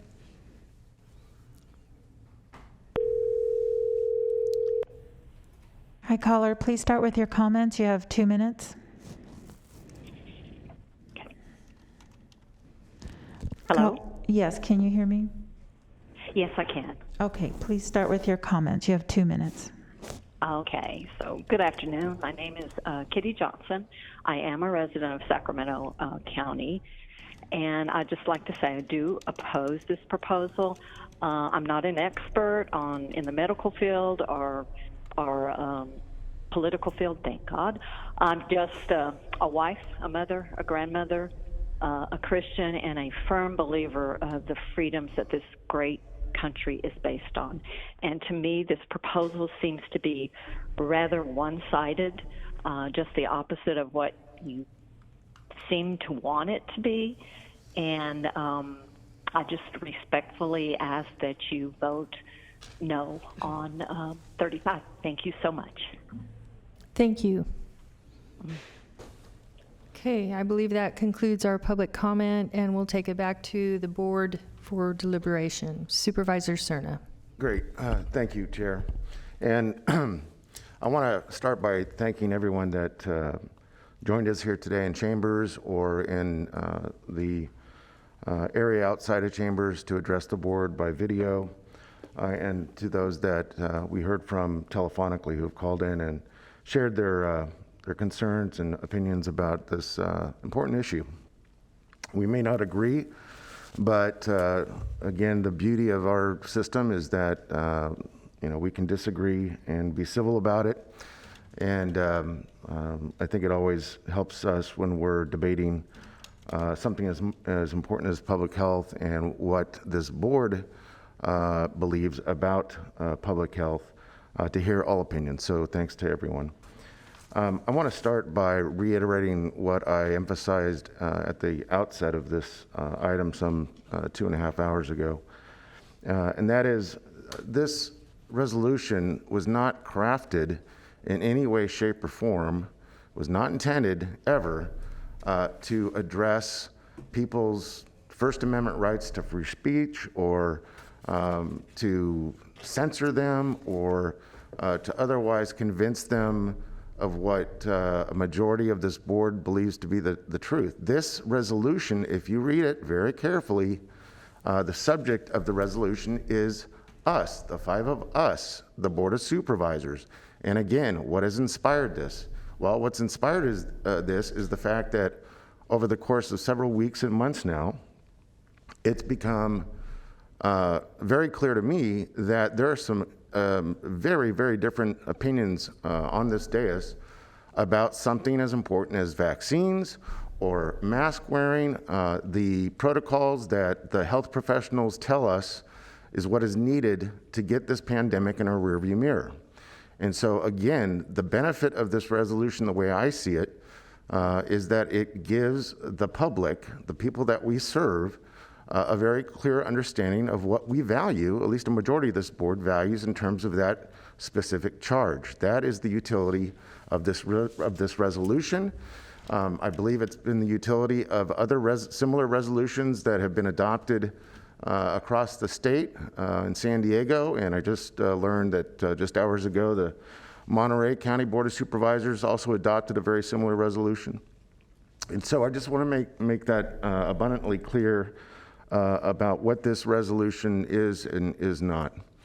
I also want to say that I agree with a number of the speakers that rightfully point out, I'm not a doctor, I don't have a medical degree, I'm not a scientist. My background's in urban planning. But that's precisely why I sought consultation from and I coordinated with our own public health professionals. They're the ones that were able to put the substantive points together for the construction of this resolution. Not me, a layman when it comes to medicine or science. And so to Supervisor Kennedy's eloquent points that he made earlier about the clear need for this board, through this resolution, to make it clear to our public health professionals here in Sacramento County, everyone that works alongside our public health officer, Dr. Olivia Kasseri, and our Director of Health Services, Siobhan Katari, that this is the set of general facts about the science and medicine that this board believes is the foundation of those activities that we are engaged in right now. Vaccination pop-ups, mask wearing, and making sure that as precise as we can, information is disseminated to the community to help them make those wise decisions about their own personal health and that of their families. And so I think to discredit the substance of this resolution, quite frankly, is to call into question the expert opinions of those who we've been trusting now for months to guide us on everything from social distancing to whether or not these chambers should be open to the public. So I just wanted, Madam Chair, to make those initial remarks.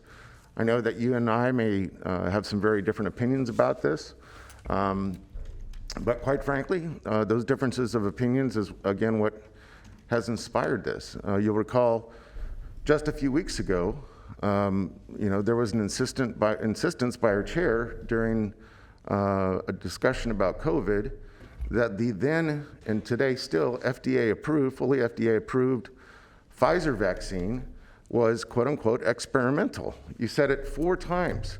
You had a full chamber of people in here shaking their head, no, it's not experimental.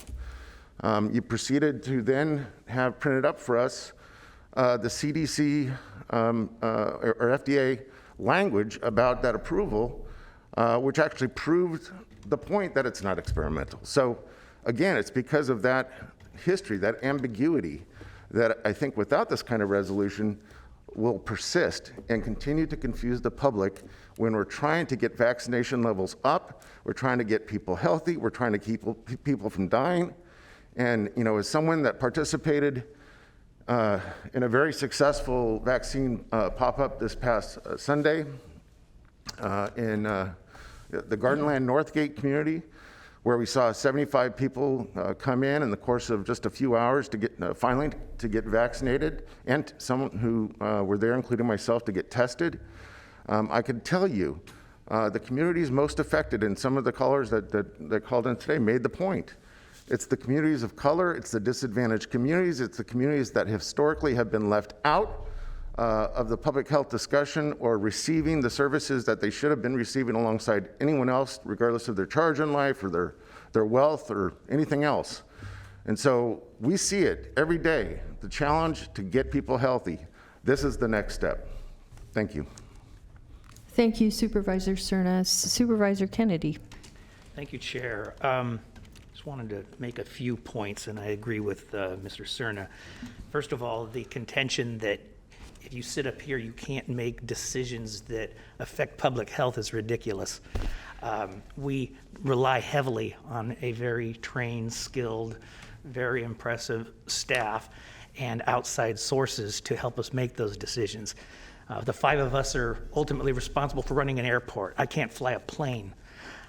We're ultimately responsible in making decisions that affect a pharmacy. I'm not a pharmacist. So that's ludicrous. The one thing I will say, though, is, I am trained as an attorney. And while I did not make these decisions, I'm not up here to make decisions as an attorney. I do have that training. I do have a legal background. But I do rely heavily upon our legal staff to look at something like this before it comes before us and vet it. And that was done. But this, as I said earlier, what this does, it supports public health staff in a very public way.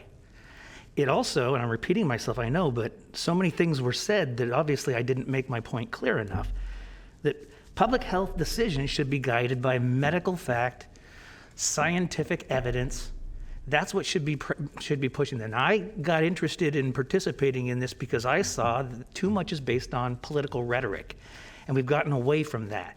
Now, does science change? Absolutely it does, and we will change policies accordingly. But I believe that this is based upon the best scientific evidence that we have available to us today, and by experts who I respect. That's why we're doing this today. This does not infringe upon one's First Amendment rights in any way whatsoever. Nowhere will you find in here where it infringes upon anyone's First Amendment rights to free speech or the establishment or infringement of establishing religion by the government. It does not do that. Anywhere in here, it does not do that. So hearing all of that is just, there's nothing that was said today by the members of the public that if we adopt this or something similar to it, they couldn't get up and say next week. You have the right to get here and address your government and say those things. Sometimes things pretty inappropriate, but you have the right to do that. This in no way infringes upon that right or any other constitutional right. And the Constitution is something I do know a little bit about. This is about public health, not politics, first and foremost. Thank you. Thank you, Supervisor Kennedy. Supervisor Natoli. Thank you, Madam Chair. First, I'd like to thank all who weighed in today, and certainly we heard from a number of folks, but we've also heard from folks via email and written correspondence. And I, like my colleagues, have listened intently and certainly thought a lot about what's before us in print here. And would like to preface some of my comments just by the fact that I really truly believe that folks do have the ability to discern for themselves, but they do again rely on different information sources, and I think, as others have said, I'm certainly not an expert in the law, I'm not an expert in health, but I also view the role, the privilege and responsibility of serving as an elected member of this Board of Supervisors very seriously, and it is representative government. And in representative government, we are called upon certainly to listen to folks, to, in my view, be thoughtful, certainly to be honest in our reflections, and to ultimately, though, render decisions regarding matters, big and small. And this is no small matter. It's a matter of certainly of public health. And I guess as I've listened and certainly, again, reflected on what's been proposed in the resolution, that my recollection, certainly over the last 18 months, has been one, obviously, certainly in our public deliberations, but certainly in the efforts of this board, albeit we may have different views about certain aspects of what constitutes a pandemic, or what measures are appropriate for oneself or for a society or a nation or a people. But the fact, again, as we talk about facts, the fact is that there, and again, my view and strongly held view that we've been in the midst of a pandemic, and again, only for those that are 100 years or older would they had the opportunity to know what that was like, and if they were cognizant of it 100 years ago. But we've lived that, and we live it every day as we try to work our way through it. And I guess as I read the resolution, this goes to some of my comments earlier as we moved into this item, that as far as the quotation and the sources and validation, I certainly appreciate the work that went into that. And I think, as one of the folks that called in, obviously we're in a time when there's great dissent in this nation. There's differences of opinion, different views, strongly held as it might be, and certainly many of those were expressed here in the chambers today. But as we work our way through it, it's my view that we, one, have been and will continue to be, at least this member of the Board of Supervisors, to support our public health professionals, to rely upon information that we will try to determine and as being reliable, accurate, vital to the task at hand, and to helping to promote a safer and healthier community. And I guess that it kind of goes to some of the language, and before we delve into that, obviously there's a strongly held view, at least by most of those folks that called and spoke, that to not even take up the resolution. I think, as I've said to at least some folks I've spoken with, that the resolution is properly before us, and what it either states and or advocates for are matters for this board to deliberate. And so in a moment, I'm going to speak to a couple of different aspects of that. But I also want to say that I don't believe and I wouldn't support something that was intended to suppress or to silence folks. I've sat in these chambers. It's been an honor for in my 27th year now. And one thing, and I've said this many, many times, that anybody can come before this board and speak to any matter that's on the agenda or not on the agenda. And that was demonstrated once again today. And those are, very strongly held beliefs, not only the constitutional part of it, but I just believe this, these chambers, they belong to the people of Sacramento County. And we serve the people of Sacramento County. Now, whether people agree or disagree with this, that's another matter. But, those are the people's right to come before, and their ability to come before this board and speak out are not to be suppressed by this resolution or by any other action that we take. And again, those are the constitutional held freedoms, but they're something I believe very, very strongly in. And just as I do about people's health. We trust our health to our own judgments, to if we're parents, to guidance of those that are the adults, certainly to our health professionals, and make our decisions about it. But we've never faced a pandemic in most people's lifetime that are here today, and there is a threat to the public health. And people can come out from different viewpoints, but I think our public health officer, Dr. Kasiri, and the professional health staff and medical professionals have been consistent in their approach. This board is supported, as I said earlier, budgetarily with significant resources. We'll continue to do that.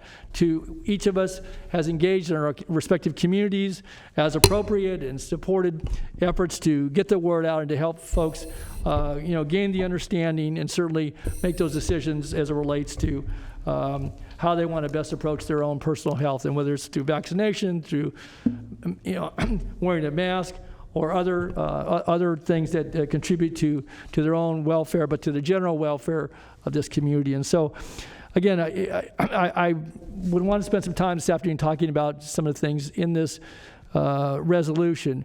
But I would just turn to council just for a second. And I know, Krista, you've listened for this afternoon. It's been stated by a couple members of the board, but I talked to Lisa earlier.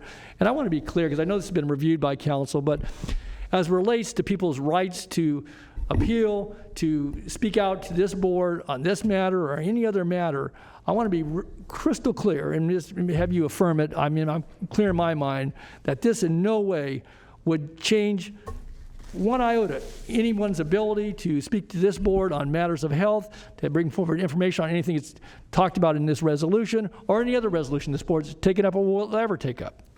Right, that's absolutely true. There's nothing in this resolution. Is it on? Should be on.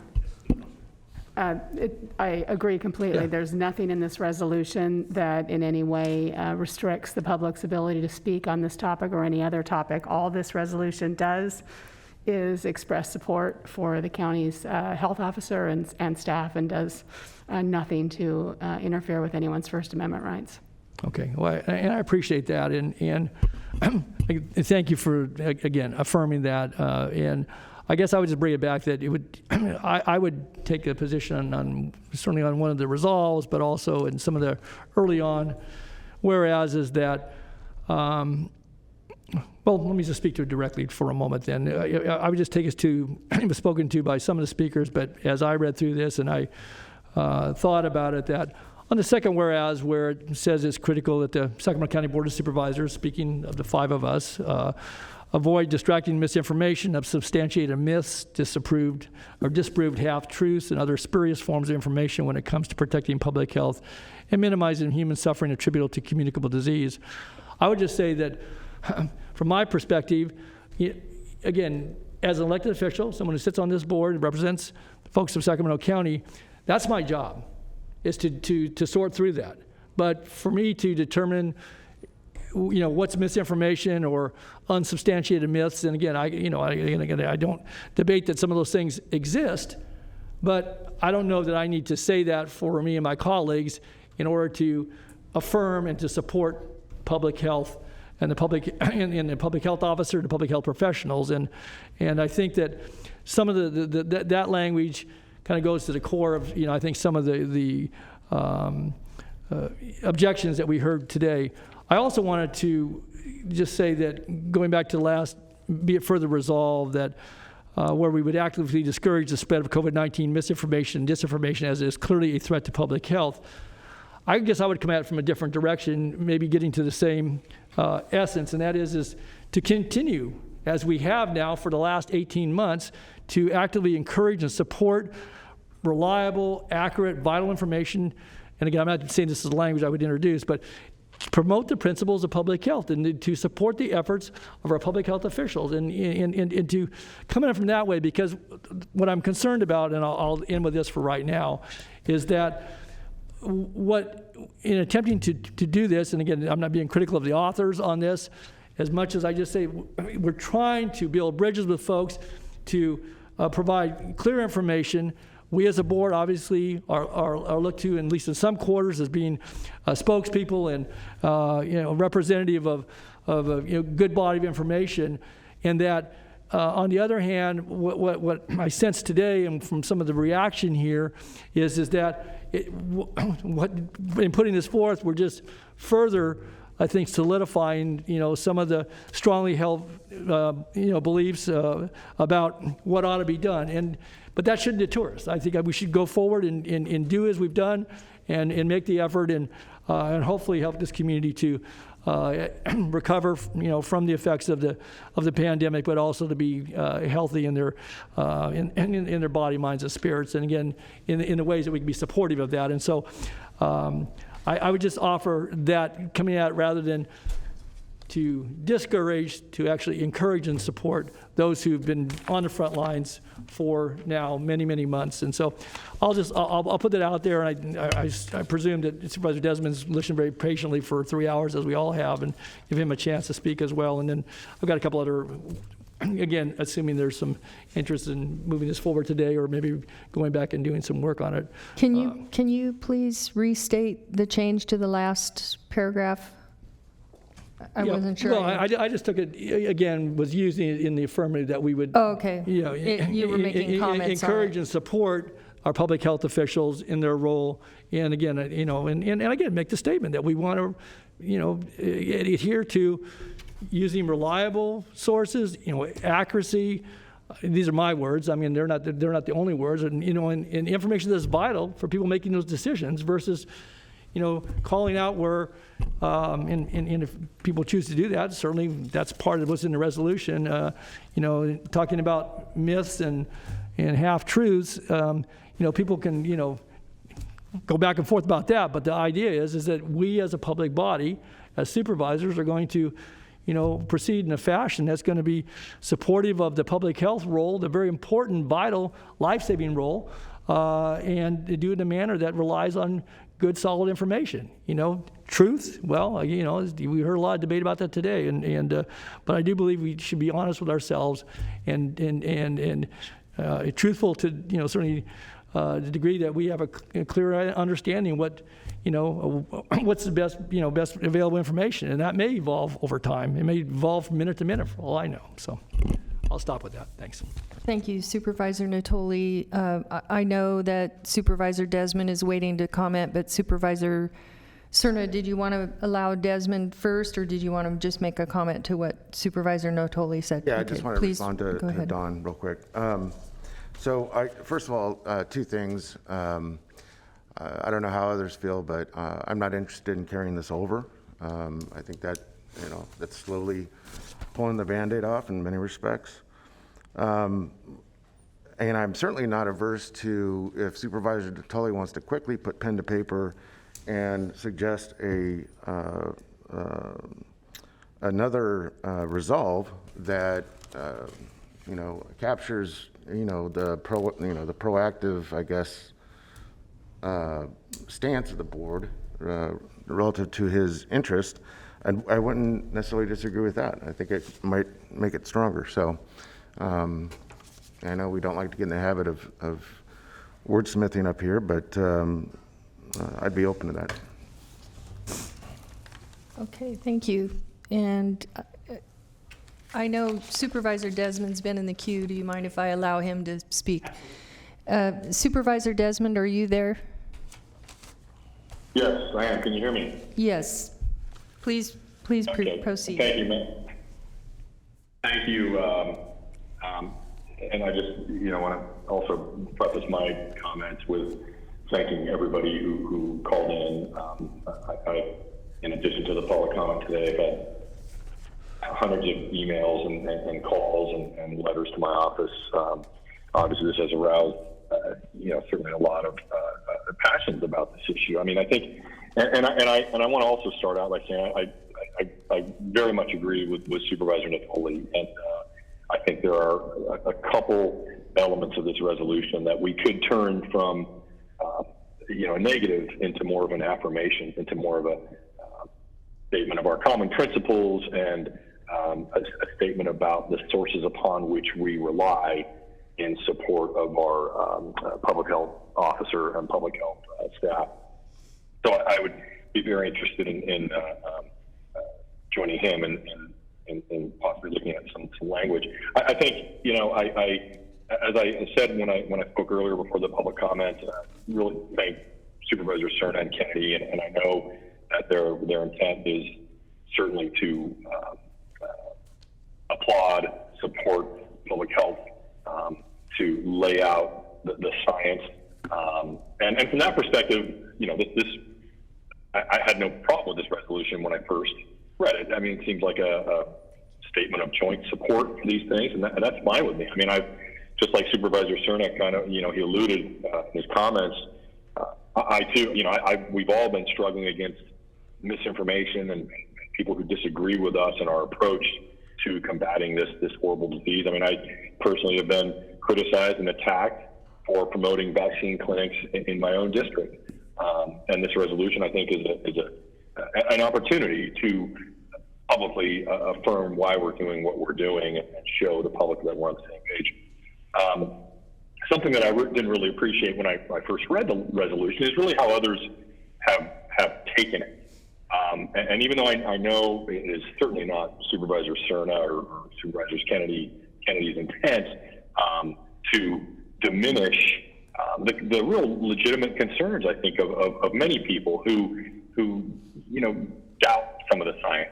I mean, science is, someone I think referenced this, one of the talkers, that science is not absolute. I mean, there are pros and cons. Sometimes it's an easy call, sometimes it's a little bit more difficult call, and I don't think we should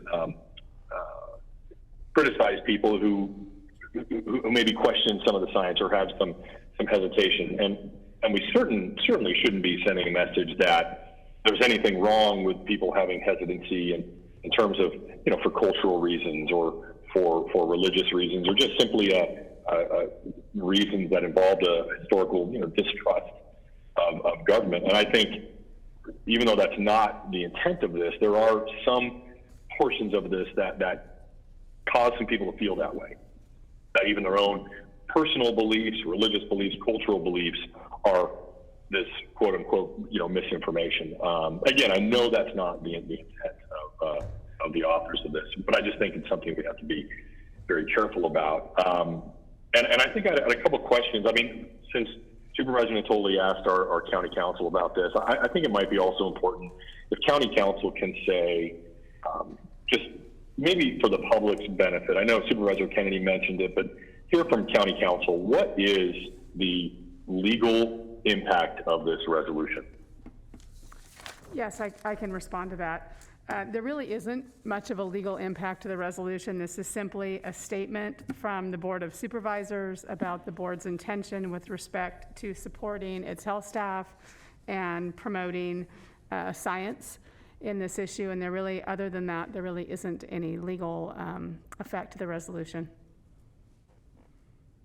Thank you. I appreciate that because, I mean, I also am an attorney, certainly not as accomplished as Supervisor Kennedy, but I think that's important that you deliver that message to the public so there is no misinformation about that. I mean, certainly a resolution can help inform and influence later policy that is adopted or promulgated by this board or by the county. But all this is really a statement of our commonly held beliefs and principles. The other question I had, and I don't know if Supervisor Kennedy or maybe even Dr. K, if he is on the phone, it does occur to me that, you know, the science around COVID-19 it does change. I mean, it has evolved over time. And I'll just throw it out there, by being so specific in this resolution, do we risk kind of tying ourselves down to any kind of certain scientific issue that may change or a finding or an approach that may evolve? And I guess either ask Supervisor Kennedy or Dr. K about that if there's any legitimate concerns about that. Hi, this is Dr. Kasiri. I'm on the phone. Okay. Can you hear me? Yes. Yes, I can. Oh, okay, great. Yes. I don't think it does. I think it's just a statement of fact, as you've all said, as the facts stand right now. And so I don't see any problem with if something new comes up, maybe a new vaccine comes up, we can always add that. Okay, I just think it's something to keep in mind. And then finally, I wanted to just finish. You know, Supervisor Cerna talked about how hard his efforts getting people vaccinated in his district. I've been doing the same. We've all been trying very hard to increase the vaccination rate, and I feel like a lot of one event I had in North Highlands, Dr. K was out there herself, and I know she talked with a lot of people. I talked with a lot of folks that day, and I feel like our best approach to try to overcome some of the vaccine hesitancy is by being open and willing to meet people where they are and build a relationship and a rapport with them to help them develop trust in the approach we're taking. And just one of my concerns is, some folks that may be on the fence, if they read some of the components of this resolution in a negative way concerning their vaccine hesitancy, they may become vaccine resistant. So that kind of loops me back to Supervisor Natoli's suggestions for some amendments to the resolution, where I think we can make it more of an affirmation and more positive in a couple of the areas.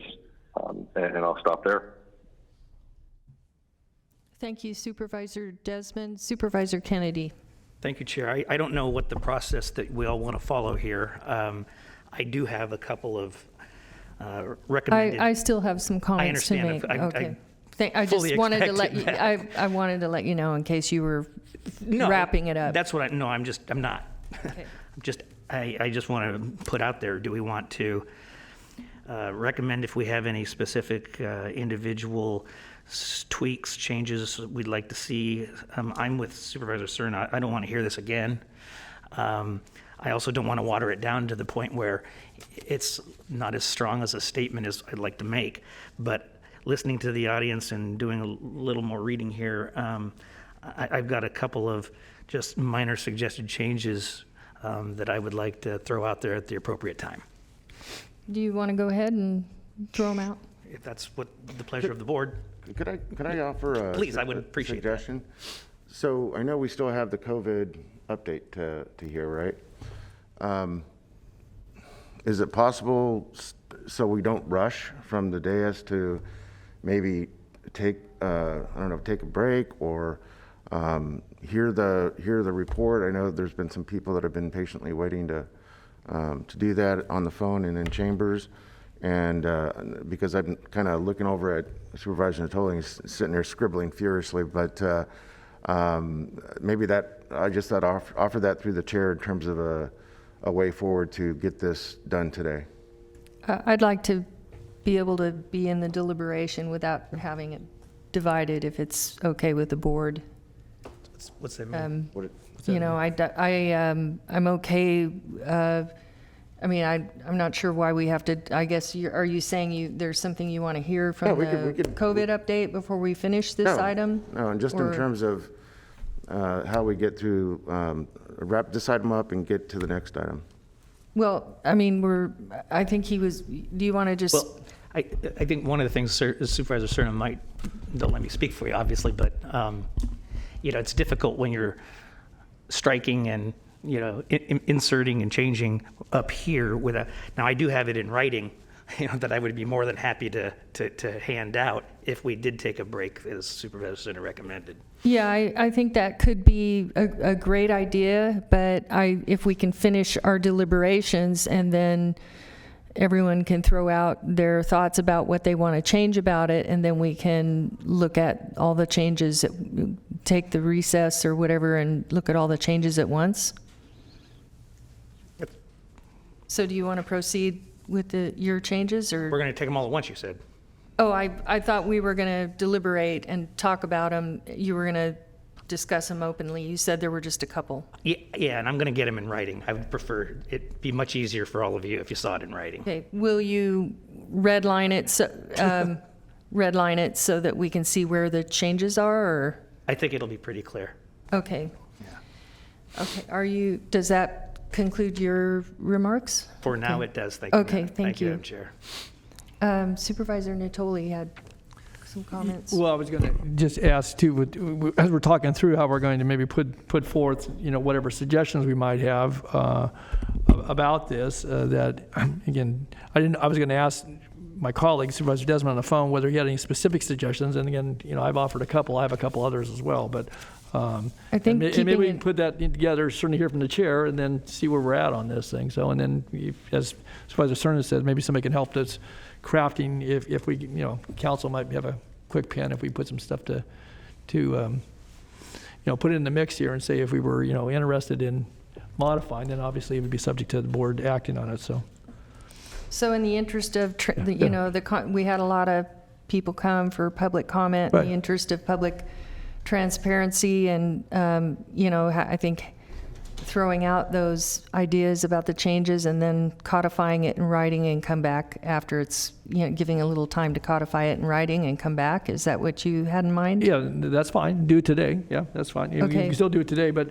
so again, I was just asking him if I could, through the chair, ask my colleague if he had any suggestions, then I wanted to offer some suggestions too. So I made a couple of references earlier, but if we're going to get into that, Supervisor Kennedy may have his in writing. I just scribbled down one thing here, but well, if Supervisor Kennedy brings his changes back in writing, we still are deliberating with all the other changes with Natoli and Desmond, whoever else has changes. Right. So we might as well just throw them out. I'm and fine. Talk about them. Okay. So if you want it specifically, then I'll say that I think that I don't think it's necessary to have the second whereas. That may be seen differently by some, but I take that as the way we would conduct ourselves anyway. I also think there might be a different way to, I numbered these, so it'd be the whereas on page 3, last one, where again talks about numerous myths, but there may be a way to more, I think, to say that, but also then to recognize that there's, you know, various cultural, historical, personal beliefs that could cause, you know, vaccine hesitancy, and so something to that effect. And as I said, I think that the last, be it further resolved, and I heard Supervisor Cerna's response to what I had suggested just verbally, but I think that saying that in a way that is more positive. I got some language scribbled out so we can submit that, but those would be suggestions that I would have as it relates to this resolution. So the last one was the final paragraph? Yes, yeah, okay. And I, as I said, I would state that we would continue to encourage and support in using accurate, reliable, and I think Supervisor Kennedy's handed some stuff out, so. Thanks. Okay. Okay. Madam Chair, this is. Yes, oh, thank you. So Yes. Go ahead, Supervisor thank you, Desmond. Supervisor Tolley. Okay, thank you very much. I think those are certainly the components that I was focused on in the resolution as well. And I would say, in the second whereas on page 1, another alternative might be to, really state right there that it's critical that the board, supports public health officer and the efforts of public health in the county by supporting the widely accepted evidence-based science or something like that. Maybe make that second whereas if you're going to keep it, make it turn it into kind of a positive or maybe stating what the purpose of this is. And then I would say maybe at the end, I don't know if Supervisor Tolley, I think you're mentioning the second resolved, but on the first resolved saying something like,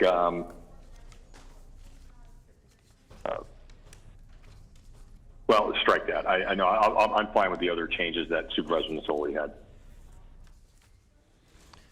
Okay, thank you, Supervisor Desmond. Supervisor Cerna? Thank you. I guess I respectfully disagree with Supervisor Tolley about the need to completely strike the second whereas, especially with, with his expression that this is something that he feels that we do anyways. But again, let me emphasize, it's the we part. So we have some very distinct differences of opinion that have been expressed by members of this board about our response. So that's why I felt very compelled to carefully craft that second whereas the way I did. Now I note that Supervisor Kennedy has passed out his suggested written changes. I think perhaps as an alternative to fully deleting the second whereas, maybe we take what he's drafted here and maybe massage it a bit. Madam Chair, if I could just go over what I've handed out. Yeah, please, thank you. Okay, now the board has this in front, and the second whereas, if I am proposing it, is whereas it is critical that the Sacramento Board of Supervisors develop sound public policy based on currently available scientifically based medical information to minimize human suffering attributable to communicable disease. That's the second whereas recommendation. And then the third is to address people's concerns of the use of the word droplets as much as anything. So what I've done is made it more consistent with the CDC by striking, as you can see, and I'll read it, but striking predominantly and saying principally, which is actually directly off of the CDC, and calling out the CDC as the source. And instead of the word droplets, use either fluids or particles. Both have been used by the CDC and are probably more accurate. So that would read, whereas COVID-19 is a dangerous, contagious disease affecting all age groups known to be caused by the novel coronavirus SARS-CoV-2 that, according to the CDC, is transmitted principally by inhalation of respiratory fluids, or it could be particles, generated when people cough, sneeze, sing, talk, or breathe. And that was more of a cleanup than a change of direction. You want that, Krista? If they do it all. Yes, Yeah. yes.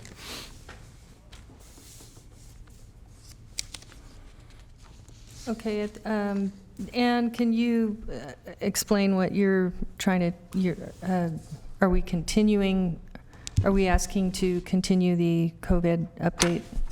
Or? Yeah, you can choose whether you want to continue the COVID update or not, but the Sierra Health Foundation portion of the COVID update does need to be continued because they had to leave. Okay. So we can thank do you. part of it Okay, we can do Do part of it. our health and- department's piece of it, yes. Okay, and we'll have Sierra Health Foundation come back. I'm sorry, it took longer than we thought. Okay, thank you. All right, thank you Supervisor Kennedy. Supervisor Cerna, did you have final comments or did you have more changes? Yeah, I just wanted to reference I just said a minute ago to massage the substitute language that Supervisor Kennedy has distributed here. I would like to suggest that we have his language incorporated into the resolution, but to wed it to the last part of the existing whereas, beginning with it would read as follows. Whereas it is critical that the Sacramento County Board of Supervisors develop sound public policy based on currently available scientifically based medical information to minimize human suffering attributable to communicable disease, and to likewise avoid spurious forms of information when it comes to protecting public health and minimizing human suffering attributable to communicable disease. I'm seeing a shaking head of affirmation from Supervisor Kennedy. And this one supervisor's good with that. I guess I would ask, Phil, why is the second portion of that necessary? I would actually argue that that's probably one of the most important parts of the entire resolution. Okay, then please explain to me why. Because there has been an incredible amount of spurious information that this board has had to deal with, that the community's had to deal with, that the media's had to deal with. And to leave it out, to Supervisor Kennedy's earlier point about watering down, I think it waters it down to leave it out. I guess I would ask you respectfully, but what does it change? You're saying that this board, the community has, I mean, there's information out there all over the place. And I don't think we've bought into, misinformation or if it is, spurious forms of information in any of our actions. It's not accusing, it's simply saying we would avoid that. So Yeah. I don't understand the objection, I guess. Can you explain the objection to not wanting to make it clear to avoid spurious information?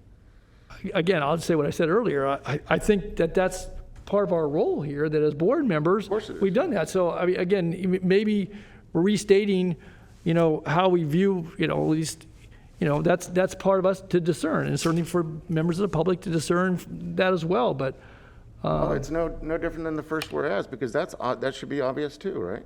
So, but we're going to keep that in there. Mm-hmm. So, I guess. Okay. Okay.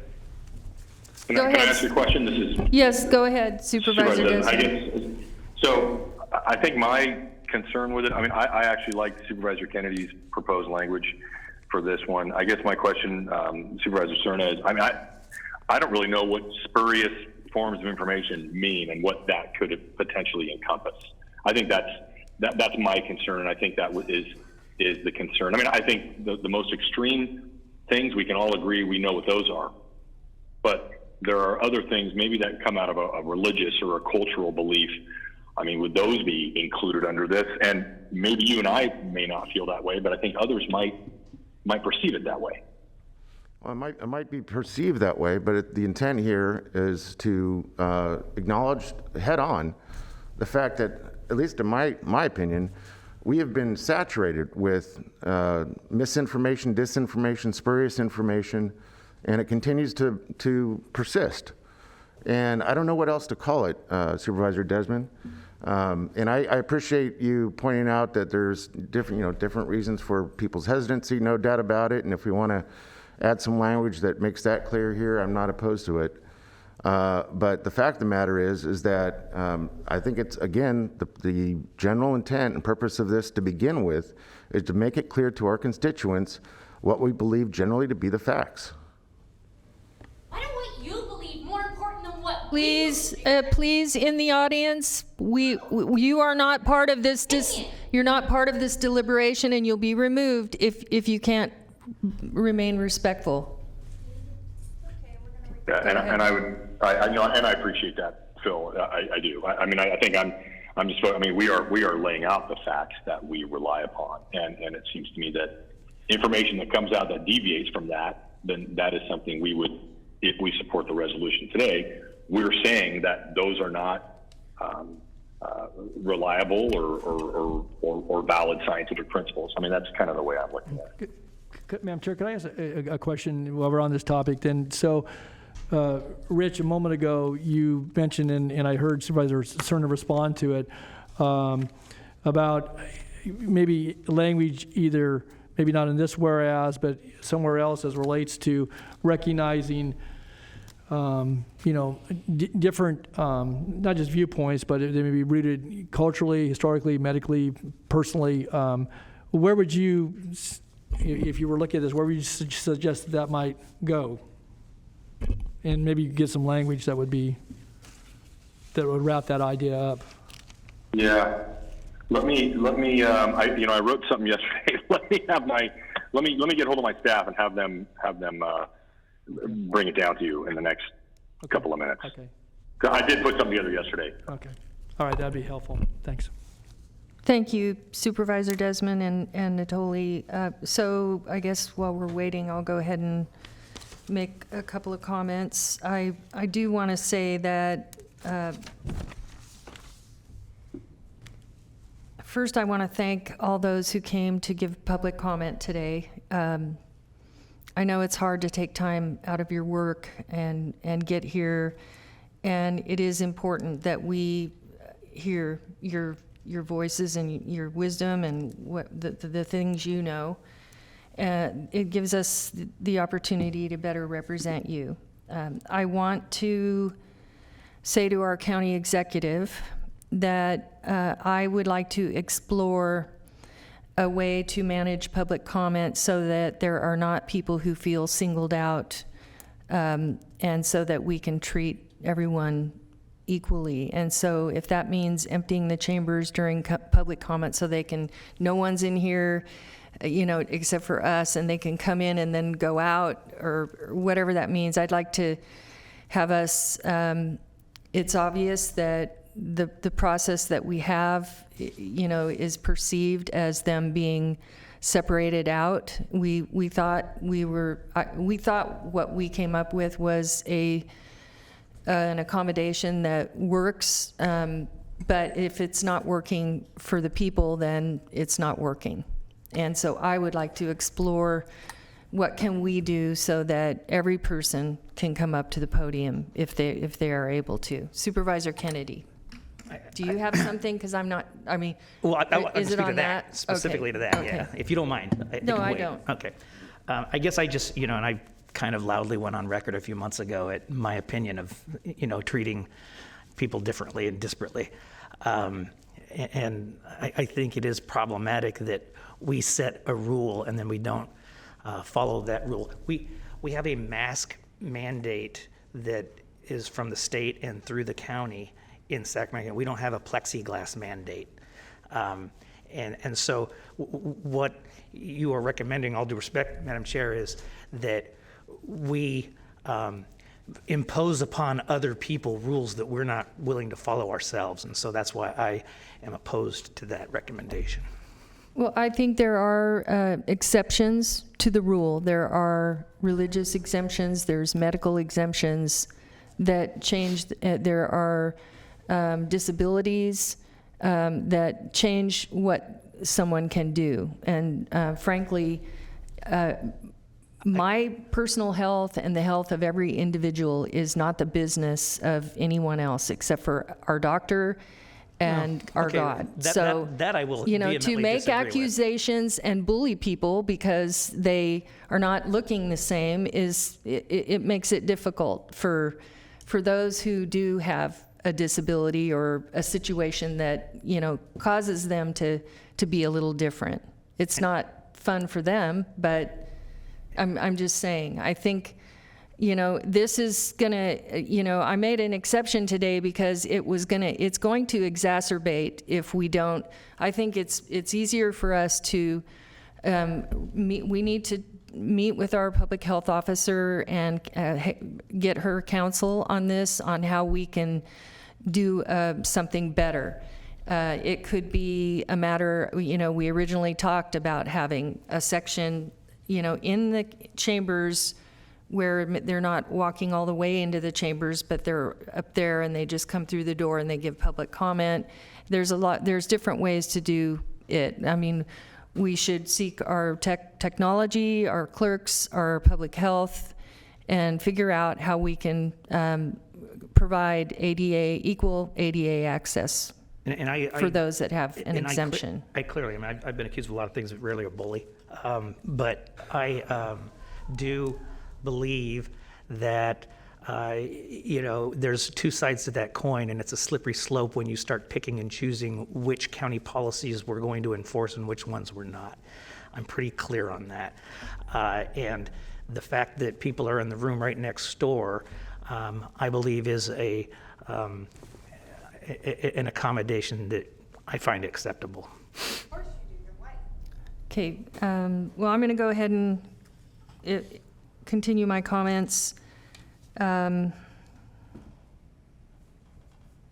We listened to a lot of information today. It was stimulating. I was taking notes. I want to say I spent time last night looking at the public comments, and there were letters from doctors. There were some riveting testimonies from people who are, working in the hospitals, who gave us information about, maybe different protocols in the hospital that could impact how information is transmitted, not only to VAERS, but, and how people are, it could impact how people are, what is perceived as, causing the spread of the virus. And so there's a lot of really important information in those public comments. I heard people talking about constitutional rights and dangers of censorship, the importance of science. And I wanted to talk on that because I've talked to a lot of scientists over the last year and a half, and basically what they have told me is in science, it's, it doesn't exist unless it's proven. It's not like in America. In America, our judicial system, we're innocent until proven guilty. It's just the opposite in science, and you never stop testing. You never stop pushing for more information when it comes to science. So in my mind, the need for a resolution to say we support public health, maybe it's perceived that I don't support public health, but to me, support means let's bring all the information. I agree that more, scientific data and information, we should have as much of it as possible, make as much of it as possible available to us so that we have every chance possible to save lives and get through this pandemic more quickly. We had a testimony from Dr. Huang, who I thought was wisdom. There was a lot of wisdom in his testimony, and I learned some things from him that I didn't know today. There was there were other doctors who gave written testimony. I want to say a word about resolutions because, and I know county councils weighed in on this, but resolutions, people say that are said to not really carry weight. It's not like an ordinance or a policy, but when a board votes on a resolution, it establishes that is our board priority in our county. It establishes priorities for how we're making decisions with budget and maybe future policies. It informs future policy making. And it could make a statement to the world that this is the way we think. It could make a statement to our legislature that this is where we're at and influence how they might look at future policies there. And so I think resolutions are really important, and I'll just leave it at that. I really, appreciate Supervisor Cerna's sincere effort to support and Supervisor Kennedy to support public health. I want to support public health too. I don't know if public health has all the information. I know I don't. I know a lot of the times when I've gone to Dr. Kasiri with something, she's talked to me and set me straight, and I gave me information that I didn't know about. There may be times when, I felt differently about the way something should be. But that doesn't mean I don't support or appreciate or respect Dr. Kasiri and the public health staff. And I'm not sure why the necessity for a resolution to say that. I don't think it's our job as a board of supervisors to all be one moving forward. It's our job as an elected representative to represent the people in our district and to represent well. And so if that means, one of us or a couple of us are a little different, everybody's different, every district is different. And if my district doesn't like the way I'm representing, they're going to send me home. And that's how that's going to go. I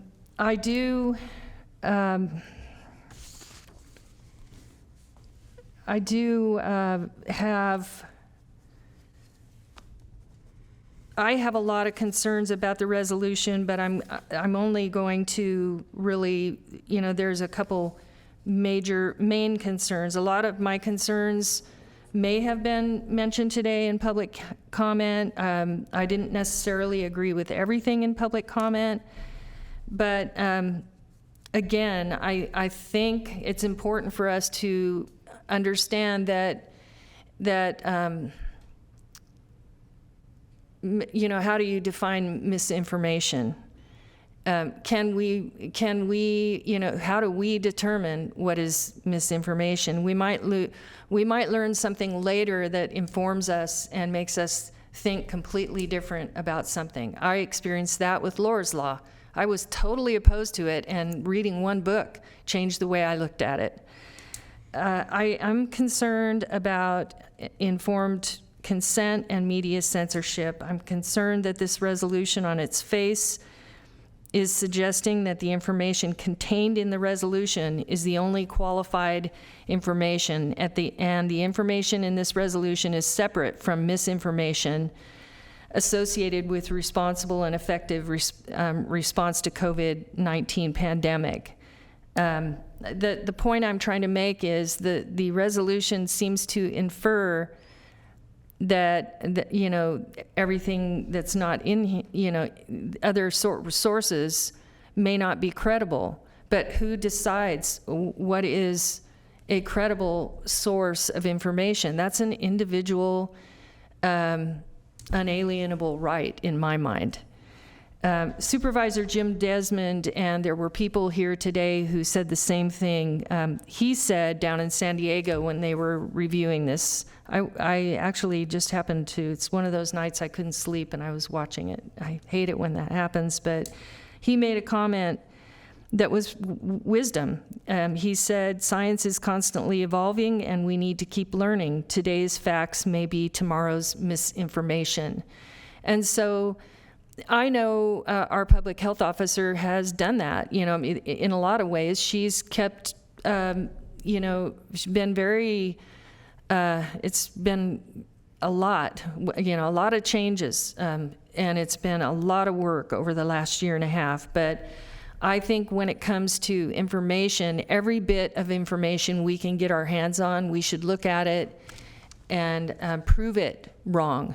We should look at the science and prove it wrong, and not just discard it.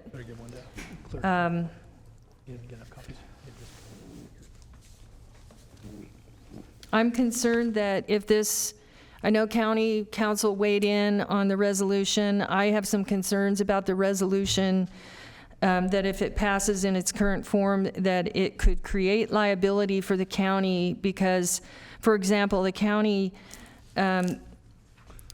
could be included in lawsuits and be deemed complicit in violating citizens' rights to informed consent by essentially endorsing medical procedures, tests, treatments, and drugs, and delegitimizing others. I'm concerned that taking any position on treatments and information, because what if later we find out we don't know how this is going to play out. There are a lot of vaccine injuries, and a lot of them haven't been reported. I'm hearing about them from my own constituents and from whistleblowers. And if any board member anyone on this board wants to meet with the whistleblowers, I'll be happy to set that meeting up.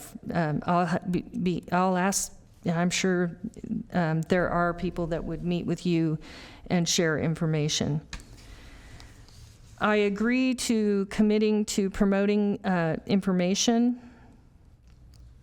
I think we should bring all the information we can. I agree to supporting our public health officer and by bringing all the information that we have to her, and having open ear at the county for information.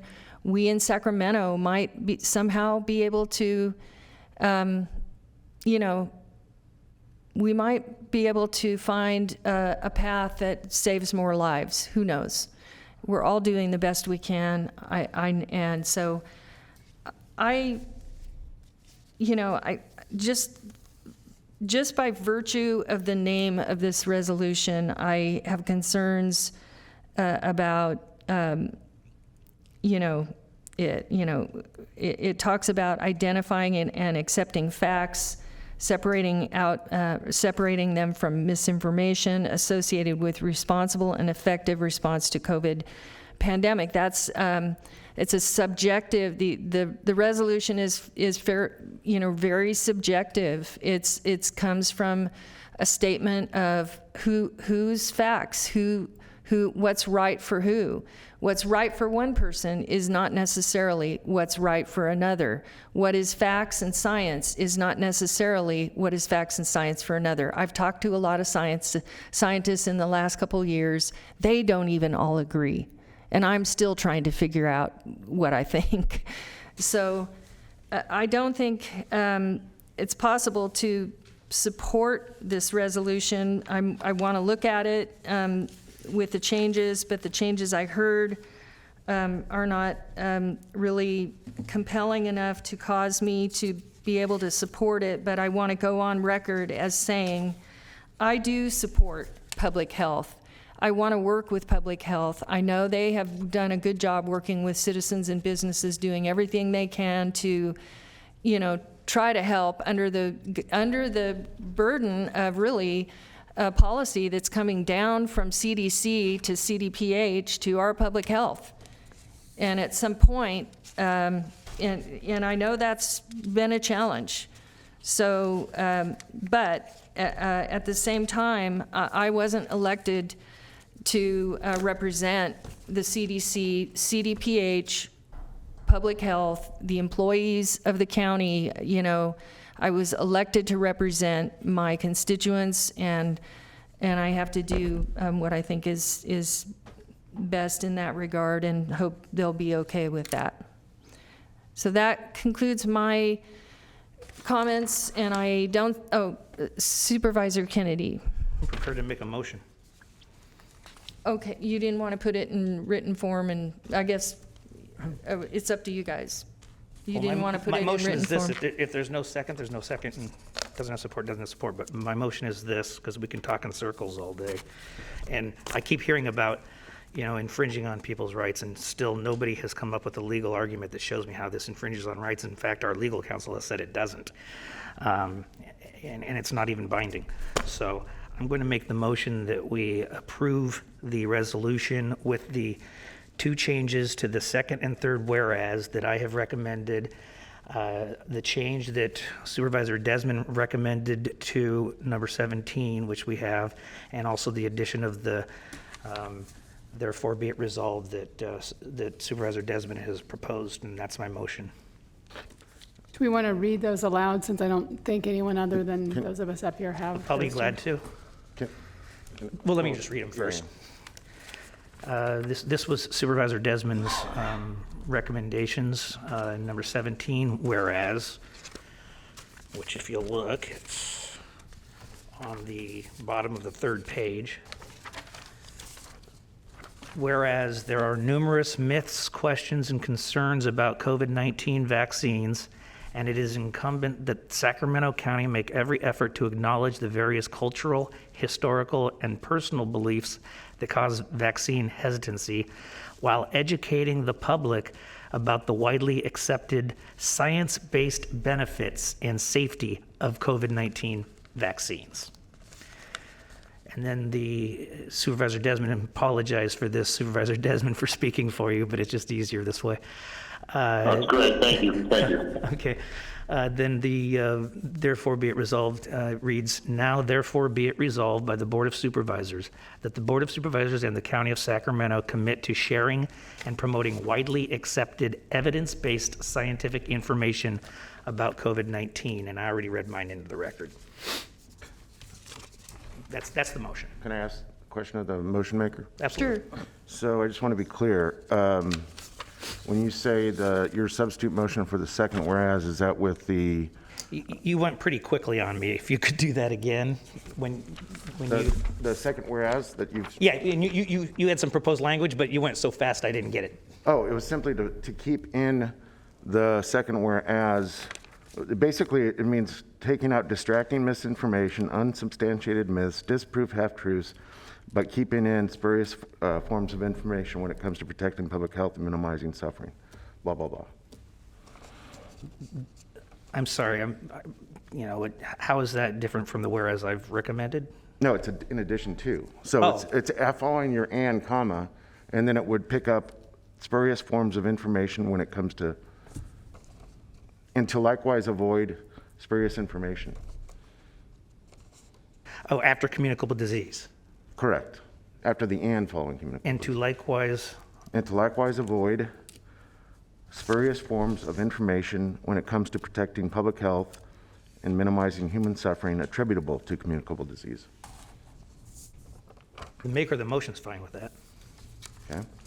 I'm going to go ahead and second the motion, but before we hear from others, I do want to say that I concur with the change to number 17 that Supervisor Desmond has suggested, and also I assume that the resolve, Supervisor Desmond, is an additional resolve? No, it's a substitute For the first one. It's not a substitute, it's a clarification.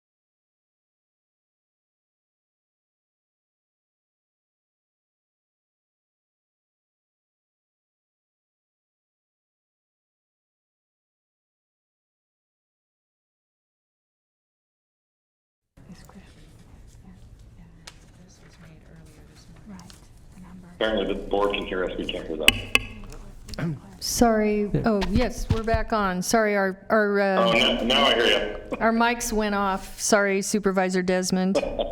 Thank you. Could I just finish the changes? So I don't know if you heard Supervisor Desmond. I'm good with the number 17 language, the whereas you've suggested, and I'm good with the resolve, the substitute language. And then I just wanted to again remind the board that I did at the outset of this want the updated numbers of Sacramento County cases reflected, as well as the number of deaths. Yes. So it's current. Yes. And I think, to a point that I think was well taken by Supervisor Desmond, I think in the 5th whereas begins for approximately 19 months. It would read as follows: for approximately 19 months, Sacramento County's Department of Health Services Public Health Division, led by Public Health Officer Dr. Olivia Kasiri, has diligently worked, with the support of the Board of Supervisors, to minimize, so on and so forth. Accepted. Okay. All right. Supervisor Natoli.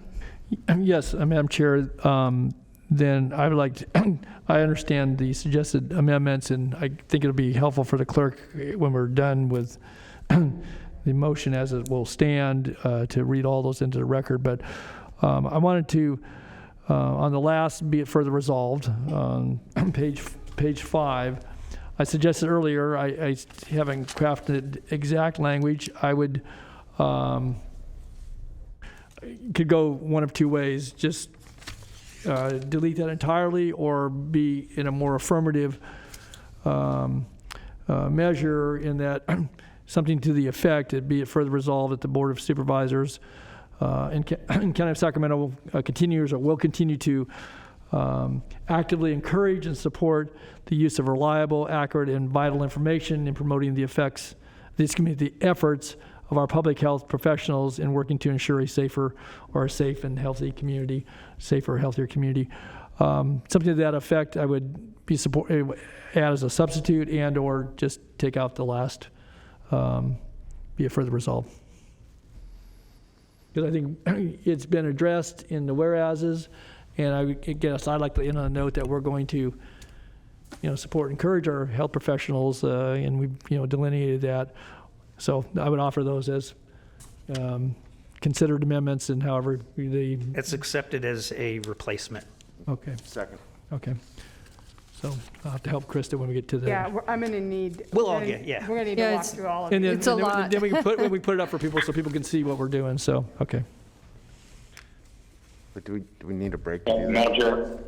Yes, Supervisor Desmond. I'm okay with all of that. I had just one question for Supervisor Cerna, if you wouldn't mind. So I'm still a little hung up on the spurious information. If you could maybe define what that means, and maybe is there another way to describe what you're getting? Because I honestly I'm not sure what the term means. Well, I'm happy to take it out, but if we take it out, then I'd insist that we continue to have distracting misinformation, unsubstantiated myths, disproved half-truths. Those are a little bit more clear. I'm happy to keep those in and leave spurious out. Hang on. Okay, I just want to get a better sense of what your thought process is as far as what that means. Well, I mean, I'm not saying I'm opposed to it. Well, I mean, it's referenced as other spurious information, so it's in a similar line with the other descriptors that preceded that. I don't know how else to say it. How about, Mr. Cerna, in that second whereas, is where we're hung up right now, is after communicable disease and to discourage unsubstantiated information regarding COVID-19. Rather than spurious? That's fine. Yeah. Okay. Yeah, that's better. Well, I'd be fine with that. That's, Madam Chair, I want to speak. But Sure. my pad's not working here. And We can hear you though. Oh, yeah, I know. go ahead. I don't want to be interrupted, but now my screen's gone off. Oh, it's okay. It's Okay. okay. I know you're trying hard. All right. Yeah, I think that the unsubstantiated is, again, it's probably a little clearer and understandable. Could I just ask what I wanted to ask about?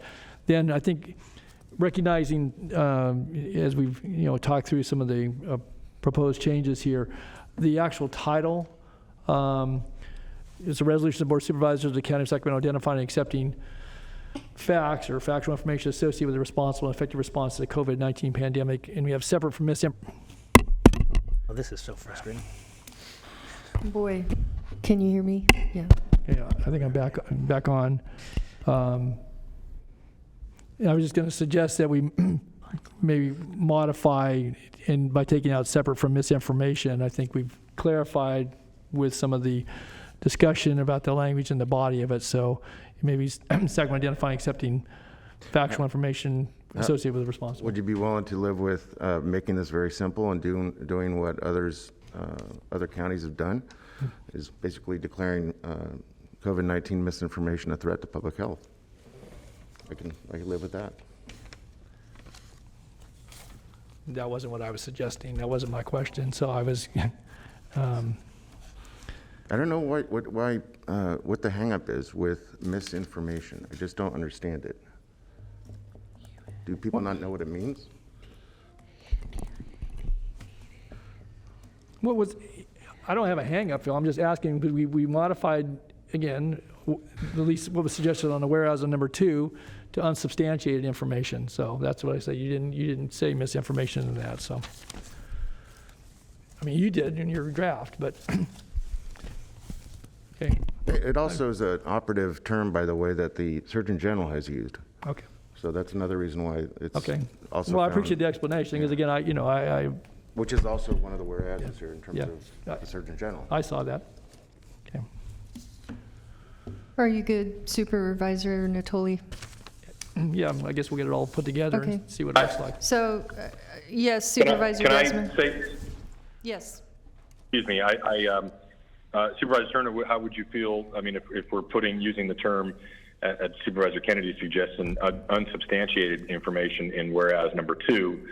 What if instead of misinformation, we put unsubstantiated information in the title as well? And I think, to respond to your question, I think we know what we all think that means, and we're probably on the same page.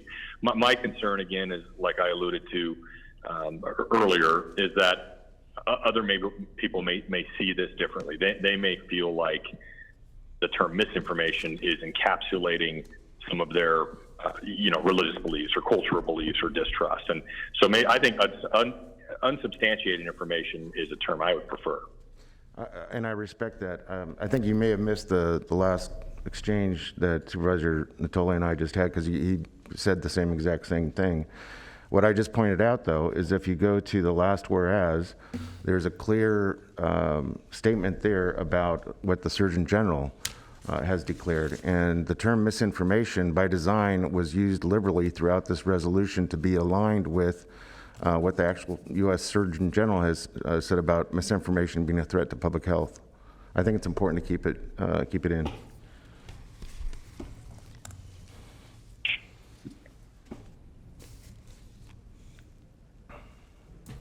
Did you have more comments, Supervisor Desmond? No, I don't. Thank you. Okay, we have a motion by Supervisor Kennedy and a second by Supervisor Cerna. But I think everyone wanted to see it in writing before we vote on it. So how about if we is a 15-minute break, a recess, or is that enough time, or do we need more? Half hour? Okay. Supervisor Desmond, can you send or have your staff send those 2 paragraphs over to my email?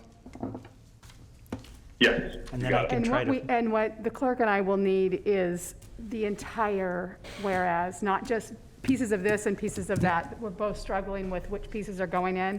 So if any whereas or be it resolved has been changed, what is the exact language that it should be? I'm getting that. With? Yeah. Yeah. That would be very helpful.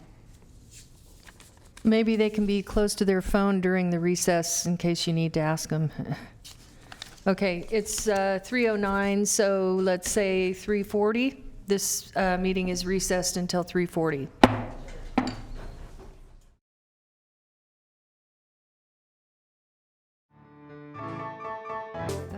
This meeting of the Sacramento County Board of Supervisors is reconvened.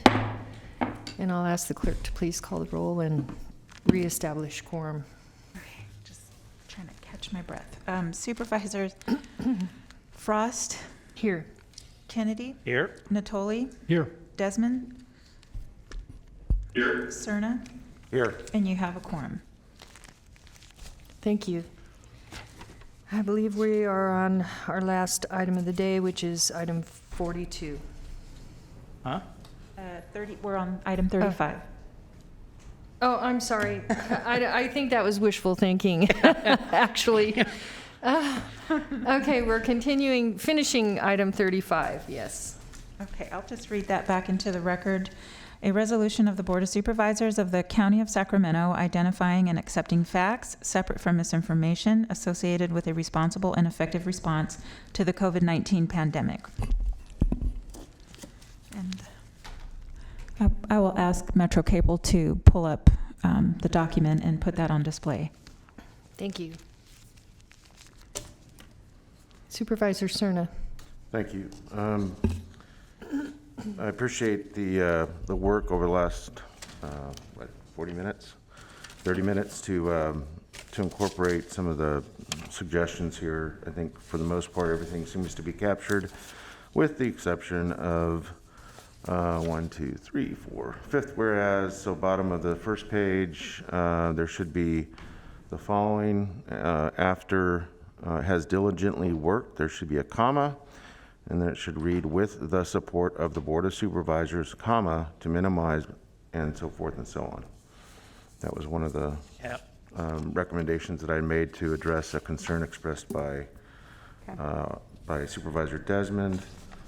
And I also, in the 1, 2, 3, third, whereas, why was the V in SARS-CoV-2 eliminated? It is SARS-CoV-2. Don't look at me. So just put the V back in there, I guess? Krista, there wasn't any reason to. It was the way that I received. It's what it says on the actual document that I received, but I'll put it back. Probably a typo. Yeah, Put it back. I think it's just a typo. Yeah. And I think that was it. Thanks, good catch. Did any other board members, Supervisor Desmond, did you have any changes? No, I don't. Thank you.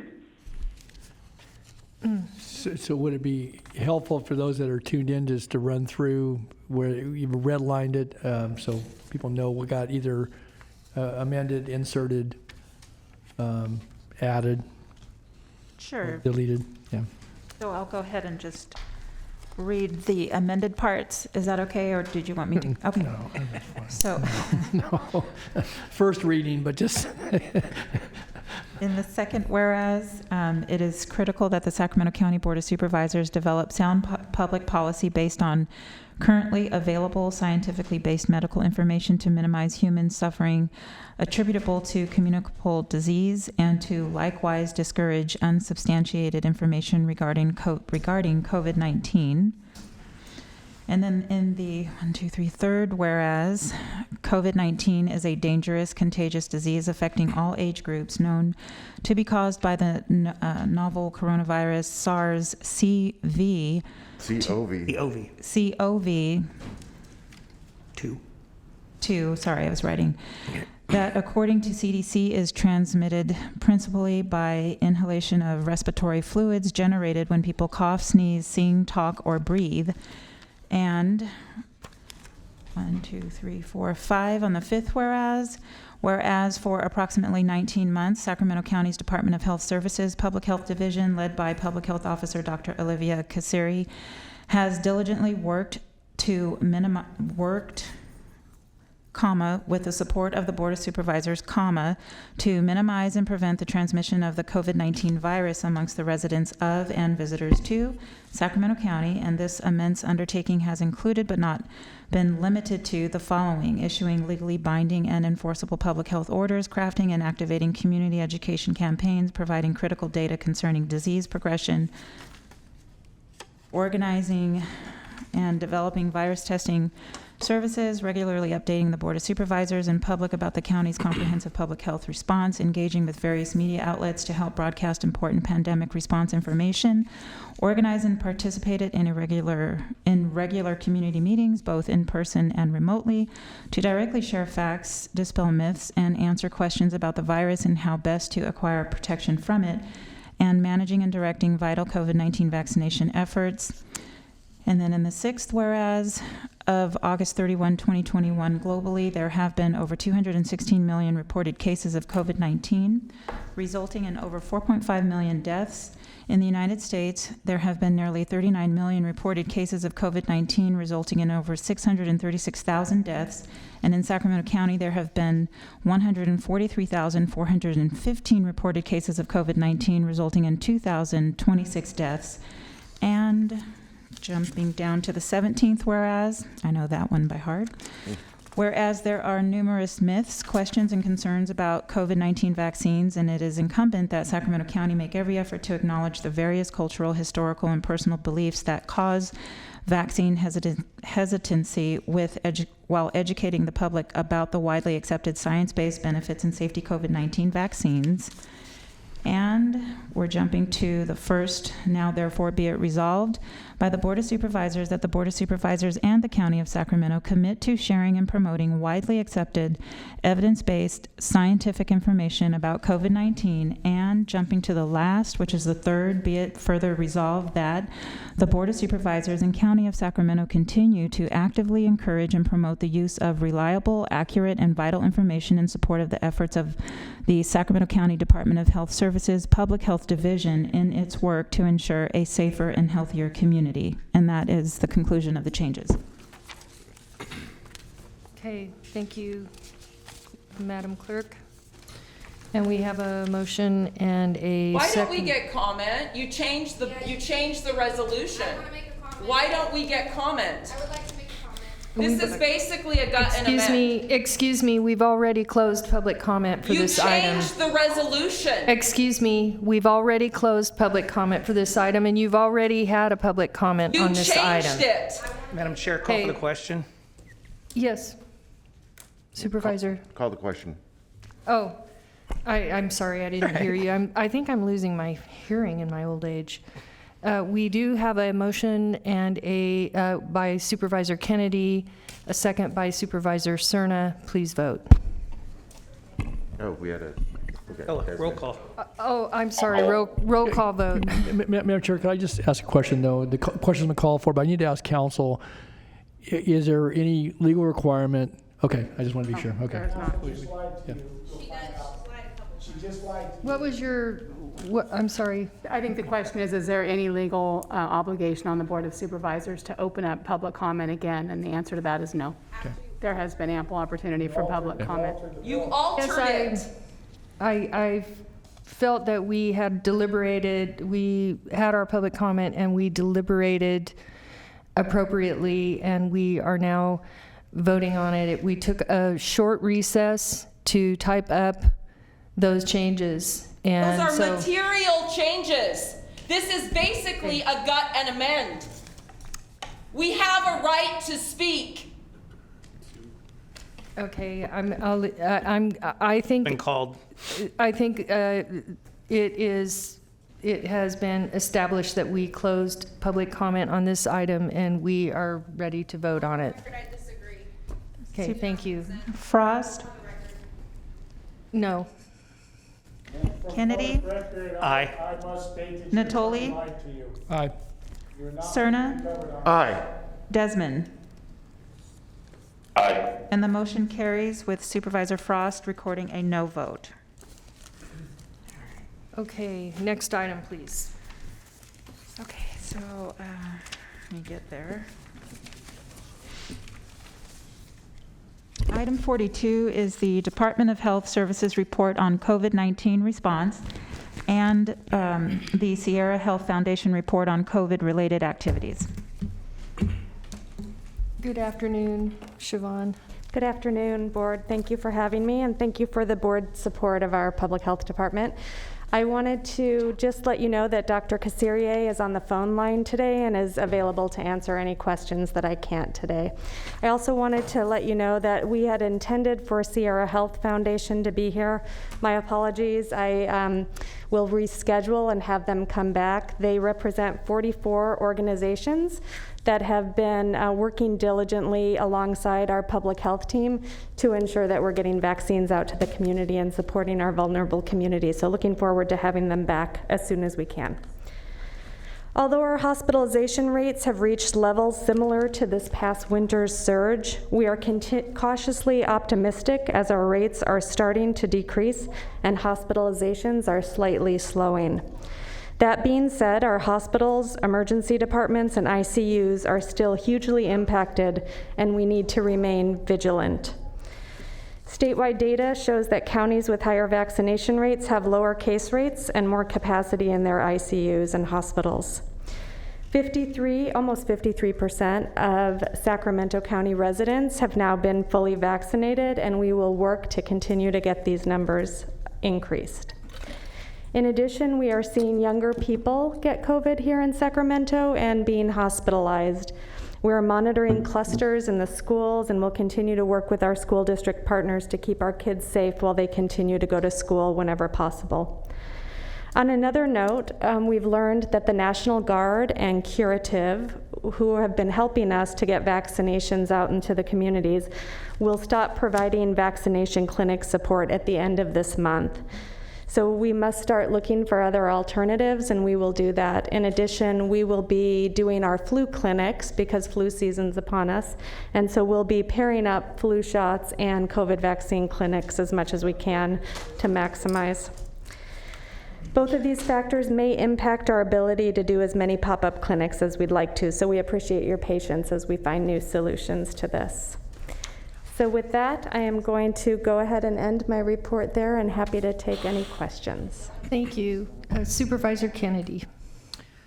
Well, Siobhan, thank you. I don't know if you have this answer off the top of your head, but recently we had the opportunity, I know Dr. Cassiri is working with the city on one of the shelters because we're committed to providing the social services that are necessary to help placement and help get people in and out, and hopefully rehoused.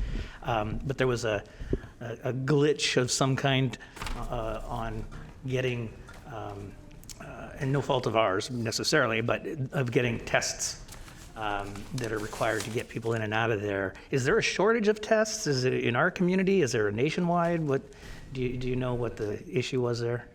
I will see if Dr. Cassirier has more up-to-date information on that. Okay. Yes, I can answer that. Yes, there is a shortage of the Binax Now antigen kits, which we use for rapid testing.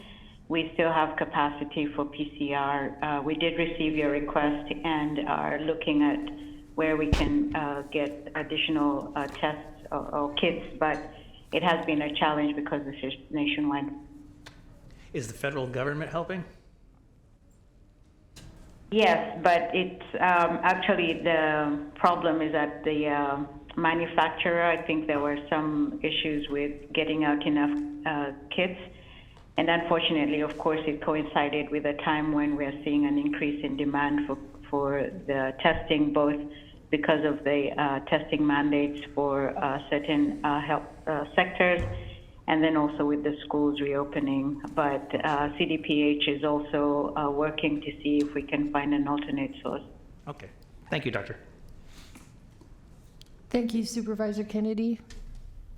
Do we have any other questions from board members? I don't see anyone in the queue to speak. We do have some public comments, though. So maybe, was Dr. Cassiri going to present any? I don't think so. Dr. Cassirier, do you have anything more to present today? Not today, because we were anticipating that we would have the presentation from Sierra Health Foundation, so we kept our presentation short this time around. I'm sorry, the day got away from us, and I know that was an inconvenience for them. Madam Chair, could I just ask, so it would be anticipate, I know we got a full agenda on the 28th, but when will we have this back to us so we could actually get that update? I know we're going to be talking about ARPA funding, and I think just getting the full, I think, breadth of understanding about, you know, what our nonprofit partners and working with our health services and health department have done would be advantageous as we go into some of those conversations, which certainly have some linkages for some of the requests that we're going to be taking a look at. So when will we be coming back on this? Sierra Health is flexible, so I'll work with the board clerk to ensure that we get it as soon as possible for you. Get them a 9:30 start time rather than a 10 o'clock? That would be great. Yeah, it's up to you. No, I know. I'm just. Thanks. Yeah, okay, thanks. Thank you. Okay, thank you. Thank you. We'll go ahead and take public comment, and we'll start with public comment in the chambers. Erica Chacon. I'd like to speak. Can I have a card? I'd like to speak. You need to see the clerk at the back of the room. Thank you. Catherine Puja, Blanca Hurtado, Richard Ropiak. Come forward, Richard. Come forward and speak.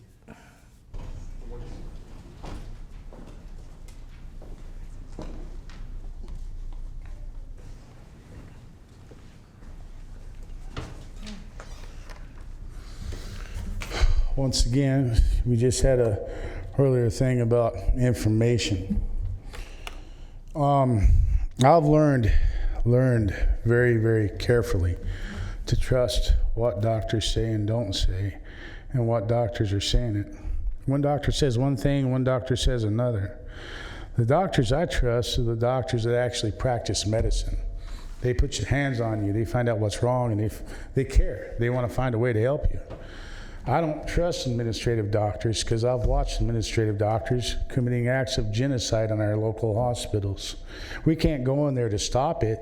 They got the perfect darkness set up, and you guys are fine with that. You don't question that our loved ones can't be at the side of our patients that they're putting on ventilators and murdering against their will, because we don't even know it's against their will. You don't even know it's against their will because we can't be in there to expose that darkness. And here, when we come to speak truth about medicine and about things that we research ourselves, because people like Cerna are too lazy to read all the information. He just wants the easy stuff to read that's preached by CNN and by the medical journals and by the CDC. He won't research nothing because it's not worth it to him to find out truth. Truth is too disturbing to him. He wants a nice, easy version of the lies of how the wool is being pulled over our eyes. How many people in our hospitals currently are in the hospitals and have had these so-called Fauci-ouchies? How many people are in the hospitals because they were exposed to the Delta variant that is created by the Fauci-ouchies? You got to remember, the inherency of a vaccine is a less deadlier version of the virus. They say this isn't a vaccine, then they say it is. If it's a vaccine, then they're giving us a less deadlier version of the virus. And now you still want to continue in your protocols? You have 15 seconds. You want to continue in your protocols that violate every God-given right that our country was established with? Thinking that your tyranny is going to go unanswered? Do you understand what wrongful death lawsuits encase? I wouldn't take her advice much longer. She's going to hurt you. Okay, Tiffany Noya. Cherish Castaneda. She's the one with the baby. Yeah, I'll call her again in a minute. Maybe she just had to step out.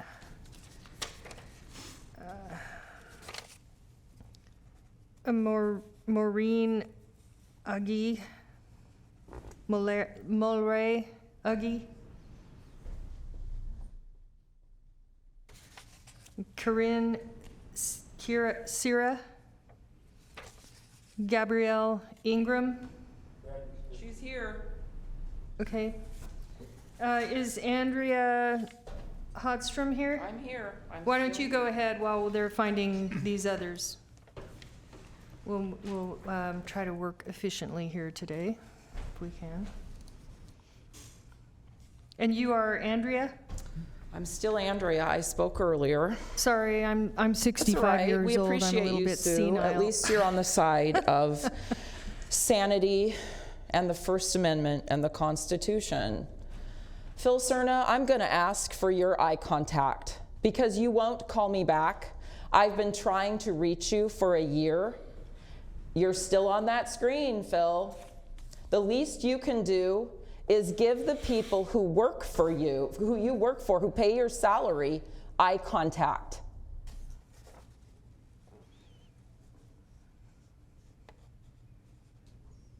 I get 2 minutes, right? Is this my clock? Yes. And I can use it how I want. Is that correct? Yes. Well, you can't murder anyone while you're standing there. No, but silence, because something tells me that you people need to be, with your own thoughts, quiet. Because you are committing genocide against the people, and you know this. You're all in bed with pharma. This is happening in the legislature. It's happening at the federal level. It's happening with our governor. And we know this. What is that Solzhenitsyn quote? I just happen to have a copy in my bag of a book. And when I come to these meetings, sometimes I talk off the top of my head. The Gulag Archipelago, are you familiar with it? Have you read it, Phil Cerna? To paraphrase Solzhenitsyn, we know they're lying, they know they're lying, we know they know they're lying, but they are still lying. We do not consent, we will not comply. It doesn't matter what you do with your resolutions and your gut and amends and your 11th hour nonsense. We will never take your shot. Can you please wrap up I your comments? recommend it, Phil. Read the book, Kennedy. Can you please wrap up your comments? Thank you. All right, let's invite Cherish. Castaneda. Yes. How'd I do? Amazing. I'm so good. Mrs. Frost. So I will start my 2 minutes. It's gonna be interesting. Facts, truth, and science, huh, Mr. Cerna?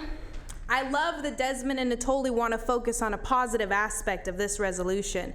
We, the public, do not support this resolution. We do support our county health officers when they are honest and following proper data and not spewing vaccine pushing, because that is what they're doing. They're not talking about holistic remedies to COVID. They're not talking about natural immunity. I have actual antibodies, and yet for the public record, I'm being forced against my doctor's recommendation to wear a mask just to be sitting in here like the rest of you. County, yours isn't over your nose. Don't get Kennedy mad. You know, there you go. It's a joke. It's all a joke. But I'll tell you what isn't a joke. The psychological damage that you're doing to our children. The psychological damage that you're doing to the elderly by not allowing them to be hugged and be a part of the community. It is sickening and it's criminal. Okay? Cerna, you're losing your job, okay? We're gonna recall you. We're not okay. You're not representing the people at all, okay? Desmond, I'm thinking about not including you in the crimes that the other two are definitely, clearly committing. I've called the sheriff. You guys denied me access.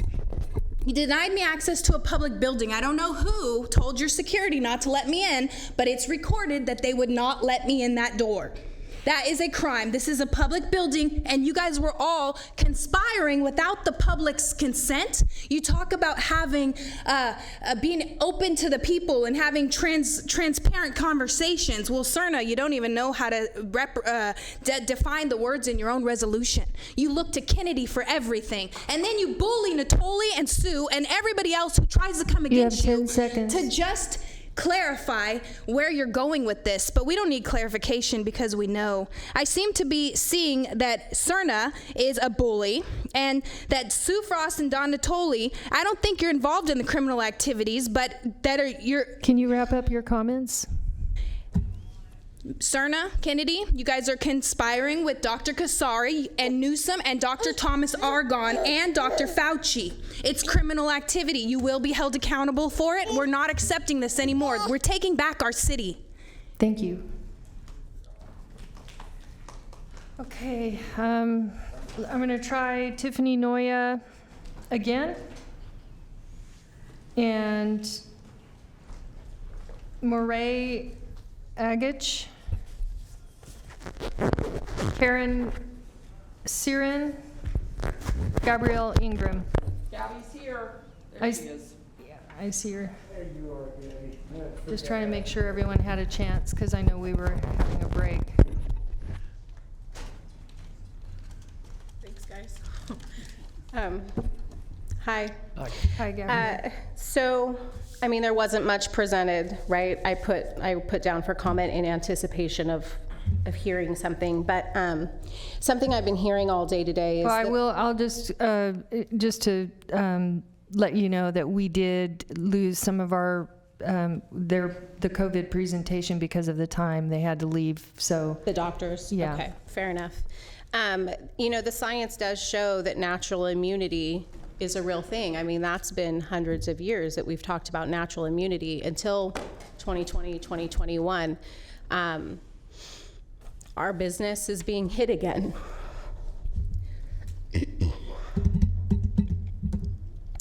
It's shot or test.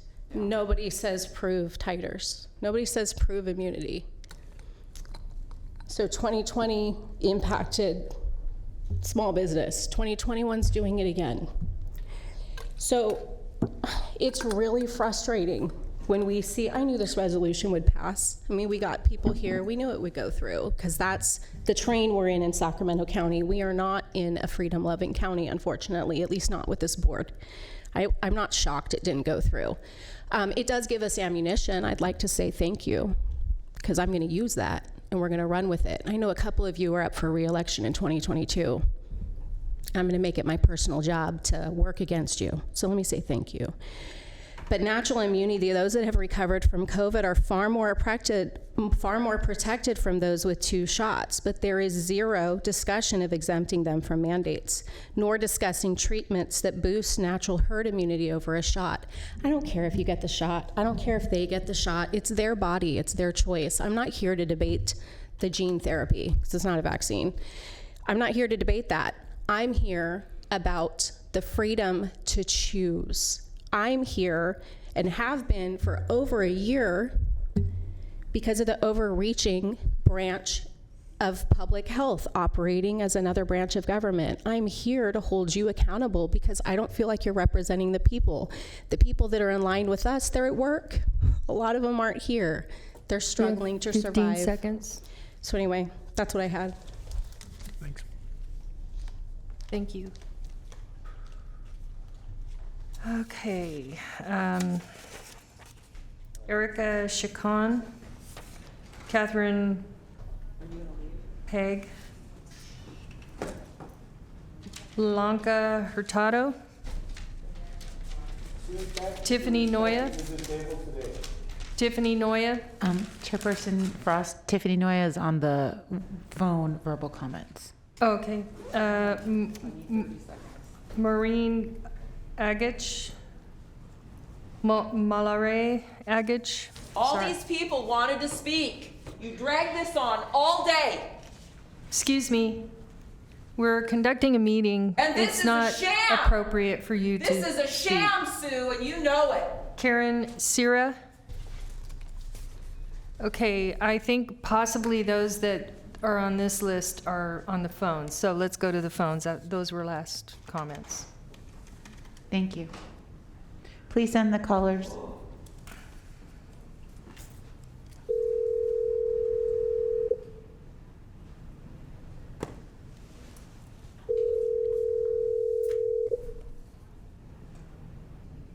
Hi, caller. You're in the meeting. Please start your public comment. You have 2 minutes. Hello, caller? Yes. Please start your public comment. You have 2 minutes.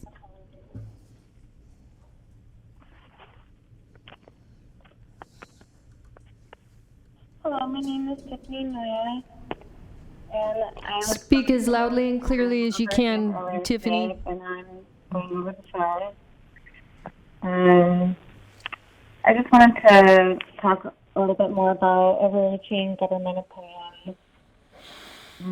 The Constitution prevents the government from forcing faith-based opinions on the people, who must be let alone to form their own faith-based opinions, or evidence-based opinions if they wish.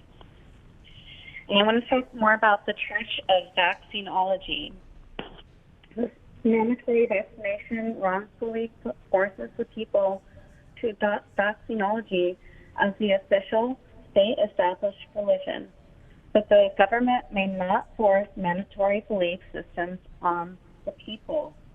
That's going back to the Establishment Clause, the First Amendment of the Constitution. There must be separation of government and state.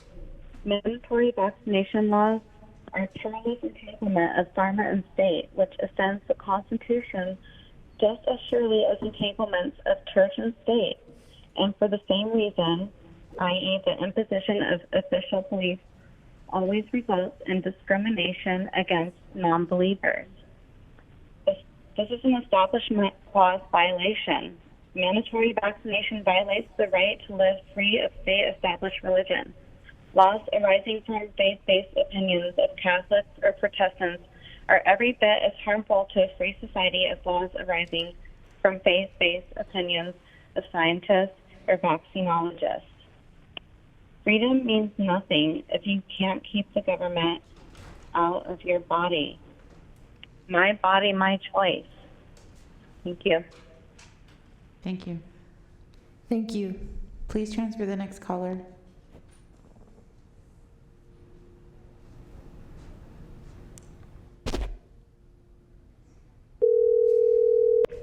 Hi, caller. Please start. Out of your body. Hello. Please turn the meeting. Hello? Please turn the meeting down in the background. Please mute the meeting. Yeah, I can mute it. Okay, and please start your public comment. You have 2 minutes. Now? Yes. Hello, my name is Blanca. I had to leave the meeting. I don't know if I have to say this or not. For the record, I hear a lot of people saying that, but for the record, the doors were locked and the public was not able to enter when you guys were talking about Resolution 35. But anyways, my question is for Dr. Kasiri. I've been following the ages 0 to 29, the death rate, and I was told about a month ago that the rates would probably increase, sadly, in that age range because first come increase in cases, then increase in hospitalizations, then increase in deaths. I think last weekend was the last time I checked the data, but it looked like there was one additional death in the ages of 0 to 29. So I was wondering what the exact age of that death was, if we can find that out. And I still don't see a huge increase in deaths in that age range. So do we wait another month? Like, what's the status on that? And another thing, I've emailed all the Board of Supervisors and Dr. Kasiri, and some of you have replied, trying to be helpful, but there's no evidence or study that masks are safe for children in school. I got sent from you guys some studies, and I read them thoroughly, and I even checked the studies' evidence, like whatever research they stated, and it still doesn't say that masks are safe for children. So I'm wondering, if the study doesn't exist, if it's never been studied, how do we know that we're not harming children by masking them for this long period of time? So I'm very curious about that. If someone could ask that question. Thank you. Thank you. Please transfer the last caller.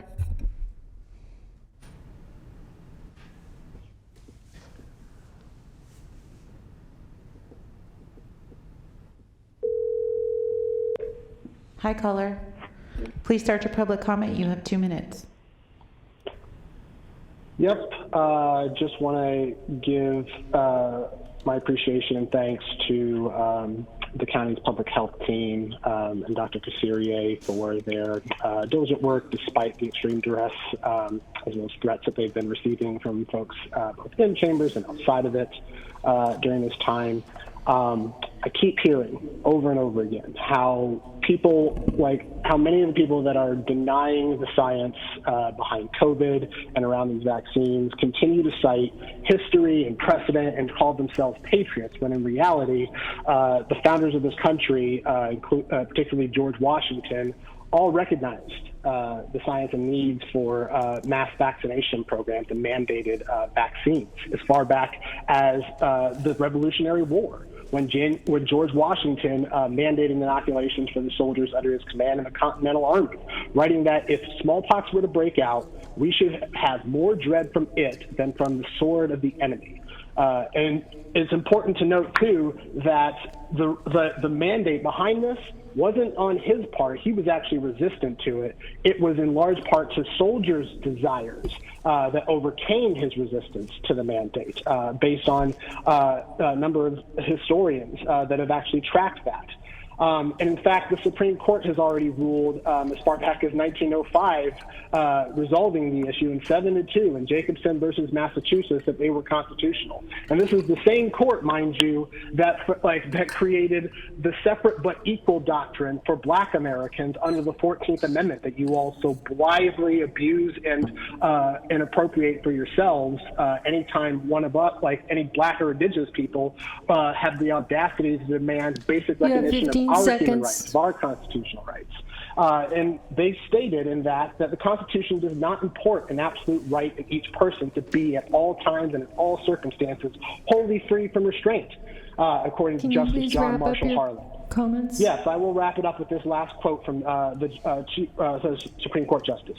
Real liberty for all could not exist under the operation of a principle that recognizes the right of each individual person to use his own, whether in respect of his person or his property, regardless of the injury that may be done to others. That's what you all think that you of the country that you live in, that you can just have any right for yourself, no matter and exercise it however you want, regardless of who you hurt or who you put at risk of their own safety in violation of their own rights. I ask you all to look through your history and actually remember that, and not just convert your own biases. Thanks. Thank you. I believe we have one more public commenter in the queue. So it may take a few minutes. They're checking on the person. No worries. Madam Chair, can I ask a question? Was there a problem with the doors? I did ask and was told that the doors into the lobby were not closed, but are locked, but the doors into chambers were locked, and people were letting folks in one at a time. Okay, but they were able to access the public lobby. That's what I've been told, yes. Okay, thanks. Some people referenced that I didn't know. Okay, and the person, there is no caller. The person hung up. So that concludes your public comment for item 42. Okay, I do not see any supervisors in the queue with comments or questions, but I do want to thank Siobhan Kathari for coming in person and waiting patiently to give what ended up being a very brief report. And I want to thank Dr. Kassiri for being here and being available, and for your report and for all of your work. And tomorrow's a new day, and we'll keep moving forward and doing the best we can. And so thank you, everyone. And at this time, we'll move forward to the next item. Item number 43 are your nominations, and you are continuing to October 19th. The Assessment Appeals Board, Cosumnes Area Community Planning Advisory Council, Community Service Area 4B, Slough House, Wilton, Cosumnes, County Service Area 4C, Delta, Delta Citizens Municipal Advisory Council, Disability Advisory Commission, Local Child Care Planning and Development Council, Orangeville Community Planning Advisory Council, Southeast Area Community Planning Advisory Council, and the Sunrise Recreation and Park District. For today's items, you have the Community Review Commission, District 2. Continue to October 5th. Thank you. Supervisor Frost? Please continue to October 19. Mr. Yes, I'd like to Supervisor? place one name in nomination, Pastor D. Emmert, and continue the remaining to October, first meeting in October. Okay. Cordova Community Planning Advisory Council, Supervisor Frost.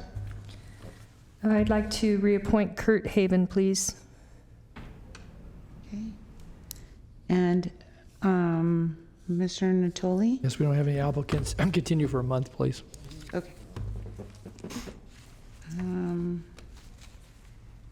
That would be October 19th. Thank you. Thank you. County Planning Commission? Nominate Jofiel Borja.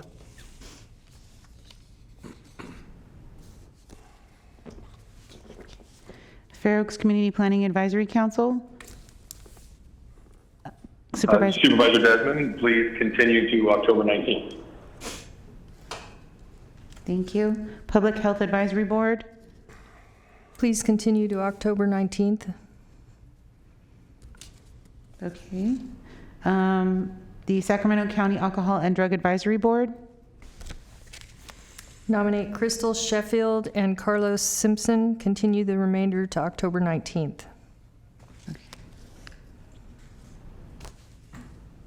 Thank you. Sacramento County Behavioral Health and Youth Advisory Board. Supervisor Desmond? Please nominate Savannah and Audrey Nunez. I'm sorry, that was Savannah. Carmu, Karmue, Thank you. and Audrey Nunez. Thank you. And then Sacramento County Mental Health Board? Supervisor Natoli? We have interviews pending, so continue for 2 weeks, please. Okay, to September Oh, 28th. yeah, maybe go to first meeting in October. Give us Okay. that. Yeah, we got October three 5th. interviews to do. Yes. Okay, October 5th. Yes. Thank you. Thank you. Sacramento County Youth Commission? I'd like to nominate Braden Medlin and waive the process, please. Second? Okay. Now we got to do roll call. Yes. I'm sorry. Supervisor Frost? Aye. Kennedy? Aye. Natoli? Aye. Desmond? Aye. Cerna? Aye. Unanimous vote. Supervisor Frost? What are we on? For the Sacramento County Youth Oh. Commission? Please nominate Mithrayi Shankara. I think I said that right. Okay. And I believe District 3 and 5, you do not have any Right. nominations, correct? Continue Okay, October 5th. Yeah, please continue. thank you. October 19th for me, please. Okay, thank you. Okay, and Sacramento Environmental Commission? Chiefs recommend continue to October 19th. Okay. Sheriff's Outreach Community Advisory Board? Please continue the District 1 vacancy to October 19th. Thank you. Supervisor Kennedy? Please reappoint Sunny Chong and waive the process. Second. Supervisor Frost? Please reappoint Michael Martell. waive the I'm sorry, a process. vote. I'm sorry. Oh. We need a vote. I'm sorry. Roll I call thought vote. you were we could waive the process on Michael Martell also Oh, because okay. I'm waiving the process. I mean, Okay. because I'm reappointing him. Okay. So are you making that motion and? Sure, we can do them both at the same time? Or can we? No, we'll separate it. We have to do separate Oh. votes. Go ahead. Okay. Take care of Supervisor Supervisor Frost? Kennedy. Sorry. So this is to Aye. nominate for District 2, Sunny Chong, to reappoint. And I have a motion by Supervisor Kennedy and a second by Supervisor Cerna. So Supervisor Frost? Aye. Kennedy? Aye. Natoli? Aye. Desmond? Aye. And Cerna. Aye. That's a unanimous vote. I don't have to waive the process. I think there's time on Mike Martell if it's not necessary. I don't have to. Okay. Supervisor Desmond? Yes, please reappoint Robert Olmsted III. Okay. Supervisor Frost? Reappoint Michael Martell. Okay. And Supervisor Natoli? I nominate Bill Cardoza, incumbent. Thank you. And this is for the Public Financing Authority of the County of Sacramento Metro Air Park Enhanced Infrastructure Financing District. Chiefs recommend nominating Michael Whipple. Continue the remainder to September 28. And that concludes your nominations. Thank you. Thank you. All right.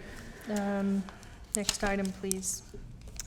Item number 44 is the county executive comments. Nothing further, just thank you very much again.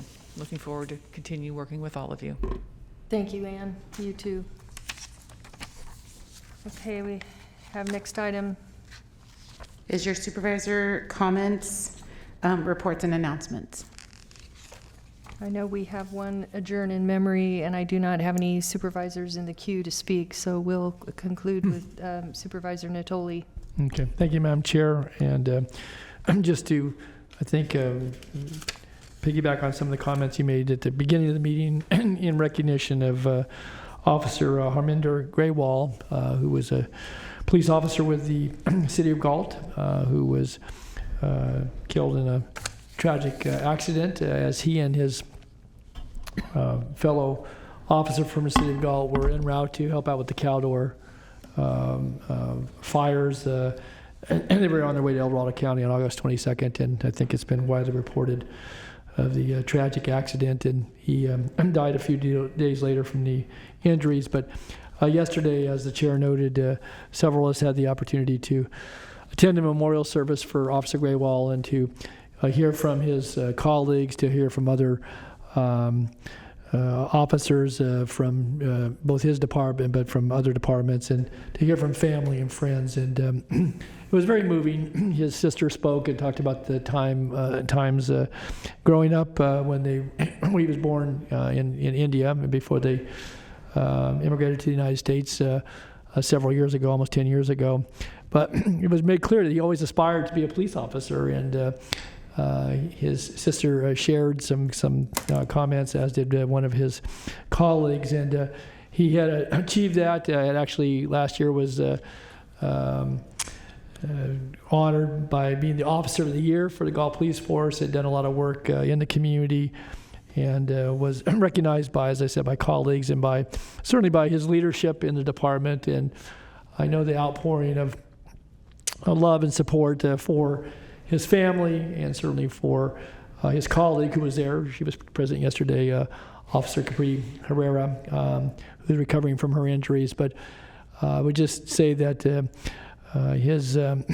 he was short term of service in the sense that he had only been with the Gulf Police Force for a little more than 2 years, and was very young, only 27 years old, but really, I think, had made a mark and had done a lot with the Sikh community in advancing, I think, some of the understanding about the diversity of the makeup of our community, but certainly working very closely with folks in the communities where he served, and most recently, obviously, in the city of Gulp. So I would just note that this county and certainly this board ask us to adjourn his memory and certainly send well wishes, as I'm sure we have, to his family, and for a great loss. And again, his memory will stay with colleagues and certainly the folks that knew him, but he left a deep impact. And I would just say one last other thing. It was one of the folks shared a story. It was kind of cute that after he had passed away, there was somebody who I guess routinely on their morning run would run by the Gulp police station and encountered one of the officers, and said that she didn't know Officer Gertiwal by name. She just called him Officer Mustache.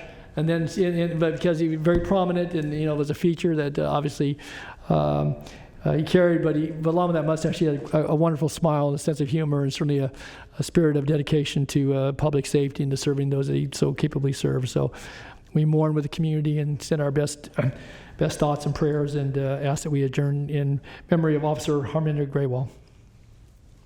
That was a beautiful, beautiful memoriam, and I want to adjourn this. This meeting is adjourned in memory of Officer Gertiwal, and may he rest in eternal peace. We have a closed session? Do we have a closed session?